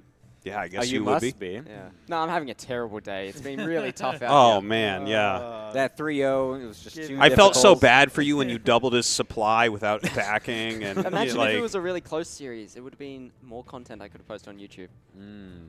You need to start throwing a little bit, my man. Exactly. Yeah. Sorry for the content. Yeah. So, yeah, we're going into Parting versus Theory, which should be really interesting because they probably, my guess is they played the most games out of everyone. Like, literally everyone. Parting has played an unbelievable amount. Theory is always on. They're on the same team. Parting was saying that Theory knows how to block a lot of the stuff that he's doing. So it might actually make this a really interesting match. Yeah, there's going to be a lot of mind games going into this because they'll want to use strategies they haven't used against each other in practice. And I don't know, the way Python was talking about this matchup before, I think Theories must be really strong in this matchup. Yeah. Like, he obviously is really, really kind of on the lookout for some strong plays, I think. Yeah, from what I've heard, if it gets to the mid game, Theory is really strong, and Parting is actually struggling quite a bit. Like, he gets onto the Kree, but eventually you get to a Gaunt count, and then the Dragon comes out much later, and it's very hard to win the game, and Parting has been struggling with that. So can he defend the early stuff? Can Theory get there? That's what we'd have to see. Yeah, and this is actually a really important match. Actually, I was talking to a Laser, and he was hoping that they wouldn't do the loser bracket, right? Because he doesn't actually know what you're supposed to do with Infernal in these situations. I think a lot of people don't actually know what you're supposed to do. The one guy that might know is about to play against the strongest player that we know of. So I think they're going to go home and like study this set and figure out exactly how to break down the rush. Yeah, it's going to be kind of interesting. But I wonder if we are going to be seeing full. So the rules for the thing is that you can switch races between the different maps or whatever, right? So if like there's a certain map that's better for a certain faction, maybe you can try to do something cheeky there. So will Theory also maybe have something like that cooked up in the cards? Will he want to be trying some sneaky stuff like that in the series? I feel like he's played so much more Infernal than the other races. I might be wrong on this. No, that's correct. But I feel like he really chose his race and just stayed with it. Like, he was one of the earliest players that was super high ranked, winning the very early cups. And I feel like every Theory game I've seen since Infernal came out was on Infernal. Yeah, I'd be pretty shocked if he changes races. I think he's going to have a few cheeky builds mixed in there, not just like strong macro or something, but maybe some rushes, even cheeses. I think he's got something special cooked up. I'm really curious to see, guys, honestly. Yeah, well, they are getting ready for the match, so we will be getting into that shortly. While we do prepare for that, we do want to thank you guys for tuning in to the Tasteless TV Showdown. Make sure you follow the channel wherever it may be, subscribe, all that good stuff. Tasteless and the whole team here put in a lot of work to get this tournament together. And how epic is it? I mean, this many players flown in. Artosis flown in? Oh my god. Amazing. The guy talking about himself is flown in? Yeah, it's awesome. I'm like, I mean, the pro gamers, it's great that they're there, but I mean, anyone can play the game. It's really about those of us who can make stupid jokes about things we don't understand. Artosis was flown in. We took the subway. Yeah. People have made sacrifices. Wait, I had to walk outside in this disgusting weather for about 15 minutes? I mean, man. Dude, that's actually rough. That's the hardest part of this, really. I only came here because they got good AC. Yeah, dude. Yeah, exactly. No, it's disgusting walking around in the Korean hot summer, I'm not going to lie. It's very humid, very hot, even at, 9 in the morning. Ugh. It's very true. So, what are our predictions? E-Mini, you first. I feel like Parting is still going to be able to take this fairly convincingly is my overall prediction. I feel like Theory definitely is going to be the one that would know how to deal with his stuff the most. Their teammates, they play against each other a lot. They've been talking. I mean, I heard talking to them as well during some of the downtime that, yes, they do know kind of the stuff that they do. They kind of have some different plans against each other. So I feel like if anyone's going to take some really some good maps here, I think it'll be Theory. So I'm thinking maybe like a 3-1, maybe even a 3-2. I don't think it's going to be a 3-0. Okay. For Parting, but I think Parting's still going to win. What about you, Probe? Fair enough. I haven't beaten Theory yet on the ladder this patch, so I'm not saying I'm as good as Parting, but Theory's really strong in the matchup. Obviously, he practices with Parting a lot. He knows a lot about it. So for that reason, I think Parting 3-0. Nice. I like that. That was my prediction as well. I just think Parting's like too good, and the push he did earlier in his first set, he said that wasn't even a good build. So Yeah, but I that can't was a even liar. imagine That wasn't even the what he's got planned that's that much better than that. So even though their teammates and Theory takes games off him a lot, I'm still going Parting 3-0. I don't think it'll be a 3-0, especially now that I've heard that you haven't beaten Theory here. Yeah. No, that does surprise me because you're a smart guy. So I would think that you. But I was trying to be respectful and play macro. Yeah. So I was playing right into his wheelhouse. Okay, but like that means if Theory can block what Parting's doing, he's extremely good at that next part. So I can see Theory taking a game or two. The thing is, like, whenever Parting is playing a game, I don't ever see anyone beating him at that game, no matter what it is, including StarCraft 2. Oh my god. All right, here we go, guys. We're getting started. And wait Look a minute. at that. He's not Infernal. I said they could switch. I knew it. He didn't even switch, though. He started. I guess, yeah, fair enough. He switched between matches. Now do you guys think it's 3-0? Get out of here. He knows how to make Argents as well. What is going to happen here? Oh, this is going to be spicy for sure. Both these arc ships moving out here to the middle of the map?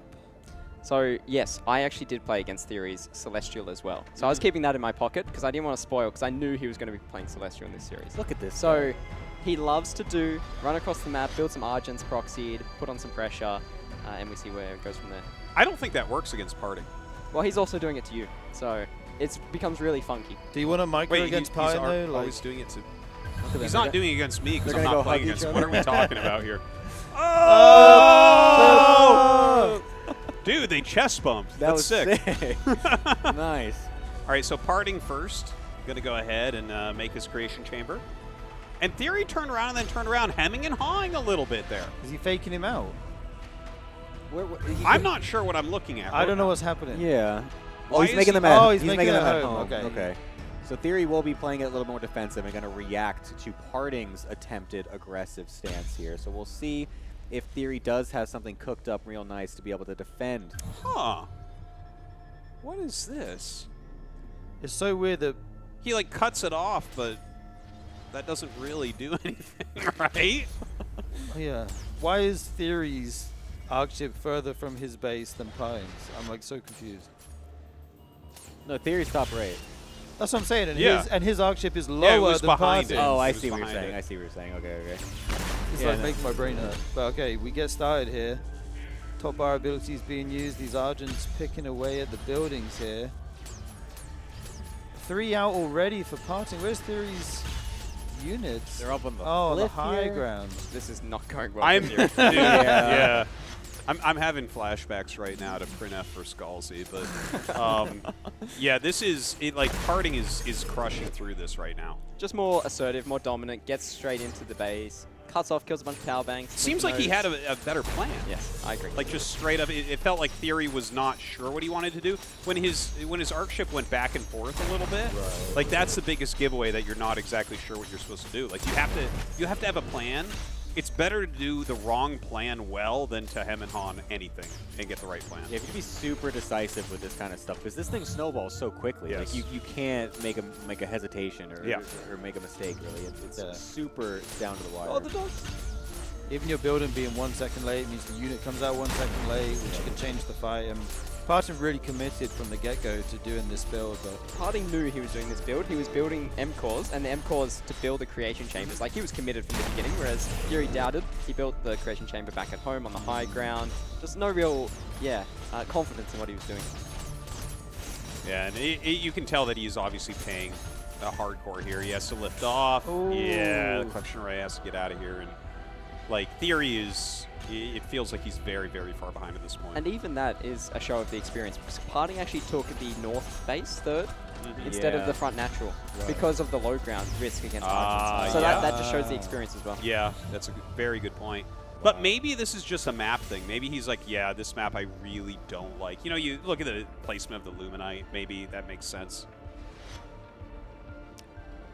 Yeah, I mean, this is going to get really awkward here because now the turret or the power banks are starting to get onto the high ground here as well, and then you can use the top bar ability on them as well to just continually shred away at these Argents over here. I mean, we're trying to get them defensively as well from theory, but I mean, at this point, the creation chamber is also potentially going to get picked off, and then you just have 0 production as theory on the defensive side as well. Yeah, he's just going to have to GG. Yep. Yeah, I mean, he lost so much eco after that collection array lifted, he just couldn't keep up. And he was already behind from losing a couple units early on. So. Not decisive enough. You do have to be super decisive in these situations. It's just choose a path and go. Dude, Pine was like, you thought that first sec was quick and straightforward? Like, hang on a minute, let me show you this. So when's he going to change the build then? Like yeah, we still haven't seen it. Where's the next step? That's the funny part. He doesn't. Yeah. It's actually his best build, and he just keeps doing it, like, don't believe anything Parting says. I don't. Yeah, this is all he wants to win, and win comfortably and dominantly. Yeah. Okay, so he's on his way. Yeah. Does he change race to Infernals? Is that a map thing specific, do you think? Probably map specific. Broken is very tough, so I think Jagged and Broken against, like... so that was the answer for Jagged Maw? Right? No, that wasn't the answer for Jagged Maw either. Oh, okay. He, what is it? Can you just tell us the no, answer? I want to see him to do Keep it. your secrets. I will. But he didn't do it in that game. You know what it's going to be? His theory's going to do something like, that's what it was. That's what I was talking about. If he ever wins, he switches to Inferno. That's what it was. Yeah. Well, we'll be getting into Game 2 here shortly, and I believe you get to choose as the loser of the map, right? No, it's determined at first the map order, but then you could technically then choose like I think the loser is the one that gets to choose if they are switching faction. I think it's actually the winner chooses faction first, and right, loser gets the chance to counterpick. Right. Is that correct? I thought it was just whoever picked. Right. Anyway, we're into the game. It's more important. Oh, and it's Dragon Ball. Come on. Oh, build the second arc ship. Build the second arc ship. Oh, is that the thing? That might be the play. I don't think it is. We'll find out. I think that these two arc ships are on a collision course right now. They're going to do the chest bump again. Oh, never mind. Oh, Parting's winning back. Oh. Whoa. Hold on. What's that? Come on, commit, man. What the heck? Do it. Here it comes. Coming over with the Morph Core here. Yeah, so this is a popular all-in on this map. Obviously short rush distance. Mass Morph Core. Just build as many as you can and go, go, go.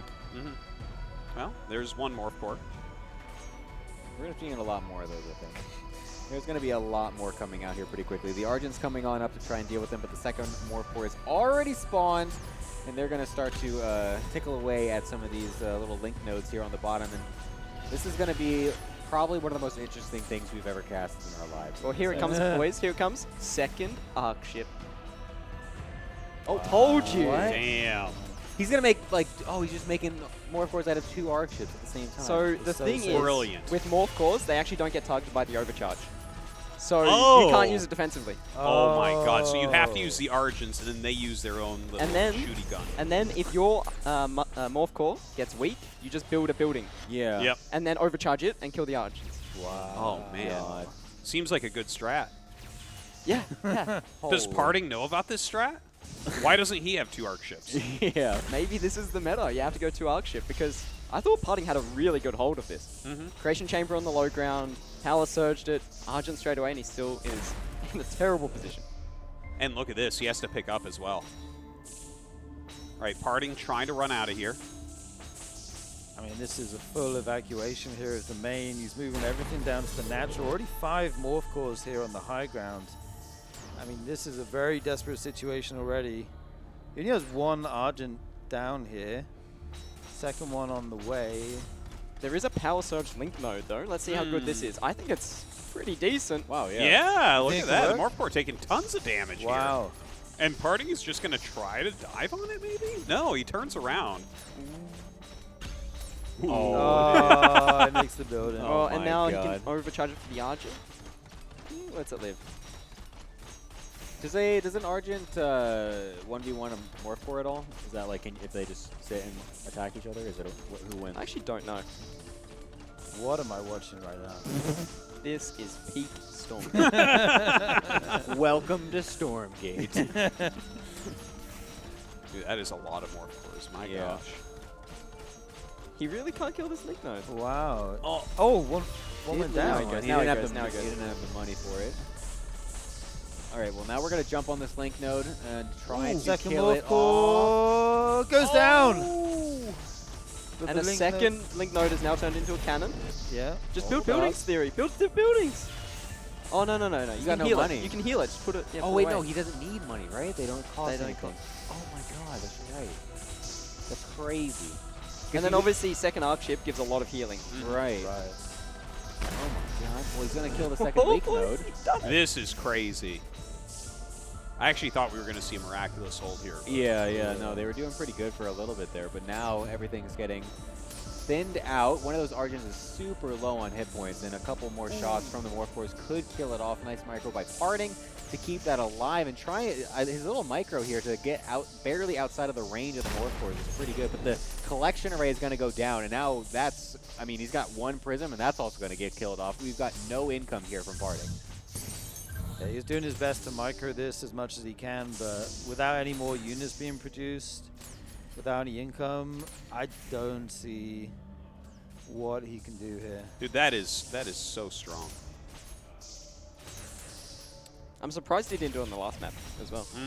Yeah. I think it can be just as strong, really. Yeah, why not? Like, I mean, a little bit further travel, but not that much.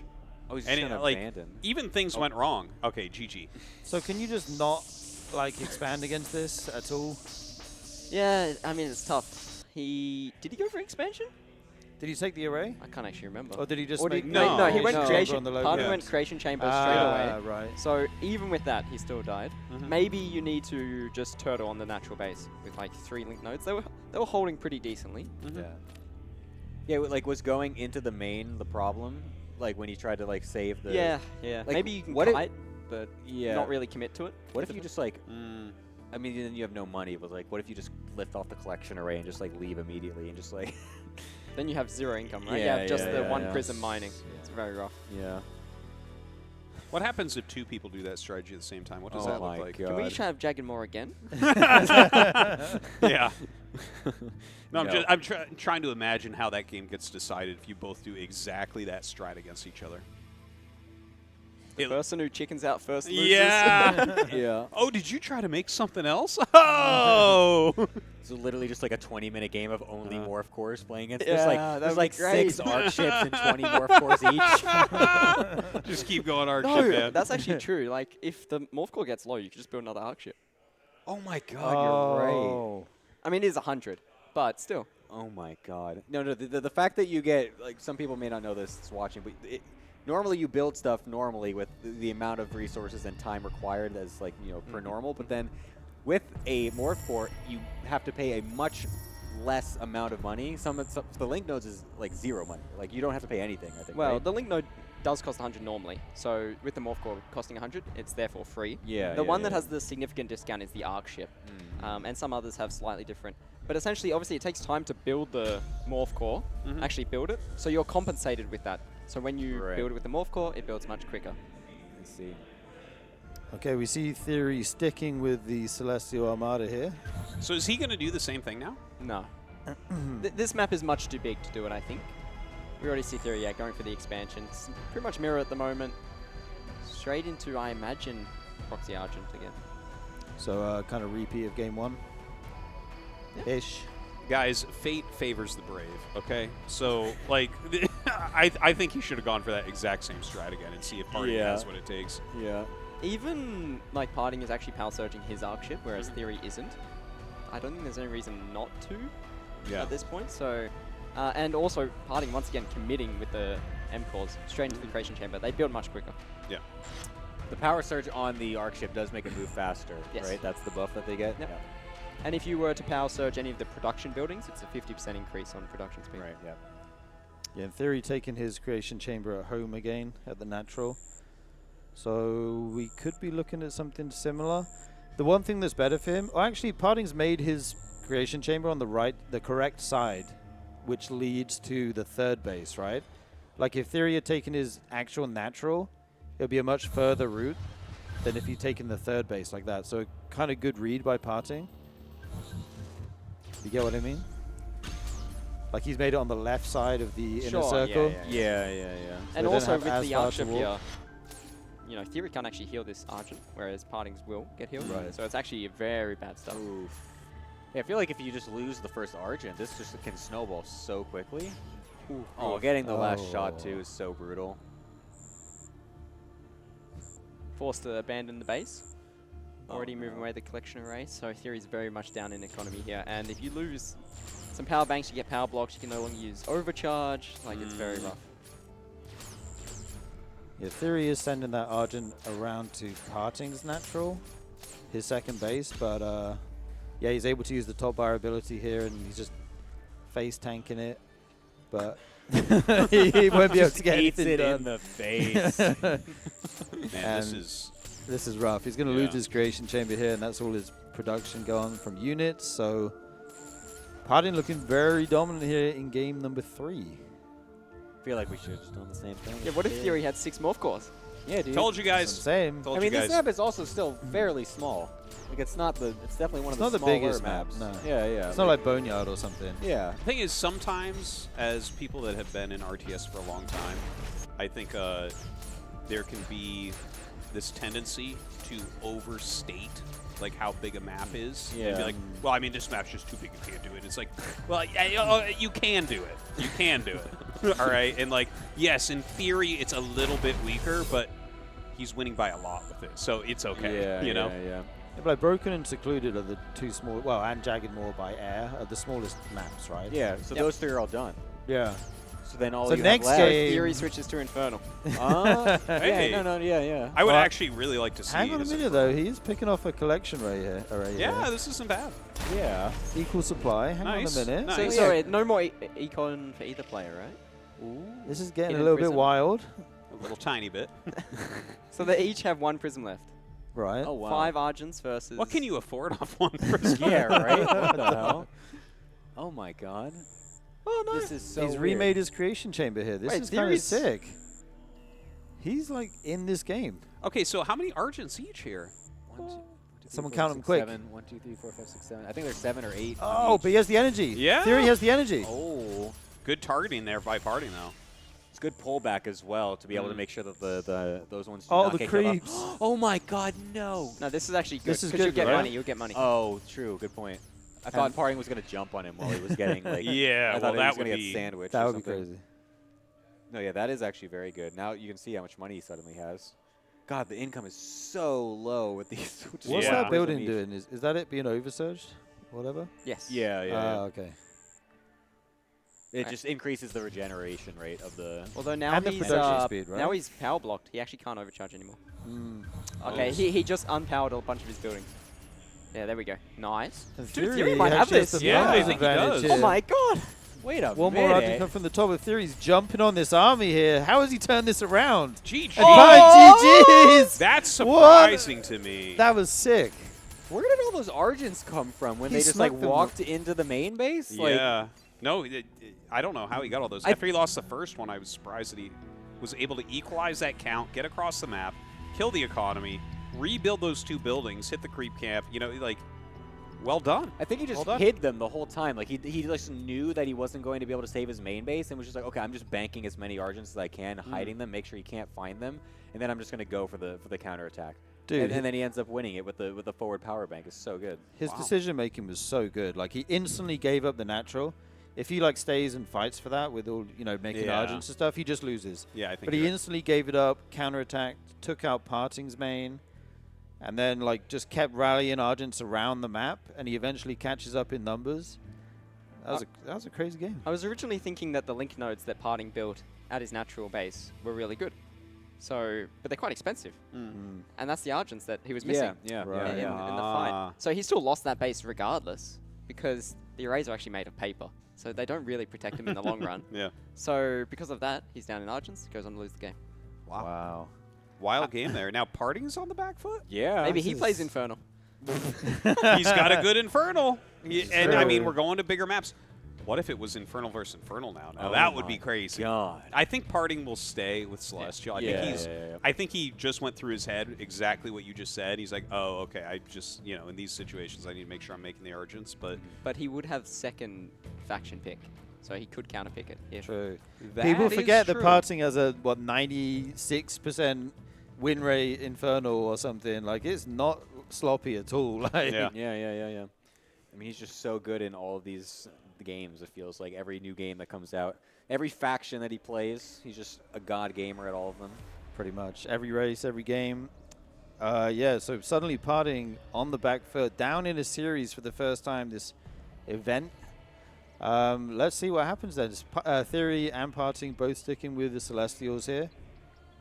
We see the Morph Core moving out to take this base down here. Do you think? Oh, there it is. Oh, the scan tried to catch it as well. It saw Did the it first. see it? It saw the first one. Didn't see the Sees second. nothing. Man. Doesn't see the second. And he's going Collection Array first. I was actually thinking about this, about the risk of this build coming up, that I think maybe you should open Prism, like a Prism opener instead of an Array opener. Okay. Because it's not then as you can go committal. Creation Chamber and Argent straight away, start creeping a bit, but still have an economy behind it. Whereas he's now committed to this Array. The Morph Cores are coming. Yeah. Oh my God.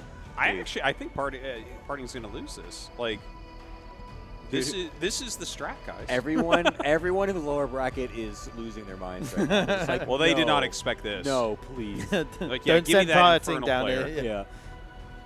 This really makes me worried about what I should do in the next series. Yeah. Yeah, you're gonna have to That's play. actually true. Clem right now is watching Yeah. this.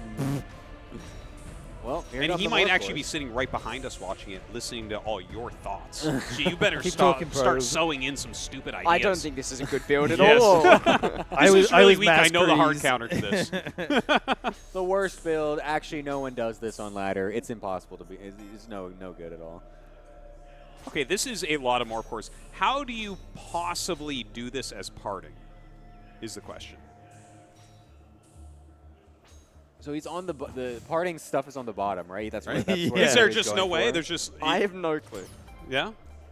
Damn. I think this is really scary. Yeah. Two arc ships, constant healing, overcharge. He's tried to commit to link nodes again, but probably the second one will get up, not this first one. He's forced to. No, he's only upgrading one, so that's about to go down. Oh man. Oh my God.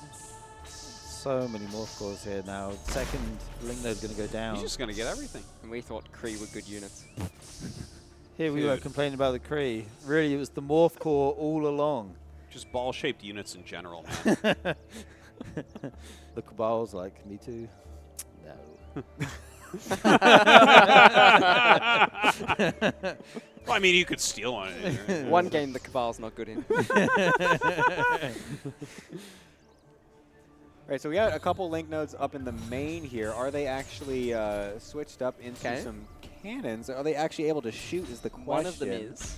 One can. Dude, look at this. Two can. Oh my God, the Morph Cores. Look at the Morph Cores. They're like trying to push past each other. Like, hey, come on, let me get in range here. I want to get a shot. And at this. look at this arc ship micro. Brings them in, sucks up the ammo from these buildings, turns them around. Well, gets the heal on two of the weakened ones that were getting focused. Very nice. Does kill the power bank. Is nice. Does he have to back off, or is he going to regroup and just just kill keep the making Morph Cores? No. Oh no!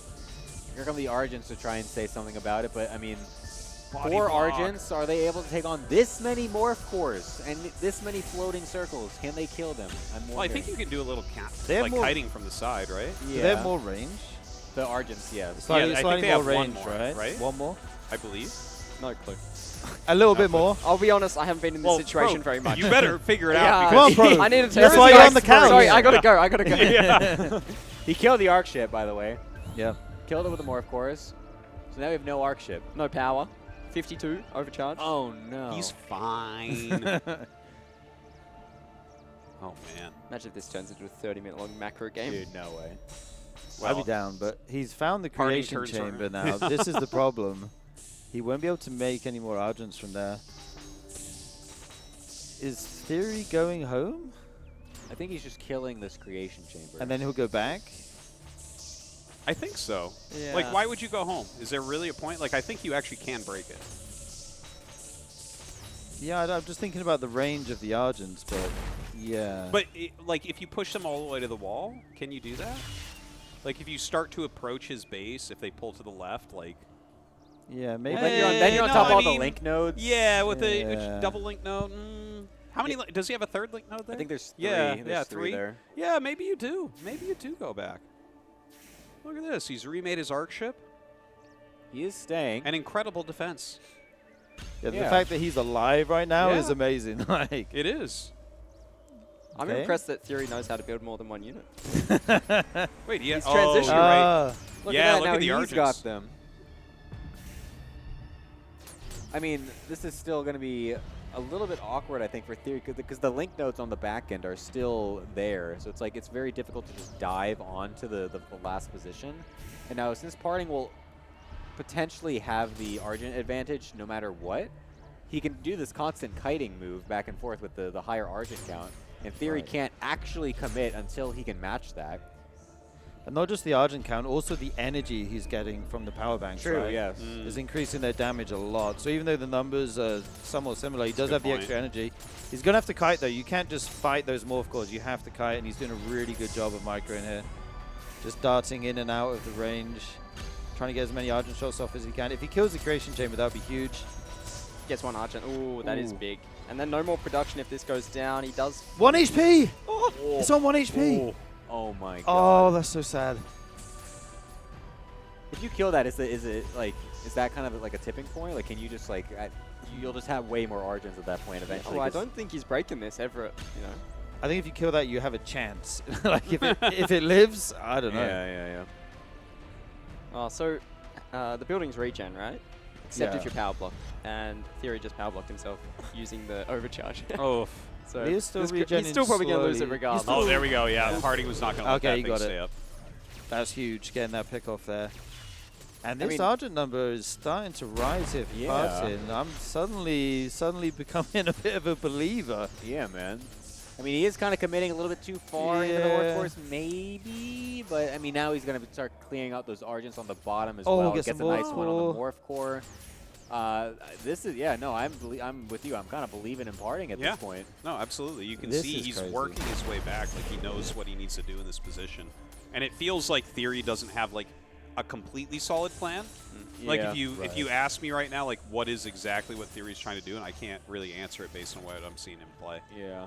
The thing with the Morph Cores is the flying units in this game don't stack properly, so they don't get all of their DPS. Like, the ones at the back, they're doing nothing. They're just bumping into each other. Absolutely. So the Argents become really powerful. Yeah, especially if you're kind of spreading them in a line and then coming in from different angles. Because the Morph Cores have to continually align themselves to try to make a straight line against the Argent straight line. Yeah, and they're a little bit slower, so it's like you can just out-control this. The problem here for Parting, though, is Theory's taken an extra collection array and made 2 extra creation chambers. So his Argent numbers are going to rapidly increase here the longer the game goes. So Parting's actually on a timer to break out of this. Like, he can't just kite forever. He's actually going to have to do something at some point. He's pushing in here. He does have the Argent number lead. There's still so many Morph Cores. Finally getting some shots off as these Argents move into range. He takes down one. That's huge. Getting some good volleys. Yeah. He's like two-shotting these Morph Cores by this point. Yeah. The heals, though, from the Arc ships are huge on all these units. And the energy is doing wonders for Parting's Argents. He's breaking through, He's doing it, like... Slowly but surely, he's doing it. This has been like a 5-6 minute non-stop micro fest right here. Like, Dude, this must be insane. exhausting. Yeah, really. Oh, finally broken. Pushed Theory back. Wow. Now for Theory, Oh, it's but just buying time. I mean, Parting doesn't know about that base. Is he going to check it? Probably not. Anytime soon, at least.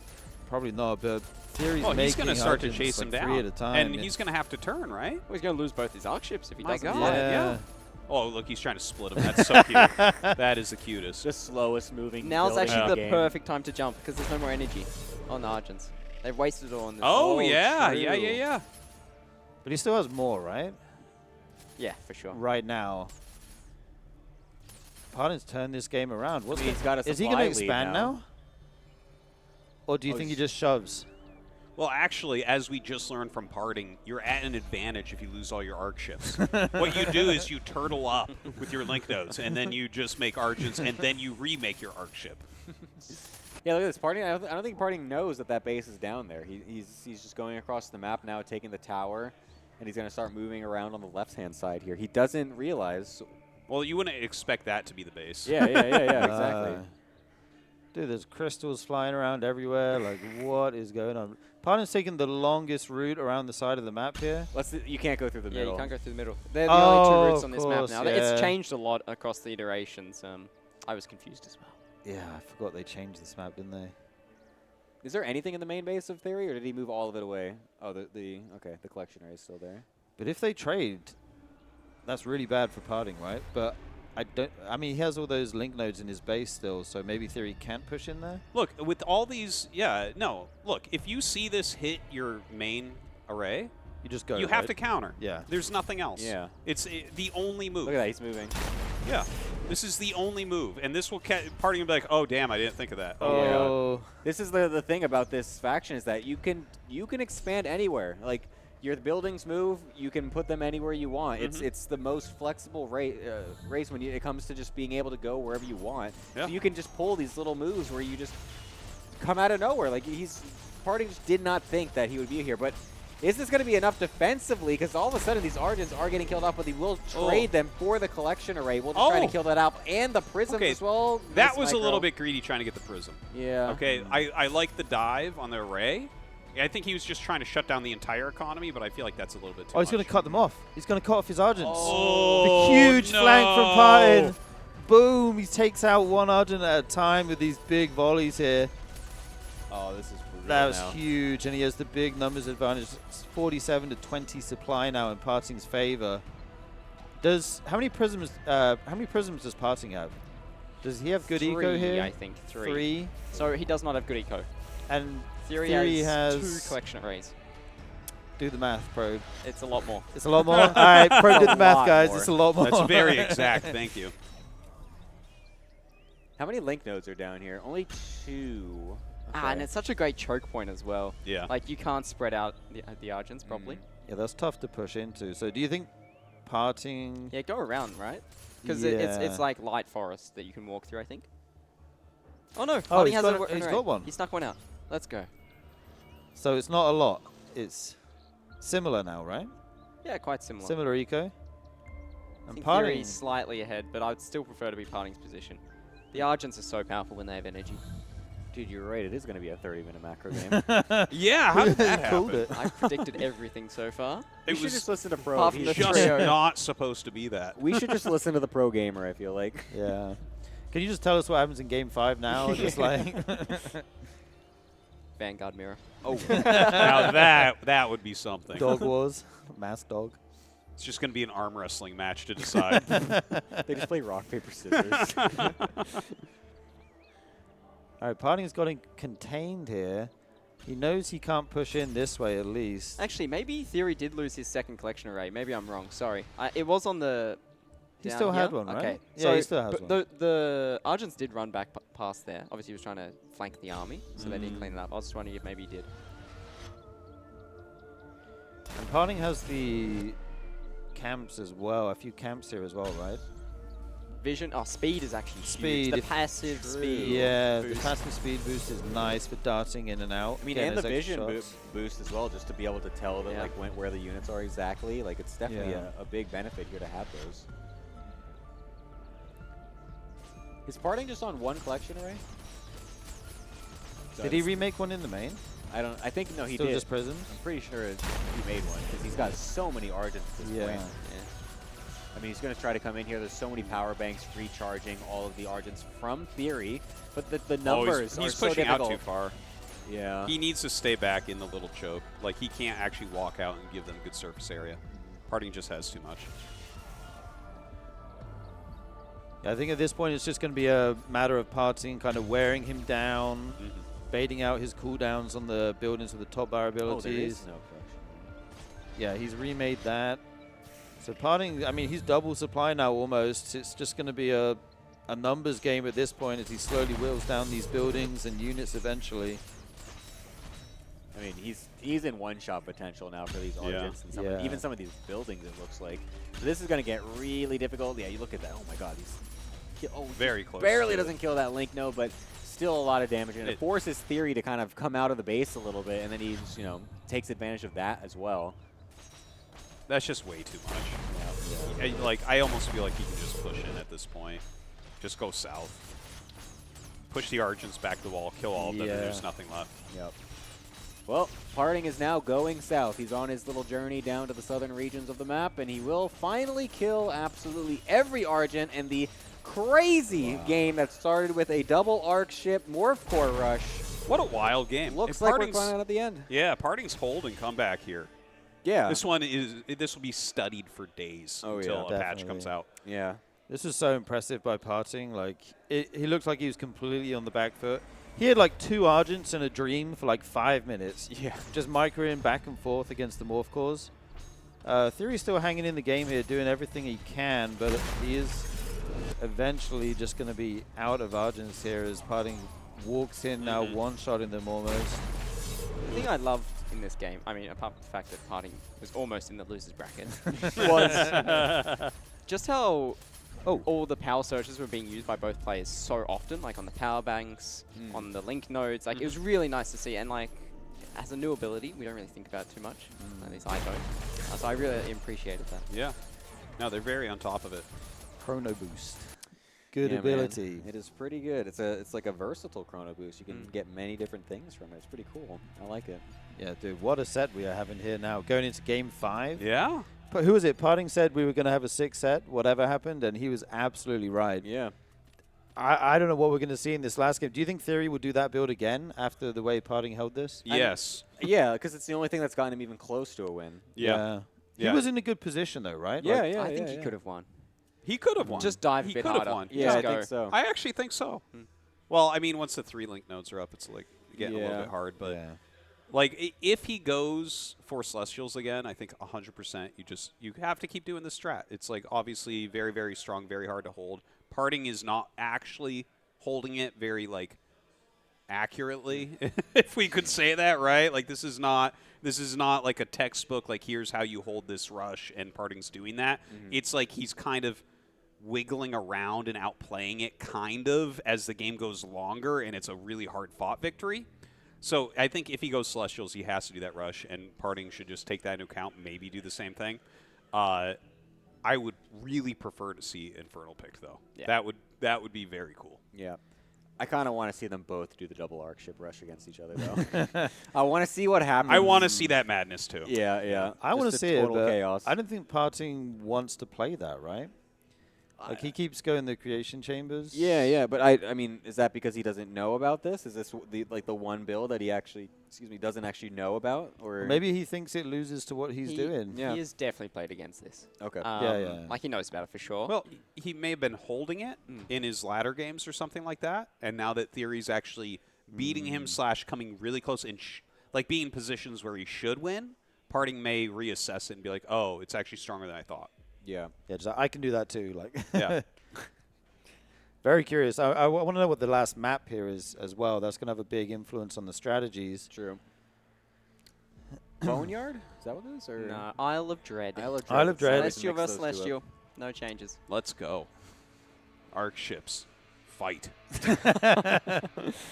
More, of course. Go. What is that called in the MOBA games? Like ARAM or something? All random, all yeah, mid. let's go. All arc ship, all middle. Nice. Seems to me in this game, it's going to be Argent vs. Argent again. And actually, the Celestial game I played against Theory was on this map, and that's 100% what he went for. Okay. So I think we'll see that. Yeah, he's already rallying the Morph Core over to the other Luminite mine there as well. There so he is, locked in. We'll be going for this. Ooh. Parting's, I think, going for a 3rd collection array. Yeah. So 3 collection array, and then we're going to have the very faster Argents coming out for Theory, right? So where did Theory put that down exactly in relation to this? Oh, over here. Okay. Not that close. That is a pretty big map. Yeah, it does take a while to get over here, but I mean, Can he get away with this many collection arrays this fast? Yeah, I think he can. I mean, the travel this distance opener? is so much further. Yeah. Theory's going to commit to probably 2 Power Now- Surge Creation Chambers. And correct me if I'm wrong, but if Theory had done the same strat we've been talking about, he would kill Parting right here. Yeah, probably. Yeah, yeah. I'm just, I don't think I'm particularly smart for noticing how strong the strat is after watching someone else do it. But just saying, it would have killed this. Yeah. It looks like it for sure, yeah. Well, if you hold with triple array, no. Yeah. No, I don't think so. The thing I'm noticing is where Parting's built his buildings, and that's the position that Theory actually wanted to set up his camp there, essentially, with power banks, because you get a really nice arc. Oh, into yeah. the, you know, between the forests. It can be really hard to fight into it, to defend. So I like how Parting's set up there. Well, the Argent's starting to come out now. Another morph core here. That's a third creation chamber as well out of Theory. I believe. That's Parting's second creation chamber, right? I think so. Depends if there's one in the main base, but yes. So it's going to be 2 versus 3, but Parting with the defender's advantage. Who's really the defender when you can bring all the across the map? Well, I think you do give Parting the defender here because he's got one more base, right? Sure. So that even though they have the exact same buildings facing each other down. Yeah. He has the link node as well, right? Yep. So slight defender's advantage maybe, but Theory will have more Argents, which could, you know, be enough here. He's starting to move in, get some good trades. I think part of the problem here is that Parting, like, you could say that Parting is the strongest micro player ever from StarCraft 2, and it would be hard to argue. You might be able to argue it, but he's in the conversation for that. So, like, even if he's going to be down an Argent or 2, in these, like, defensive arc positions where his opponent is the one that has to attack, right? Oh, this is smart. Oh, I love that. Breaking the trees here. So suddenly that choke point that Parting set up in the middle of the map is going to become kind of redundant if he's able. But there is another choke point here at the trees. So Parting has to be aware on both fronts here and make sure he doesn't get caught out, get caught slipping. He's going to have to watch both. Get caught slipping. I do like this little choke point here. This is pretty cool. It's a good old meme. Thank you. Yeah, I think it's been long enough that Parting's eco has paid off now, right? Yeah, I would say so. Yeah, and the thing is, it's going to be a bit before this has to lift off and run, right? So it's going to his advantage there should get slightly exacerbated as well. And the arc ship giving vision, hovering over the trees there is really nice. Like, he sees everything. It's going to force the collection array to move out here, so that's at least some less mining for Parting. But that just equalizes them, right? Yeah, exactly. Right. He already got a good amount from that, so the boost of economy has already been felt, but now it'll be, like you said, just basically even at this point. Well, in fact, because he was mining it, if it overpays for itself, then Parting should be able to get up a couple Argents minimum. I mean, and he's he's the more defensive guy because he has the extra array. So Theory has to attack. So, like, I look at a position like this, and I don't know how Theory is supposed to break or win. Right, because Parting's going to send that collection array down to his third, and then he'll get the eco back online, the eco advantage back online.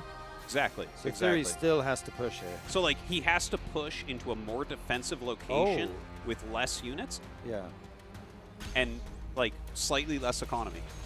Is there any way Parting can get a link node, like, further closer to that? You know what I mean? I think it's going to get picked off by the Argents if he I tries. don't think you need to anyways.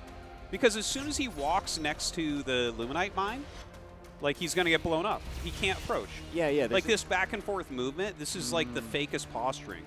Right. Yeah. It's like when the gorilla charges at you, but there's glass there, you know? I was just thinking, what if he used the morph core to take down, like, another tree or two, and he makes another one to attack his other collection array? Like, he makes another link node. Oh. Like maybe you'd want your own link node then? I'm not sure. Maybe you don't need it. Maybe. Maybe Parting just throws his own down at that point. Well, we do have some of Theory's units going to the bottom side. I think they caught wind of the collection array, and that's actually now pulling Parting away as well. Wait. Oh, what's happening? Parting is saying something. Communicating in a different I language. think he might have. Oh, is he bugged? Oh no. got the ping something bug? happened here. Yep, the ping. Something happened. I think his keyboard is like stuck or something. Stuck on the ping menu? Yeah. Oh. I think he needs to alt-tab a bunch.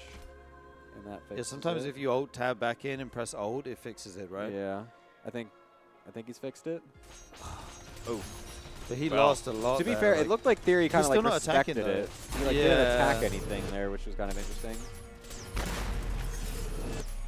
Anyways. I think I hear Parting yelling. Is I that think- Parting? No, that's the Korean commentators. Oh, okay. Oh, shit. We should be yelling, guys. That's why the Korean commentators are always better. Now, this is a frustrating thing for both of them. Yeah. Because, like, as Theory, you're like, okay, I made this actually. He made a very good move going to the south. Yeah. And so, like, if it is a legit bug and it's your teammate and friend and stuff, you're like, oh, man, like, you know, this could be a legitimate win for him with a great tactic like that. And then also it's like, okay, well, hey, was this, you know, just Parting getting unlucky as well? Because that also he lost the other collectioner at the top as well. Yeah. When Parting was going back down to Exactly. defend, he lost all of them. It looked like he couldn't move his army for a little bit there, and he does lose Yeah. 2 arrays because of it. Yeah. Or is he stuck again? It looks like it. What is he doing? No, it looks like his stuff is just kind of stuck there. Yeah, he is moving through the trees now to kill some buildings. I can't tell if those are just on following an earlier command or if they're being controlled the way through his there. army is moving is not how Parting normally moves. Right, you're talking about the best control in the game, and it's looking a bit weird. Just suddenly become possessed. Just forget how to micro. Start microing like me, just like.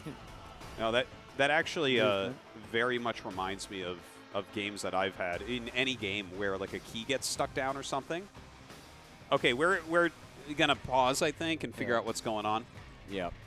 All right, so it looks like we did have a bug there. We did have a bug. Yeah. Oh, that's rough, man. That because Yeah. like Parting definitely had an advantage, and then Theory did make a very good move, Yeah. Right. which was gonna make the game very interesting again. So, but I mean, if it's a legit bug where you're losing 2 arrays, you can't force that, right? Right, Like so. yeah. But I feel for both sides. That's Yeah. because the game was actually quite interesting at that point. Yeah. No, I think the move to go to the bottom was absolutely correct, and he was about to actually like even without the bug happening, I think he still swings that to an actual playable spot.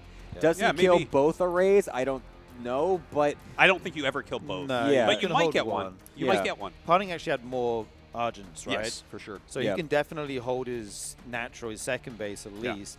And then the question becomes, they're both on 2 base, but did Parting's third pay off enough for him to have a substantial lead or not? But I don't think you can say either player had like a decisive advantage. I think before the attack to the south, Parting 100% is ahead. The Yeah. attack to the south was a very interesting tactic. Parting was clearly going to move some army down there at least. We don't know what would have happened, right? So, like, the thing is, I think in a tournament setting, you know, as someone who's played tournaments as well, like, you can't give someone a game like that. Even if they're ahead, you can't do it. You like, if there's a bug, you gotta, in my Right. opinion, you replay it. Especially as teammates. Yeah, well, I mean, just especially as, like, just the way competitive atmospheres are. Like, if it's not truly decided, just replay it. Yeah, I agree. And, well, hopefully the decision doesn't come down to the players themselves, but the TOs, and we'll see what happens. Alrighty, we're going to go to a quick break, guys, get this all fixed up, and when we come back, we'll tell you exactly what's going on. We'll be right back.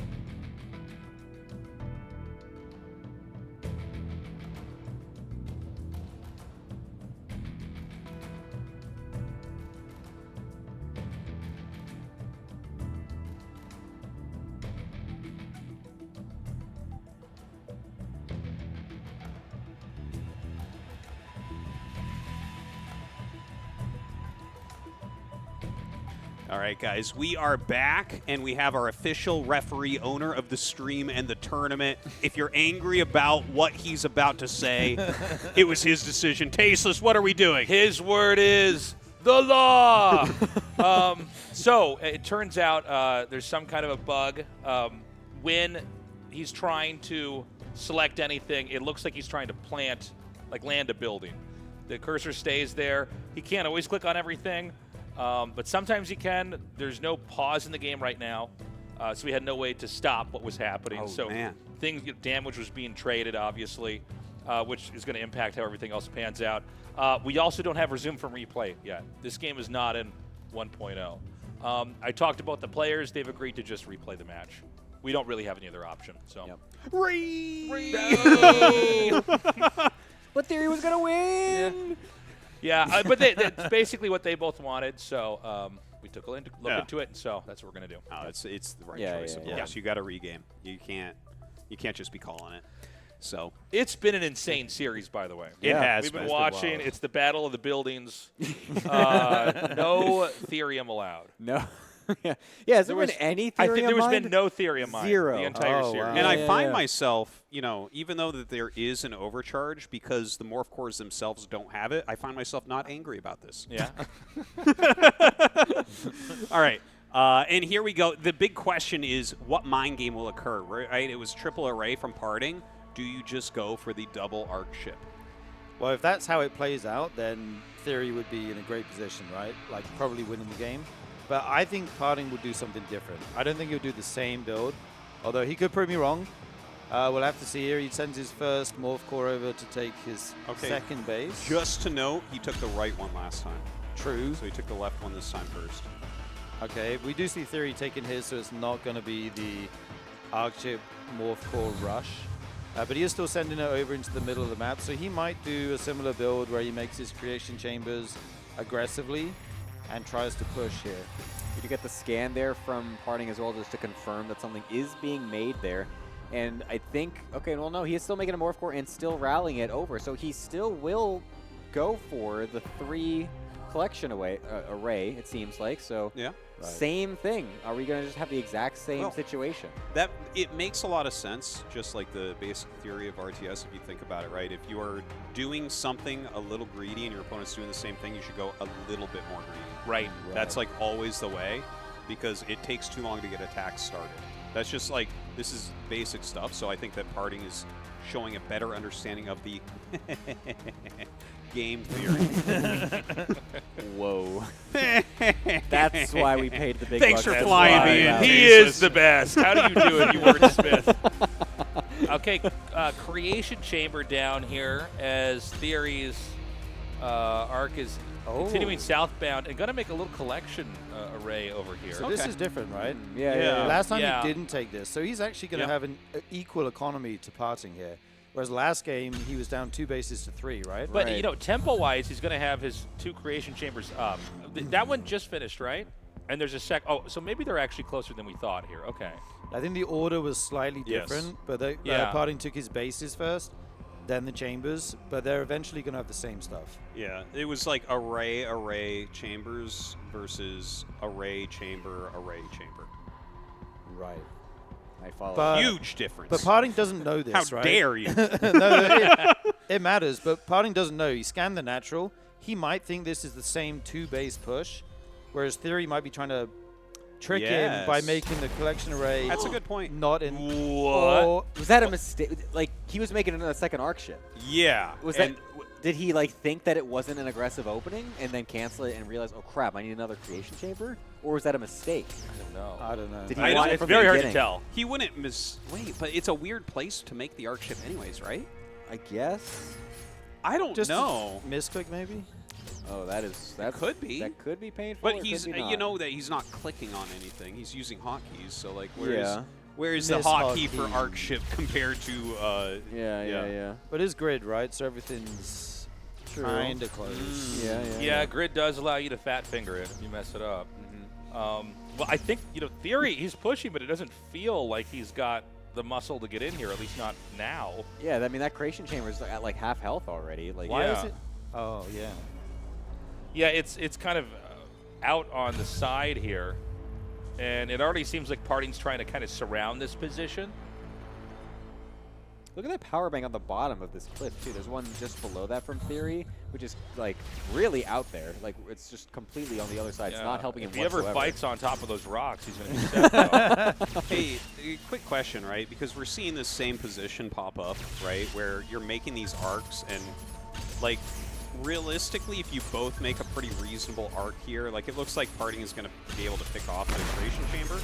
But, like, if you both make a pretty decent arc, how many Argents do you have to make before you can change tech?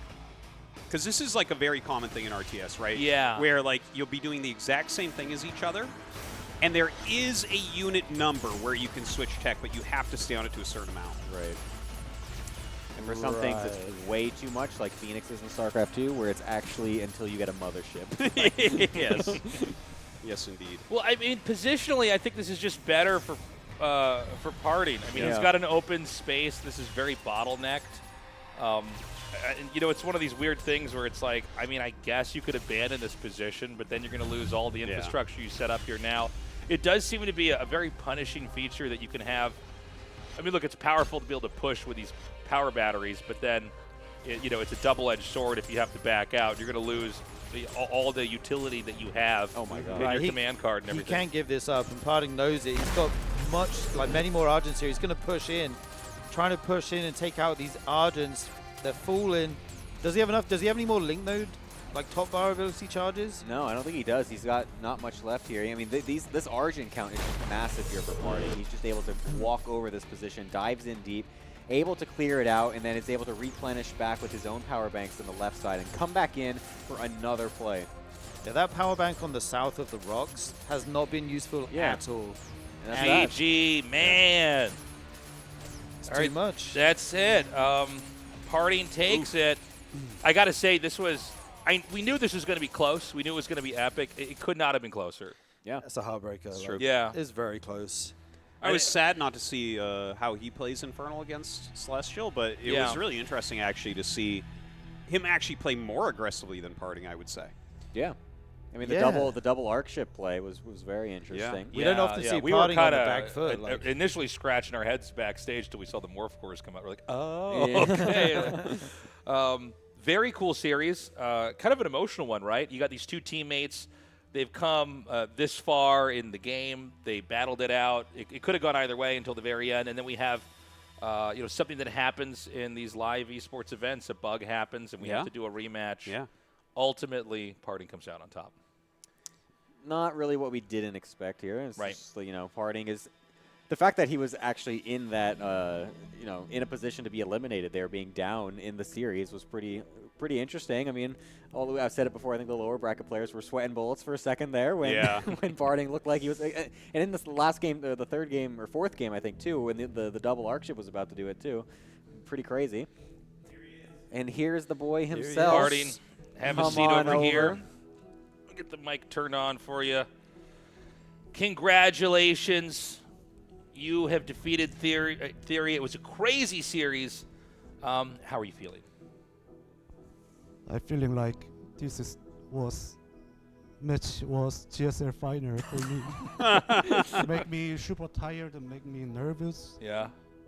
You know, the match are very close. The game, the game contents. Oh yeah. Yeah. Oh yeah. So. look for him for the translations. His screen is 10 times better than mine, bro. So, yeah, I'm very nervous and. Well, congratulations. Are we correct in that there was no Therium mined in that series? you got to use the microphone to talk. Sorry. Sorry, what did you say? It was only Luminite mined, right? No Therium. Yeah. Have you mined any Therium in the tournament so far? Oh, good. I don't think he had. No, he didn't. No. Literally I don't zero. think so. How many resources do you think are in the game? I don't know, actually. I don't know. But yeah, this is so hilarious. I want to tell you, but the games is can't making the Therium, right? Yeah, you're right. Yeah. Yeah, so so sad. Maybe next match will be Maybe. again. A little bit of Ethereum next game. Celestial again, Celestial, right? It's Celestial versus Celestial next, right? Oh my God. Yes. Yeah. Maybe yeah. no. Again, resource. All right, just Luminite. Okay, yeah, until the Luminite, next yeah, tournament. Yeah. Yeah. Luminite only. We'll figure out the other resources later. Take it one step Keep at a going. Man, that map with all the Ethereum in the center is feeling real stupid right now. I'm curious because he did the 2 arc ship build, 2 arc ship mother morph core rush, right? What you didn't do it against him at all, like, but you lost to it. Do you think it's actually not good, or? Actually, if I 100% my performance, if I did, I can defense easy peasy. But now my focus is not where. A little bit tired and nervous. Yeah. Cold. Cold too? And Oh, it's so no. bad. Little headache. Terrible tournament conditions. A little bit of diarrhea. The whole thing's bad. But why I don't do that? Because I don't want to show about that the little bit weird game. Okay. I want to show for the many, fans. many good. Oh. Yeah, 2 fans, a few, 2 viewers. Then mine some Ethereum. Okay. Good question. If I keep mining the Ethereum, this interview is not me. Very, Okay, well, congratulations on your victory. You are very close to actually winning this entire thing. Do you have anything you want to say to the people watching at home before we let you go and go to commercial? Oh, hey guys, you know what is this? This cross? The tasteless. This is not planned, by the Yeah, way. no. This is just This actually. is totally him. You get to come to every tournament we do now, by the way. I love it. Buy some merch. Yeah. Hope you Limited guys, edition. Yeah. Hope you guys buy more and more. Ask to your mom and grandmother, grandfather. That's right. Get the last 3 numbers on the back of the credit card. And then, subscribe this channel. Yes. Uh, And Athos' channel, Sturgeon channel, Gemini channel. Yeah, guys. Thank you. Party's channel. It's your channel. Baby, thank you. All right, guys, we're going to be right back. When we return, another, I guess we call it a CVC match, Celestial versus Celestials, coming up. You don't want to miss it. We will be right back.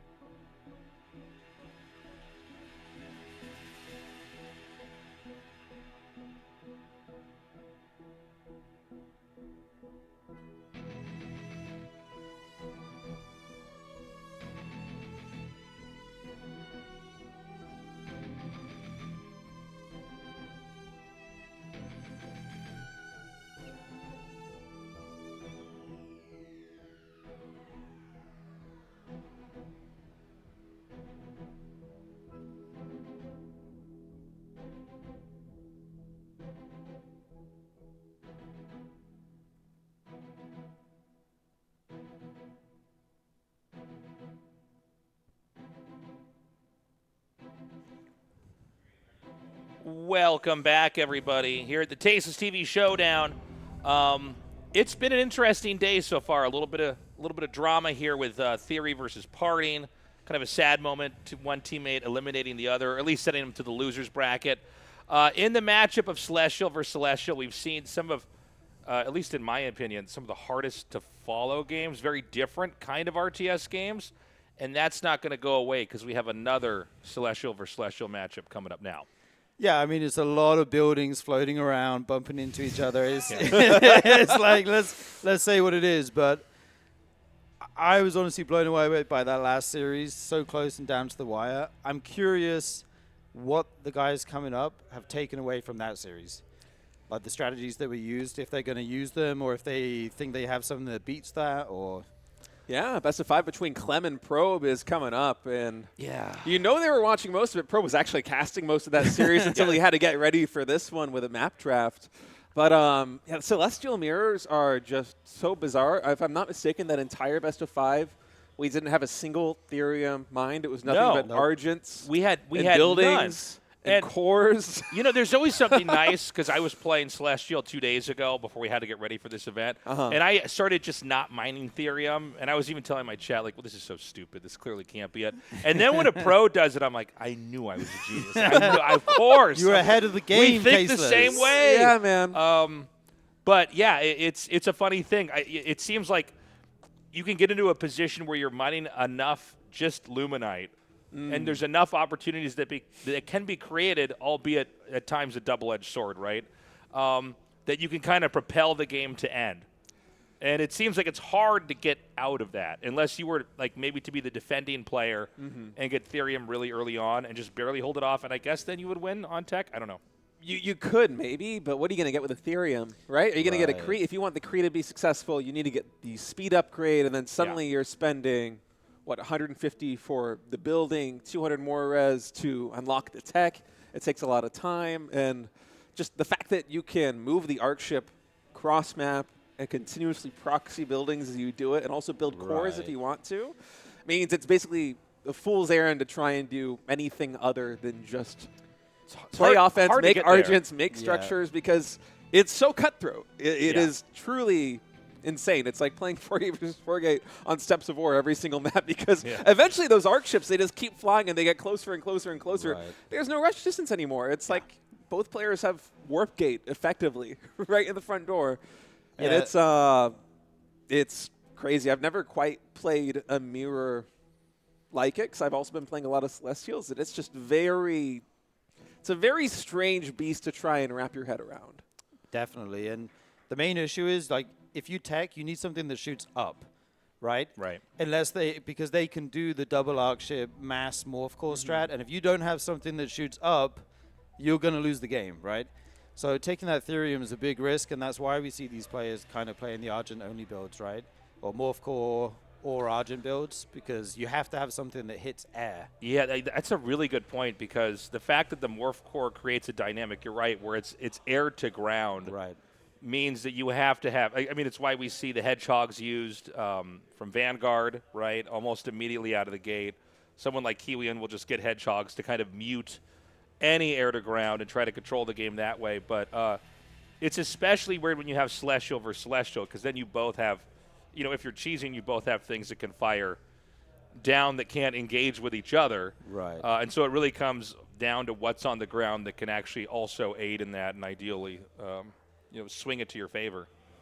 Yeah, so I'm wondering in this best of 5 between Clem and Probe, are we going to see anything? Is either player ambitious enough to try something different, like a greedier defensive Argent opening that could eventually survive and tech up? Because another issue with it is the fact that as your opponent is pushing you, they're also creeping with towers closer and closer to your base. And the moment that gets within range where they can kite back to it and poke at, say, your economy or some of your power structures or maybe your production buildings, then suddenly the snowball effect can really start to build in the aggressor's favor. I don't know if we're going to see either Clem or Probe try and do something else. I don't know. Dude, Probe is a smart guy. He is a theory Yeah. crafter. I think if there's someone who's going to find like an alternative solution, it could be him possibly. I think Clem likes to be aggressive and micro a lot, right? So I'm not sure. I think maybe we'll see something different from Probe. But honestly, like at this point in the game, I'm not sure. We just have to see how it unfolds, really. I feel like a lot of this is going to be down to how fine-tuned the openings are. Because Celestial's so strong, if you kind of know the exploits and you know the rhythm of where the game can be if you play the opener correctly, I think there's a world where Probe just wins due to openings and kind of cheesing. And I do think, big picture, and this is like not a controversial statement, I think Clem is a better RTS player. I think if we make these guys play against each other for a couple months, I think Clem is going to win almost all the games. But right now, it just seems like Probe has a little bit of an edge. And even though Clem's looked strong today, a lot of it's kind of him figuring things out in real time. Yeah, and Clem, although he looked really strong in his first series, it felt like it was mostly his mechanics that made him look good. I mean, it wasn't quite so much the theory of playing Stormgate or playing Celestials. He didn't know that the collection arrays could fly after they had landed, for one. And I feel like in this kind of matchup, while mechanics are very important, Probe, he's not going to be a slouch on the mechanics. He's going to be able to micro nearly as well as Clem will at minimum. But in terms of theory, I feel like he has a lot more experience with the game. Yeah. And I feel like he's probably going to be able to navigate the more technical parts of the build order and the offense and the defense should the game go down that pipeline of just Argents and proxy structures. I give the edge to Probe absolutely, despite Clem's mechanical advantage. For me, I think if I'm Clem, and if I think I'm the better player mechanically, playing the same strategy is okay. Because you're both going to be making the same things, and it's just going to be about how well you hit your macro cycles, how well you micro the Argents in and out of range and get your shots off and stuff.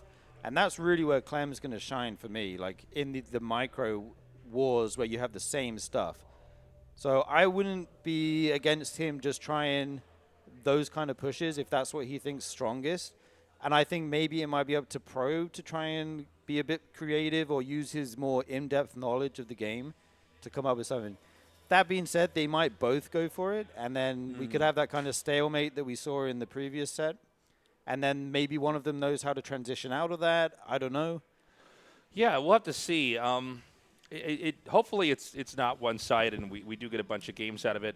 We're going to throw the brackets up on screen real quick and get you guys updated on where everybody is so far in our tournament.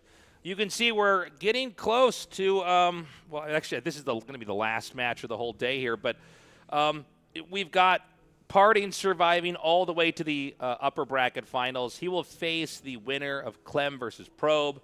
And then tomorrow, we're going to kick it off with Elazer versus Miggy and Kiwian versus Nightmare. Of course, the winner of Kiwian versus Nightmare will face off against Theory.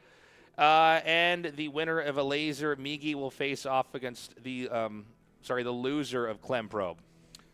Yeah, a lot of Celestials there in the upper bracket. Yeah, the flying building guys are doing pretty good so far. I hope you like. I hope you like Luminite only games and flying stuff. And we do have one Vanguard mirror, Kiwian Nightmare, right? So that should be really fun, actually. That would be very interesting to get to see one Vanguard mirror, see how that's looking on this build, because we haven't seen any of those today. So I'd like to see what like the latest meta is there. And then the winner of that will go on to play Theory. Do you guys think Theory is going to play Celestial or Infernal against a Vanguard player? Celestial. You think so? Without a doubt, yeah. I feel like that matchup is probably the one that is the most imbalanced right now. It feels like Vanguard does not have a lot of options. Yeah. And there are some maps like, what is it, Jagged Maw, that just seem particularly busted. Like, I'm not sure exactly how you're going to hold. Yeah, I'm just kind of curious what Theory is like practicing right now, right? Because I didn't even know he changed to Celestial until today. So it's like, I'm curious, does he have an Infernal, like, is it up to par in the back pocket? Could he bring that out, if need be, to throw people off? That could be something he could use. But, yeah, you're right. The Celestial matchup seems pretty good. Yeah, I feel like Theory's just going to pick whatever he thinks is going to be best then and there. And I feel like against a Vanguard, most likely it is going to be Celestials. But he's a very brainy player, and I'm sure he has a more unique approach to thinking about the game than we do on the couch or people watching at home. So maybe he would come out with something completely out of the box. We'll have to wait and see. Yeah, also preparing 2 races is very difficult, right? Yeah. Like if you could say, oh, I'll just play all Celestial, that's like literally half the prep that you need to do compared to if you say I'm going to prepare Celestials and Infernals. So that could go into the decision making there. I think you're right. I think he'll stick with Celestials, but I wouldn't mind a cheeky Infernal game thrown in there on certain maps, you know, like if he has a strat in mind. For variety's sake, I would like to have like a couple more of the different matchups here. But look, I mean, when you get a new race and they have especially a feature as unique as what Celestials have, being able to float your primary structure, being able to not just expand everywhere, but push from any kind of direction. And make rushes that we've just never really seen before. I don't know about you guys when you're watching, but for me when I'm watching, and I'm sure it's true for the people at home, it's a little hard to even wrap your head around the fights. Right. Sometimes, and like what the pacing is supposed to look like. Sometimes who's ahead exactly. But we're having some very different games. But with this being this crazy, it does seem like, at least for everything we know with Infernal and Vanguard, they don't exactly have the tools yet to deal with it. It's not like any other RTS game. Yeah, I feel like Infernal, especially against Celestials, seems to have the better shot, whereas Vanguard, it really has felt quite shaky so far today. But Kiwian did show some really good games. I'm curious to see how he's going to do later on in the tournament. Yeah. And also just going back to talking about how different the Celestials are, one thing that I don't think we talked too much about today, but I just really like as a design aspect of this race is the whole prime structure concept is really cool. The fact that, say you make all of the units, or all the structures that produce Argents and Kree, and you can select one individual structure to be the point where all of them warp in effectively, I think is just such a cool concept. We haven't really had people play with that too much so far today besides, just having one proxy to the front. Yeah, some kind of everything there. Pipeline for your proxy, yeah. If we get some more macro games with Celestials, which fingers crossed we will eventually get some more macro games, I do hope we see some cool plays, like some of them proxied in different corners of the map, or having, one of each production structure in each base where you're mining. So say there's like a raid that comes in and someone's trying to harass you, queue a bunch of the Argents, have them pop in your natural expansion or your main base when the army isn't there. There's some really cool plays that you can do with Celestials. I love how unique they are, not just in terms of the macro, but in terms of the way their production flows and everything else. Absolutely. It's a lot of fun. Guys, we're going to be going to a short break here. When we come back, we're going to continue, or at least start the series out. There seems to be some kind of a delay. Go to TastelessReds.com, check out our merch, and we'll be back as soon as possible. Bye-bye.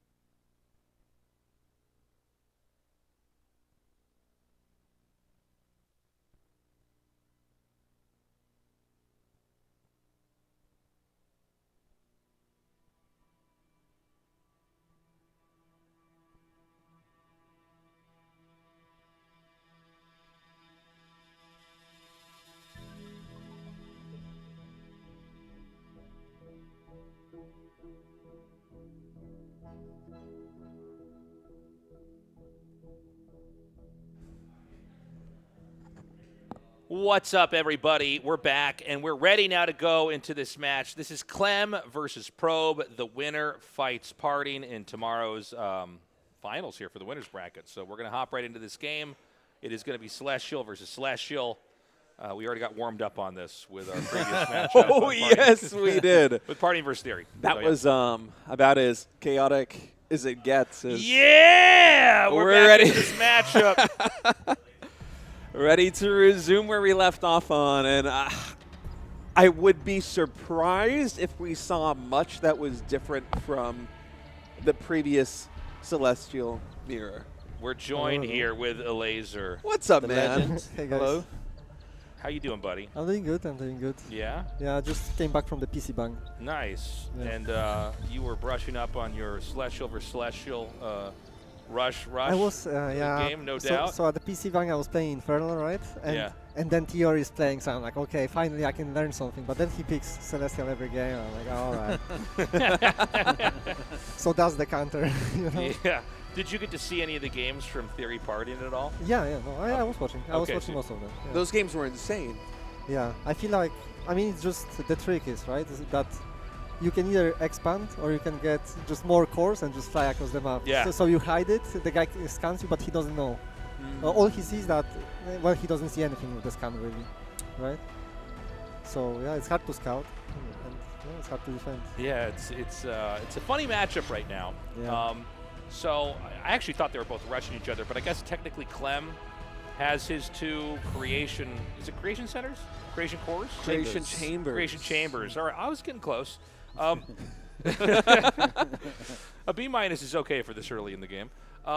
So yeah, he's got that set up there, but it seems like Probe has ambitions to actually advance. So I think he had one building to spawn here, but I think he's making a second one, and I think he's probably going to try to use the closest one as a pipeline to funnel everything through to try to attack, right? Right. We see both players going for a collection array followed by two creation chambers, probably going into Argents here. Probe is a little bit more offensively postured in the middle of the map, so we might expect some aggression from him. It is going to allow him to take this vision camp, which will be very nice for him, and then he can even fall back to take other camps or to decide if he wants to push. So we'll see Clem being a little bit more defensive here with his buildings in the beginning of the game. The vision camp, I think, is better because it gives you 100 gold, and also this vision camp here gives you vision on the high ground. So you actually, like, if you want to attack, you need this vision camp basically, because you know going up the ramp without vision is kind of rough. But here he exactly sees right now that he has 4, whatever they're called, Ardents. No. Argents, yeah. Argents. Okay. I think it's quite difficult to attack up this high ground though, right? Even with the vision. I think but I mean you can see he can poke, try to get something down. That's the wall score gets caught out. Oh, that core's going down. It goes down. Big win for Probe to start things out. And yeah, it is typically hard to attack, but I think Probe is hitting a spot where Clem wasn't necessarily prepared for him. There's no power cores down here, so his Argents won't have any assistance from the base defense, and Probe, oh, he sectioned Clem off between the main and the natural expansion very well, and he can start building between these two bases. And basically the starting location here is not going to be very defendable. It seems like actually Clem is inched in here. He's kind of reclaimed his position, but obviously the threat is going to go on. I don't think that Probe is going to slow down here. Now, this is a scary fight. I mean, they have exactly the same amount of units. I think Probe has one more right now, momentarily. Yeah, I think there's a little bit better surface area for whoever's not on the ramp, basically.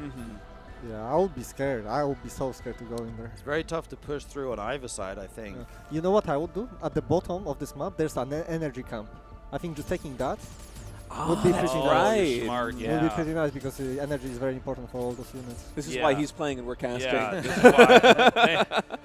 Yeah, that's actually like such a good point. He could just go down there, basically like burn out his energy, go in there, and recapture that. I think I don't know how much he starves with the energy with this. Like I don't play this race, so I'm not sure how important it is because it looks like very important. Yeah, but look, like he has a lot of energy and the batteries also are healing him up. So I don't know. But also the energy camp, it gives you I think global energy boost. Really? Once you capture it, you get a small global like energy right boost. now, every single camp units, gives you a global boost. Right. So like healing camp also gives you a global like health regen boost. Yeah. So the camps are pretty nice to get, obviously. Probe has so many Argents right here. Yeah, Clem does have that health camp. Here they are. Oh, that's a big Oh, man. He's going to go around. And he did not see that with the Selnaga. And it seems like it's the right amount. Like it's enough that it can do a lot of damage, but it's also, he has enough at home. I think he's okay too. I feel like Probe should sense this. He should know that they're both building Argents right now, and he saw a very small force for Clem on the defense.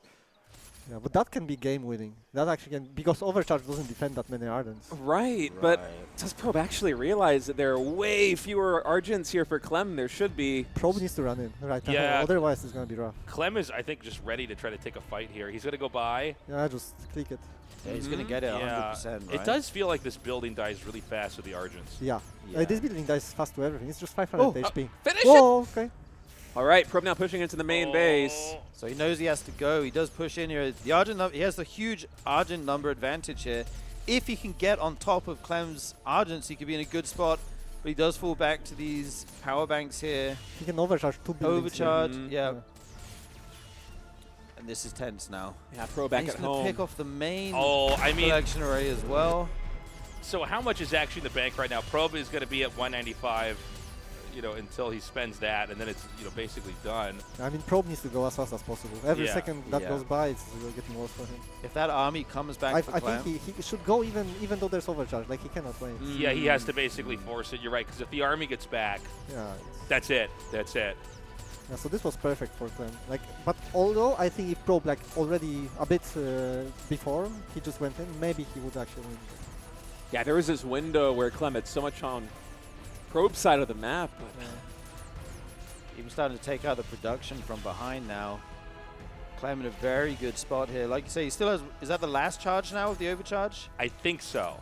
So you never know. It's 3, right? Eventually, we'll have the technology. They have, even I don't know. When I play with them, it seems like they always have. Right. Yeah. I mean, Clem right now just has 600 more Luminite coming in per minute because of those 2 collection arrays, and so. Well, he's pushing up here. Yeah, but the reinforcements coming in from Clem are going to be. Yeah, the reinforcements should be more than he has already. So this should be the end. I got to say, a really impressive game here by Clem. GG. Wow. Probe taps out. Clem takes a 1-0 lead. I think that actually Probe had a pretty cool start, but I think he just didn't really stay on top of Clem. He got slightly outmaneuvered, right? Yeah. Clem was able to send that army around the map, and Probe just didn't quite pick up on it. Maybe if he poked in and saw the Argent numbers of Clem, he could realize, oh, that's much less than he should have at this point, and maybe he could just dive. But Clem was able to make that move, get those Argents kind of backdoor, and pick off the arrays, and then suddenly he was just ahead in the eco, right? Yeah, that's anytime those arrays go down, it's a difference of many Argents per minute. And so just the fact that Clem was able to maneuver all the way across the map before Probe realized, it's basically game ending. I'm not sure what you do there as Probe from that position if you have your opponent do the runaround on you, because those collection arrays, they cannot escape. They do fly, but they're way too slow against that number of Argents. I think Elazer was right when he said, like, you have to just go, right? Yeah, and I actually think he would have won, actually. Because I think it's a risky move, and I don't even think it pays off, because the guy has 40 Ardents on versus 20 on the other side of the map. If he goes in even versus 1 overcharge, or even a versus 2, I think he still wipes.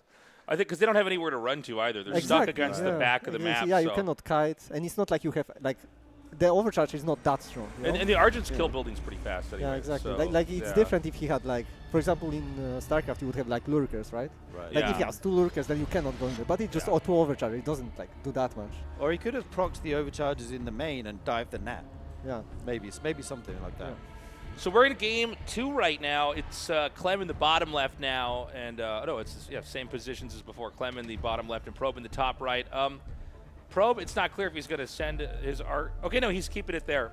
Excuse me. I've seen some games where they get at least a second prism first and then they send this out. But this game's not one of them. Yeah, this is a very interesting mix-up from Probe. Instead of taking the second collection array, which gives 300 Luminite per minute, he's going to be trickling out these prisms, which they are a little bit less cost efficient. As we see Clem doing a little bit of a shimmy there with the Arc ship. But Probe, as a result of this, is able to use his core to get his production building out much more quickly than his opponent. Yeah, I think the idea is because the map is very short. It's like the second shortest map in the map pool. So I think he's expecting from Clem to go like double arc ship, and just like go all in, right? With more cores. Yeah, because it's like one of the strongest maps for it. Maybe that's why like he's trying to do something else, and it's pretty smart. I think it's alright. Like the pylons are not that bad compared to. Oh, Probe, you're crazy. He's gonna try to fight all these. I mean, technically you can, right? Yeah. Sure, yeah. I mean, you could definitely micro it over time. Well, we got the Arc ship coming across the map here for Clem. And we're going to get the Arc ship high five, guys. Get ready. Any minute now. Any minute. So this should be kind of good for Clem, right? If he got the array first. Yeah, probably. but I have no. I I'm don't know like this matchup, in terms of yeah. eco, yes, but can these Argents get something done? Is the question. I guess. Yeah, you can say Clem played greedier and he didn't get punished, right? So he should be a little bit ahead. Yeah, I guess where these buildings are placed, it kind of just protects the whole rush, right? Like everything's right. It's not even like it's at the I guess that ramp that's kind of a little bit below this and to the right. Right. He might have to use an overcharge. No, he's able to keep them alive without that, and he doesn't lose the arc chip. So getting that array up earlier is going to be nice for Clem here going into the kind of early mid game. I'm actually so surprised that Probe is not committing to some kind of attack with these early Argents and is instead now just taking a second collection array. Yeah, I think this was more like defensive play, like really. Yeah, it's just making sure I don't die to like stupid rush. But and now he's just getting gonna get faster farm, faster camps. Although Clem already has the same amount of units. Yeah, it's not that much faster, right? Yeah, because he has 2 barracks. Yeah. So, I mean, he's cleaning up the creeps right now. I do feel like, maybe I'm wrong, but with the fact that he got this all set up in his second base a little bit earlier, doesn't he have the opportunity to now try to do a counter push here with the momentum he's got? Yeah, Clem eventually should have more units than Probe just because... He just recharged all the energy too, right? So. For now, though, Probe, with the nonstop production, I think is just a little bit ahead. By the way, I mean, keep in mind, the range for the Argents, you can shoot from the low ground to the high ground and kill the collection array, right? Yeah. Yeah. And you kill that really fast, yeah. But you don't have vision. Yeah. But the arc ship maybe. But you could arc ship that over there. True. And Probe has actually mined some Therium, guys. He's mined 100 Therium. This mad lad is getting the second resource. It's the first time in 6 or 7 games. What is he doing? He only got 100, but he did it. So what type of upgrade does this unit have? Because I think he's going for it, right? I believe it's a range upgrade, yeah, right? Okay, that's big, yeah. It's the so first of nobody 2 range else upgrades. got it yet, yeah? Does he have the... No one's gotten it. But he's gotten quite a lot of Therium. For a second, it's been so long, I forgot what the second resource was called. Yeah, the Therium. I mean, 200's Wait, where did he get amount. Where did he get 100 from? Oh, it's just 4 trips total. No way, that's... 1 trip is 50, yeah. Damn. Like I just saw the face of a man who decided to switch to Celestials. Seen the light. What the hell? Yeah, it's crazy, right? Yeah, look at that, 200 to 250. I have to mine forever. My instant. So Probe actually shown us something completely different, going for Therium once the game stabilizes on 2 bases. And, I mean, if he doesn't die to an Argent push, that's going to be good for him. If he can get some extra tech out or upgrades, we'll have to see what he's going to leverage this into. He's going for a Starforge now. Okay. Well, that's interesting. I have no idea. Yeah, I've never made that building, but that's cool. You can't make vectors now, right? Is this going to be scythes? It might be, but with this number of Argents, I'm not sure if it can hold on. We're going to have to see some overcharges pop here in a moment for Probe as Clem just pokes in, immediately pops a building, and then backs off. That is a lot of Argents. He has a turret, so he should be pretty safe. Those turrets are insane when they're overpowered, like overcharged or whatever. Yeah. So, but they're also overpowered. Yeah. Okay, he's going for the shot turret. Yeah, he just takes it out. Okay. And now he could just one-shot. Is he just going to target? It looks like he is. How many Argent shots does it take to kill an Argent? Do we know? I have no idea. About that many. Yeah. Look at the dead Argent bodies. Look at that. Scythe. But it's not I don't think it's a counter to Arden, right? Maybe he wants to harass Cost for cost, I'm pretty sure it is. The sides are insane. Are they really? Okay. Actually ridiculous in this mirror matchup. It almost feels like in StarCraft 2 Phoenix versus Phoenix, where if one player just has a sizable amount of Phoenixes, it's very difficult to stop with just pure ground units. The sides, they're very tanky. They do additional damage based on how close they get, and their mobility is their prime advantage, because if you get 5 of these things and move them cross map, they can snipe the collection array, they can snipe the prisms in no time at all. I think it's about, at close range to buildings, I think it's 25 damage a shot, if I'm not mistaken. He's just zooming in here and He's going going straight for this array. Yeah, I mean, it's killing them pretty 25 quick. damage about a shot. It gets more bonus damage the closer it is to its target. So exactly. he sits on top of that array to get max damage. It doesn't go down though, so he's gonna have to get some damage done here to pay for this because he lost a lot of Argents in that push. The thing is with these sides is there really isn't much risk in terms of Clem being able to take them out because they are so nimble, they're so tanky. Right now, Clem is kind of scrambling to try and defend all the different positions, but eventually, once we have 3 or 4 of these sides out, it's going to be very difficult. So we see Clem instead just pushing into the natural expansion here of Probe. He's going right for the throat while the sides are cross-snap, immediately pops a power bank. And now he's going to continue to push forward. Another scythe is going to finish after that Star Forge, but the Argents of Probe are getting one-shotted, and I'm not sure if he's going to be able to hold on, even if the air units come back. I mean, they're so beefy right now. Seems like he can almost one-shot anything he wants. Oh, and with the additional energy, the scythes are actually pretty unkillable there. If he stabilizes here, if he doesn't die to this Argent push, the scythes are going to be really huge. Yeah, if he gets just 1 or 2 more, I think that's enough. And Clem's still not mining Therium. Oh yeah, he's committed to He's like just, this he's, Argent this, push yeah, this is, completely. he's going to ride this out and either win or die. I feel like we're getting to the point where Clem's just not going to be able to kill Probe. And with this many sides out, he can just go for basically enemy mineral line and completely wipe it out in moments. But is he going to do that? It seems like Probe is a little bit indecisive about whether he wants to come back home to defend. Well, he's also using them kind of like Mutalisks almost to catch the reinforcements as they move across the map, right? He overcharged their own building too. He's going to have to come home now, though, as these Argents move into the main base. Overcharge used twice to the natural. So only 1 remaining, perhaps, in the main. I'm not sure. These prisms evacuate. The sides come back. There's so many suddenly out of nowhere. And the beam goes down to give them more energy. And these Argents, well, I don't know. I feel like the Shai should be getting right on top of them. I'm surprised they aren't. But still, that's more than enough size to clean up these Argents, if I'm not mistaken. And some really nice micro from Probe, too, pulling the injured ones back. It is so difficult here with the Argents, especially without the range upgrade, to actually get the kill on any of these. And you cannot reinforce here as Clem. Like, you can't get past that base and the sides again. So he jumps on top of these Argents, takes them all out, and he takes a big supply lead here, and he has better tech. And what was that yellow thing, that aura thing? It gives them energy. Yeah, it's a top 4 ability. Okay. If enemy units are in it, they lose energy. If allied units are in it, they gain energy. It's massive for this matchup, actually. Right. Yeah, dude, this interaction, it's critical. It's everything. And I think Probe's done it here. He's actually pushed all these Argents back. He has more sides than Argents now at this point.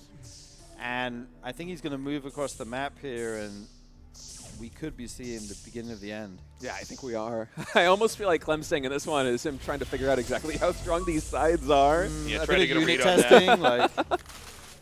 Because he was talking about it. He wasn't shy when he was here casting, where he's like, yeah, I mostly just play with the tier 1 units. I haven't really messed with tier 2 or tier 3. I'm not at that level yet. So this might be his first time really playing that much against the sides here in Celestial versus Celestial. Because I guarantee you, Clem on the ladder, when he's queuing up against, you know, Joe from Twitch chat, they're not getting to the side stage of the game. They are dying straight out, right? Poor Joe. And I mean, this is where he can just come through here and wipe out the rest of these buildings. I mean, we're going to see this game end, I think, in a little bit. I don't think there's any way for Clem to recover. But, yeah, I guess taking a minute to kind of wrap his head around these units. You know, how many hits does it take to kill this off, and what kind of game does he really want to play coming up here? I wonder if he even knows what they do, you know? He's just like, he's just surprised they're not dying, but they have like a massive shield, right? Yeah. Like damage mitigation. Damn, 11 HP on that collection array. Oh, even the arc ship going down. Like he's gonna scratch his head after this game, like, why the hell, like, I'm shooting it, it doesn't take damage. This was such a cool response by Probe, though. We haven't seen any other Celestial do this. Just to be clear, no other Celestial has mined any Therium in the mirror. Yeah. At all. It's very hard to get to this point. Not even in the mirror, just period. Like, he's the first person to do it and say, oh, actually, you can make these units, they're pretty sick, if you hold on and get enough of them out. It is funny, because if you're both rushing each other in the middle of the map, like, one of you guys should be wrong, right? Like, it just seems like you can't both just be trying to attack into each other, but we had a lot of games, where nobody was mining Therium. Okay, so we are going to be, I think, seeing the final fight. There's really no way for Clem to get any more resources here. Yeah? And, yeah, the closer these units are, the more damage they do. I mean, Clem is making a show of it, but there's just way too many sides. You know, Celestial versus Celestial Mirrors, you see Clem a little bit maybe confused. He looks very puzzled.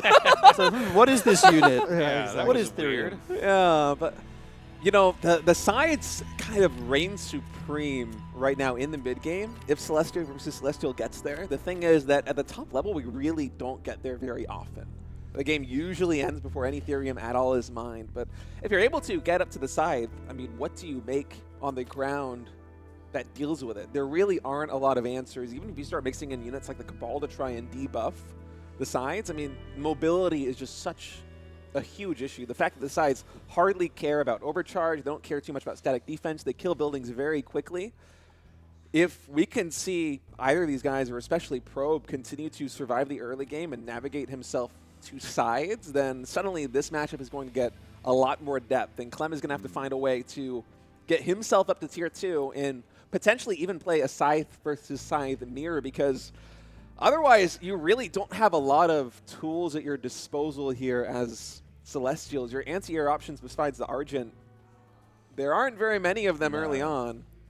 It feels like there might be a window where he can just shove with the Argents a little bit harder.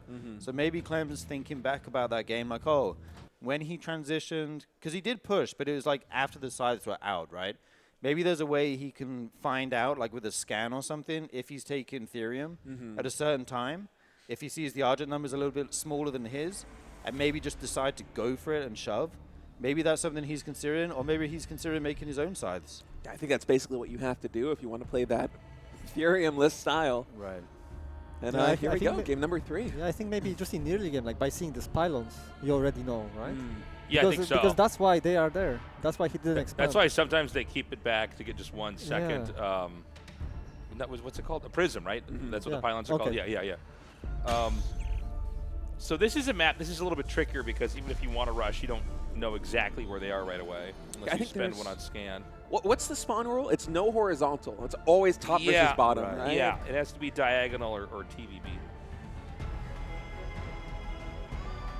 So I guess Clem's going to be setting up a fresh base over there. Are they going for 3 bases? I think they are. I mean, it's hard to punish on a map like this one because it's so big. Yeah, you might as well just power up. And then I guess we find out, can you just get a 4th base right away, or do you have to start to try to develop more? And did they already scan each other, or I didn't catch it. I didn't see. Yeah, I'm sure they must have, right? Right, because they just see diagonal, and that's why they do this one. Yeah, you can't. If there's no horizontal spawn, you only need to scan 1 place. Exactly. You know where the guy is, right? Yeah, process of because if it was close, there's no way they're going for that. Right, it's too risky. So this is going to be interesting. Probe might go straight into sides like a little bit earlier, as it is cross map and a bigger map. Playing that Argent style will obviously be more difficult the bigger the map is. So I'm curious kind of how Clem's going to adapt here. Yeah, the Argent style is also very tempo-based. Usually you try to get a lot done early on with those Argents because they don't scale too well in the mid-game. And so the fact that we're both going up to 3 bases makes me think that the tech coming in on either side is going to be a little bit too much, but I say that we have 2 creation chambers going down. I wonder if we're going to see Kree potentially here. I mean, this seems like the kind of map where it would be good. It does seem like if you're going to be in a longer game, Kree is just a better unit overall. It's just a bit more functional. But they don't shoot up, right? No. So if you go Kree against Scythes, yeah, that would be an issue, cooked, right? But I guess there might be a period where the Kree can do a little bit of damage before the size are enough in number to do it. I don't know really at all. To me, like I don't play Celestial, but it seems super risky to make something that doesn't shoot up. Right. But the Ardents also don't really fight with size, right? Yeah, only really the size fight with the size. So you might. Yeah, you might as well go Kree and just run by and like try to keep super him Zerglings back. or something. Like you can really get in there and do so much damage. There's 4 of these already from Clem. Yeah, it's just going to be Clem straight Argents. I don't think this man is going to make Now, I feel like this shouldn't work, right? But it might. Maybe. Like, in the beginning, I think you have to go Argents, right? You can't just go straight Scythe or Kree or something, because an Argent push will be very difficult to deal with. With 4 of these, I mean, yeah, the Argent push is going to come in and or is he getting a 5th one? Oh my god. Yeah. Wow, okay. So do you have money for this? Like, can you afford 5? I think it's 3 arrays now, right? So I guess he can support it. 5 of them. And That's it's about 10 Argents a minute he can make with the Prism and 3. Probe's moving out. So, like, you know, if those get pinned somewhere, I guess they're both in a creeping phase, although I think Clem wants to clear out the center creeps. Yeah, center is, again, I think it's just better camp, because it gives you vision. Vision is important, and 100 gold it helps you. I love that you call it gold, by the way. Yeah, I use all the StarCraft names. Yeah, all the Age of you Empires called it the names. Zelnaga Tower earlier. I mean, it works for me. I don't know if it works for the viewers, but I call all my buildings like that. You know? Yeah, sure. So the push is coming. Yeah, Clem is committing. You know he's going to proxy at least one more production building, too. We're going to go all the way up to 6, what's it called, Creation Chambers, right? Yeah, Creation Chambers are going to be up. It's going to be very difficult to push up that ramp, but what he could actually do is take the healing camp and then push around the side, maybe. Like he did, but then your reinforcements get cut off. Oh, he's actually trapped here. Can he run around somehow on the left? I'm not sure if it's close. I don't think he can. Yeah, that healing camp doesn't help very much when you're getting 1-shot or 2-shot. Well, I guess this lends itself to a lot of counterplay here. I mean, Probe just probably wants to keep pushing. Whenever you have a push like this, they're also setting up infrastructure. So if you can push over that and just keep doing damage, it's going to be huge. Absolutely, and we do see Probe mining Therium now, so that Scythe transition is on the cards eventually here. Something to keep in mind. I would like to see the proxy chamber, you know, to make army closer to your opponent. Yeah, I was thinking the same thing. Yeah. Maybe he will at some point. Like if you're going for it, you should. I don't know if he's going for it though. I mean, he's building 2 power supplies. I feel like he has to be going for it right now, no? Yeah, but he's so far behind already. He lost so many. Yeah, I don't think there's a world where Clem can, like, battering ram through this position and do anything.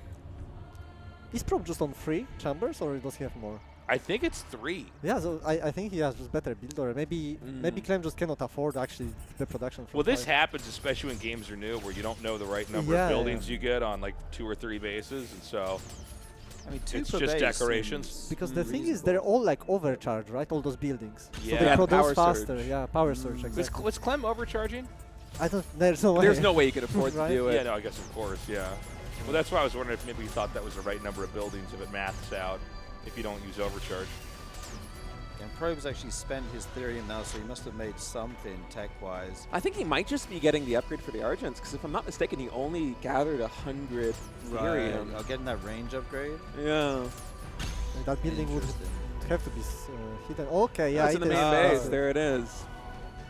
Well, that's going to help a lot in this Argent versus Argent battle, as if Probe needed any help to begin with. I mean, he has so many more Argents than Clem in this moment. Yeah, and all this time he has health camp, so he has better health region, all the units, so it also helps you a little bit. Clem's going to try to run in, but he may end up getting stuck over here. It's a pretty good move by Clem, actually. Probe's army a little bit disjointed. Clem is catching so many of these reinforcements, in fact.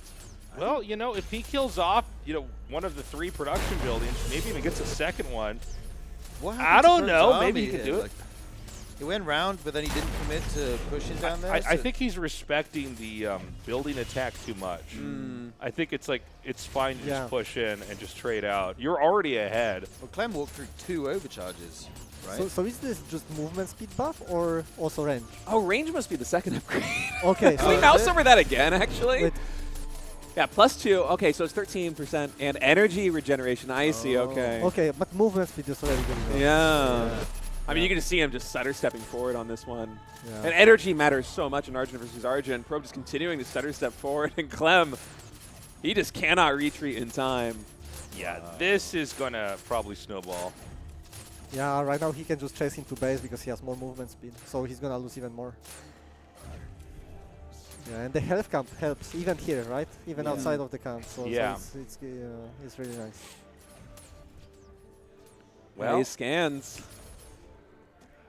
The thing is, even if Probe pushes in, Clem doesn't really have a lot of defense to fall back on because he's been using those overcharges on the front line. Probe may be confused by how many bases Clem has, too, by the number of production facilities. Yeah. He may think, he's like, oh, God, he's way ahead of me. I thought that, you know, 5 bases. Yeah.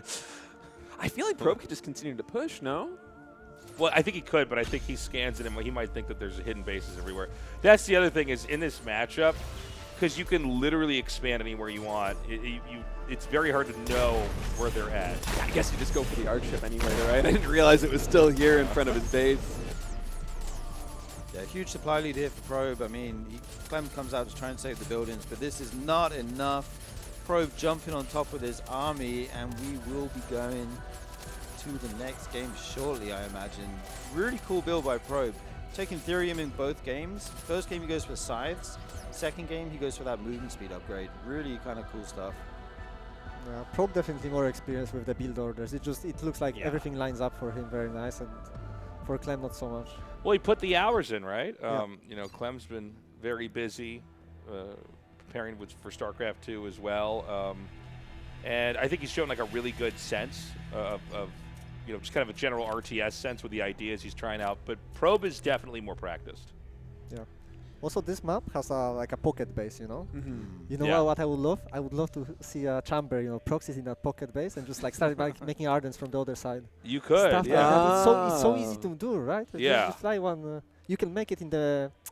Oh my god, I don't know. Remember You gotta switch to but this, like, Celestial. your You gotta main change teams, man. like your main building can just make this... the core. The core, right? And just Right. fly there and bam, you have proxy, proxy chamber. I was So talking it's about so that easy. before. It's I so wish easy we to do. saw a little bit more trickery with the prime buildings, because I feel like that is such an interesting mechanic for the Celestials. The fact that you can float stuff like changes the entire way you look at the map. Yeah. Normally we're like, okay, where's the ramp or where's like the third base? Is it close? Is it far away?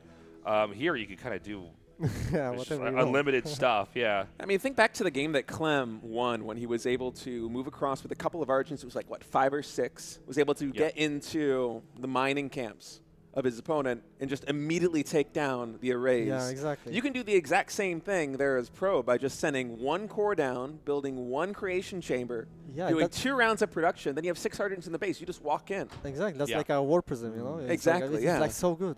A warp prism, a warp gate, a proxy pylon, all the best things in the world. You have it all. Yeah, I feel like the game is just so much in its infancy that we aren't really seeing these techniques too much yet. And especially in the moment, it's hard really to think of it. Oh, we have a double arc ship! Probe! I wonder who picked this map, you know, because they don't have to pick it. Oh, it's Jagged. I didn't even look at the map yet. It's Yeah, Jagged Maw. Makes sense for seeing double arc ship. And he's going for expand. He's no. gonna expand? Yeah, No, that's like- Clem, what are you doing? You're taking a base in an RTS? No! No. That's not how you win the game. Don't do it. And he doesn't. Maybe he didn't see the games yet on this one. Oh, he saw them. He saw it. There's no way he missed those. So what is he thinking, man? All right, well, he's going to send his triangle ship back. it's over, guys. Like, I'm sorry. Hype it up. Come on. Pretend not to know. You might as well turn off the stream now, everybody. Like, see you tomorrow. The cores are already here. Like, good luck. But I mean, maybe he knows something. Here's where I the don't. Morph cores come in like tiny Independence Day ships and just slowly wipe this out. Maybe he can do something. Put some Oh, is towers. that static D? Oh, it's a power bank. Okay. I think you need to give up main right now and just try to defend natural towers. Or I think that actually might be the right way to do it. That's what Parting tried, right? But I think that if But you don't... Parting tried defending main base first, and that was a mistake, you know, because he Yeah. lost everything here. But maybe straight away defending natural tower actually could work. Clem, will he remember that the collection array can lift off? Will he remember that it Lift can lift it off, off? Will he Clem. remember? No, No! Clem! We tried to teach you this! The Morph core cannot fly above the flying collection array to shoot it. Oh, man. Second arc ship coming over now from Probe. There's going to be so many morph cores here in a minute. He's going to try and get out some Argents here on the low ground. And does he need link nodes? He overcharged, but he doesn't know the overcharge doesn't shoot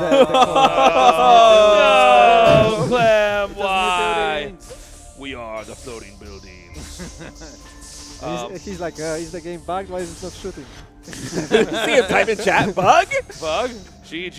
Yay! Wow. Well. All right.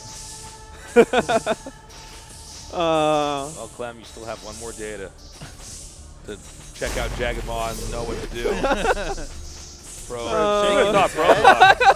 Probe looks like he lost that game. He's like, man, what are you doing? Probe, if you could come over here, we want you to pickpocket some toddlers. We got a couple more moves we want you to do. We're going to bring Probe down here in a second and put him right here and interview him.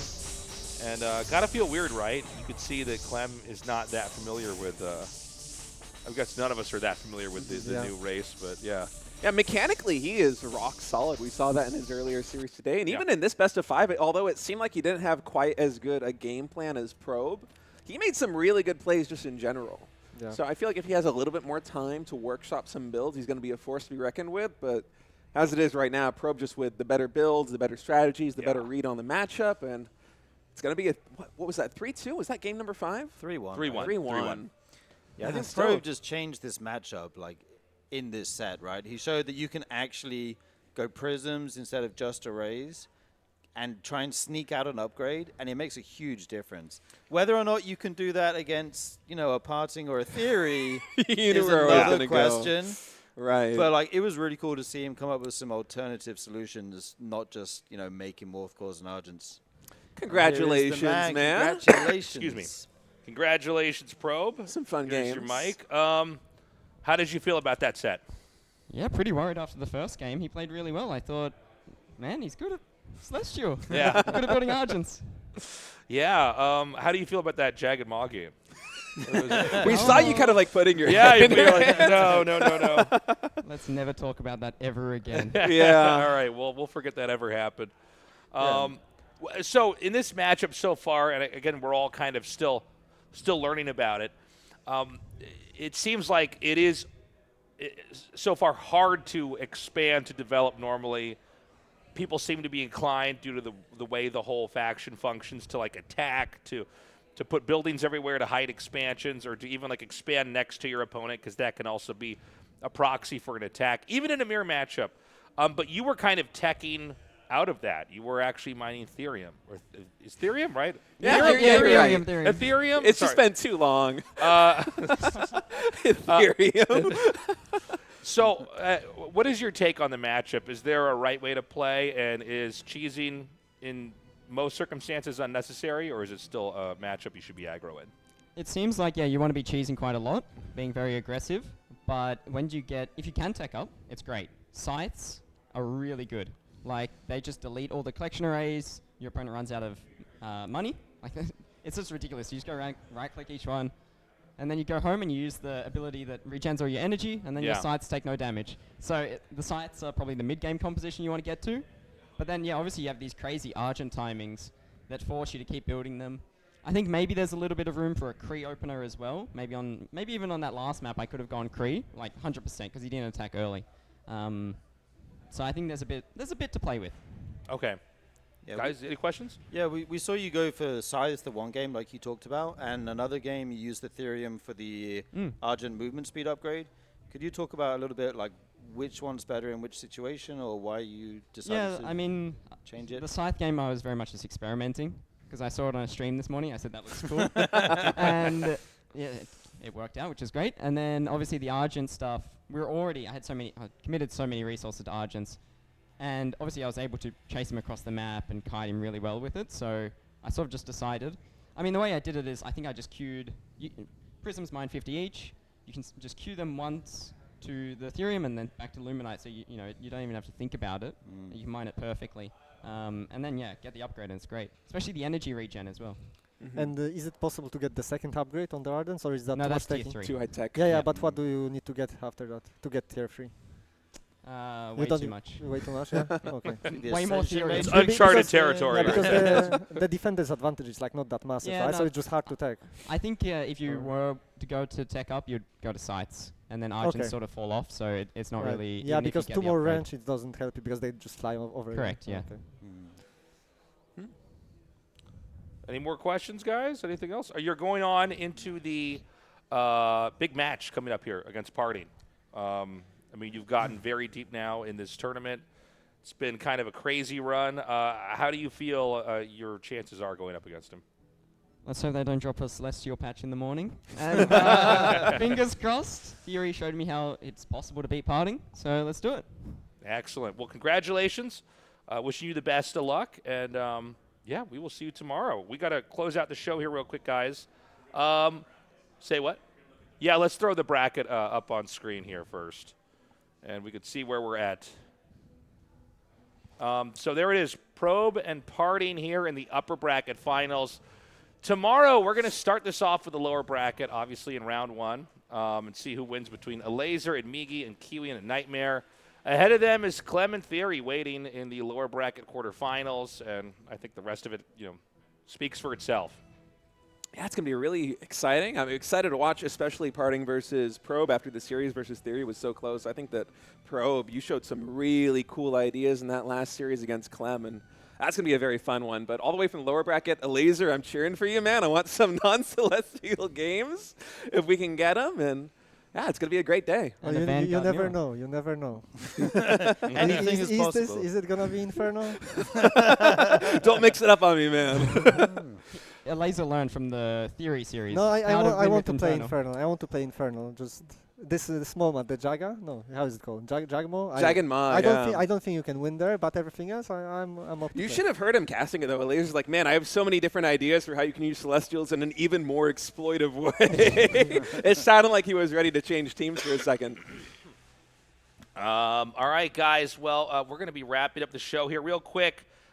This game is going to be fully free to play on August 13th. So if you're watching this, this is early access. This is pre 1.0.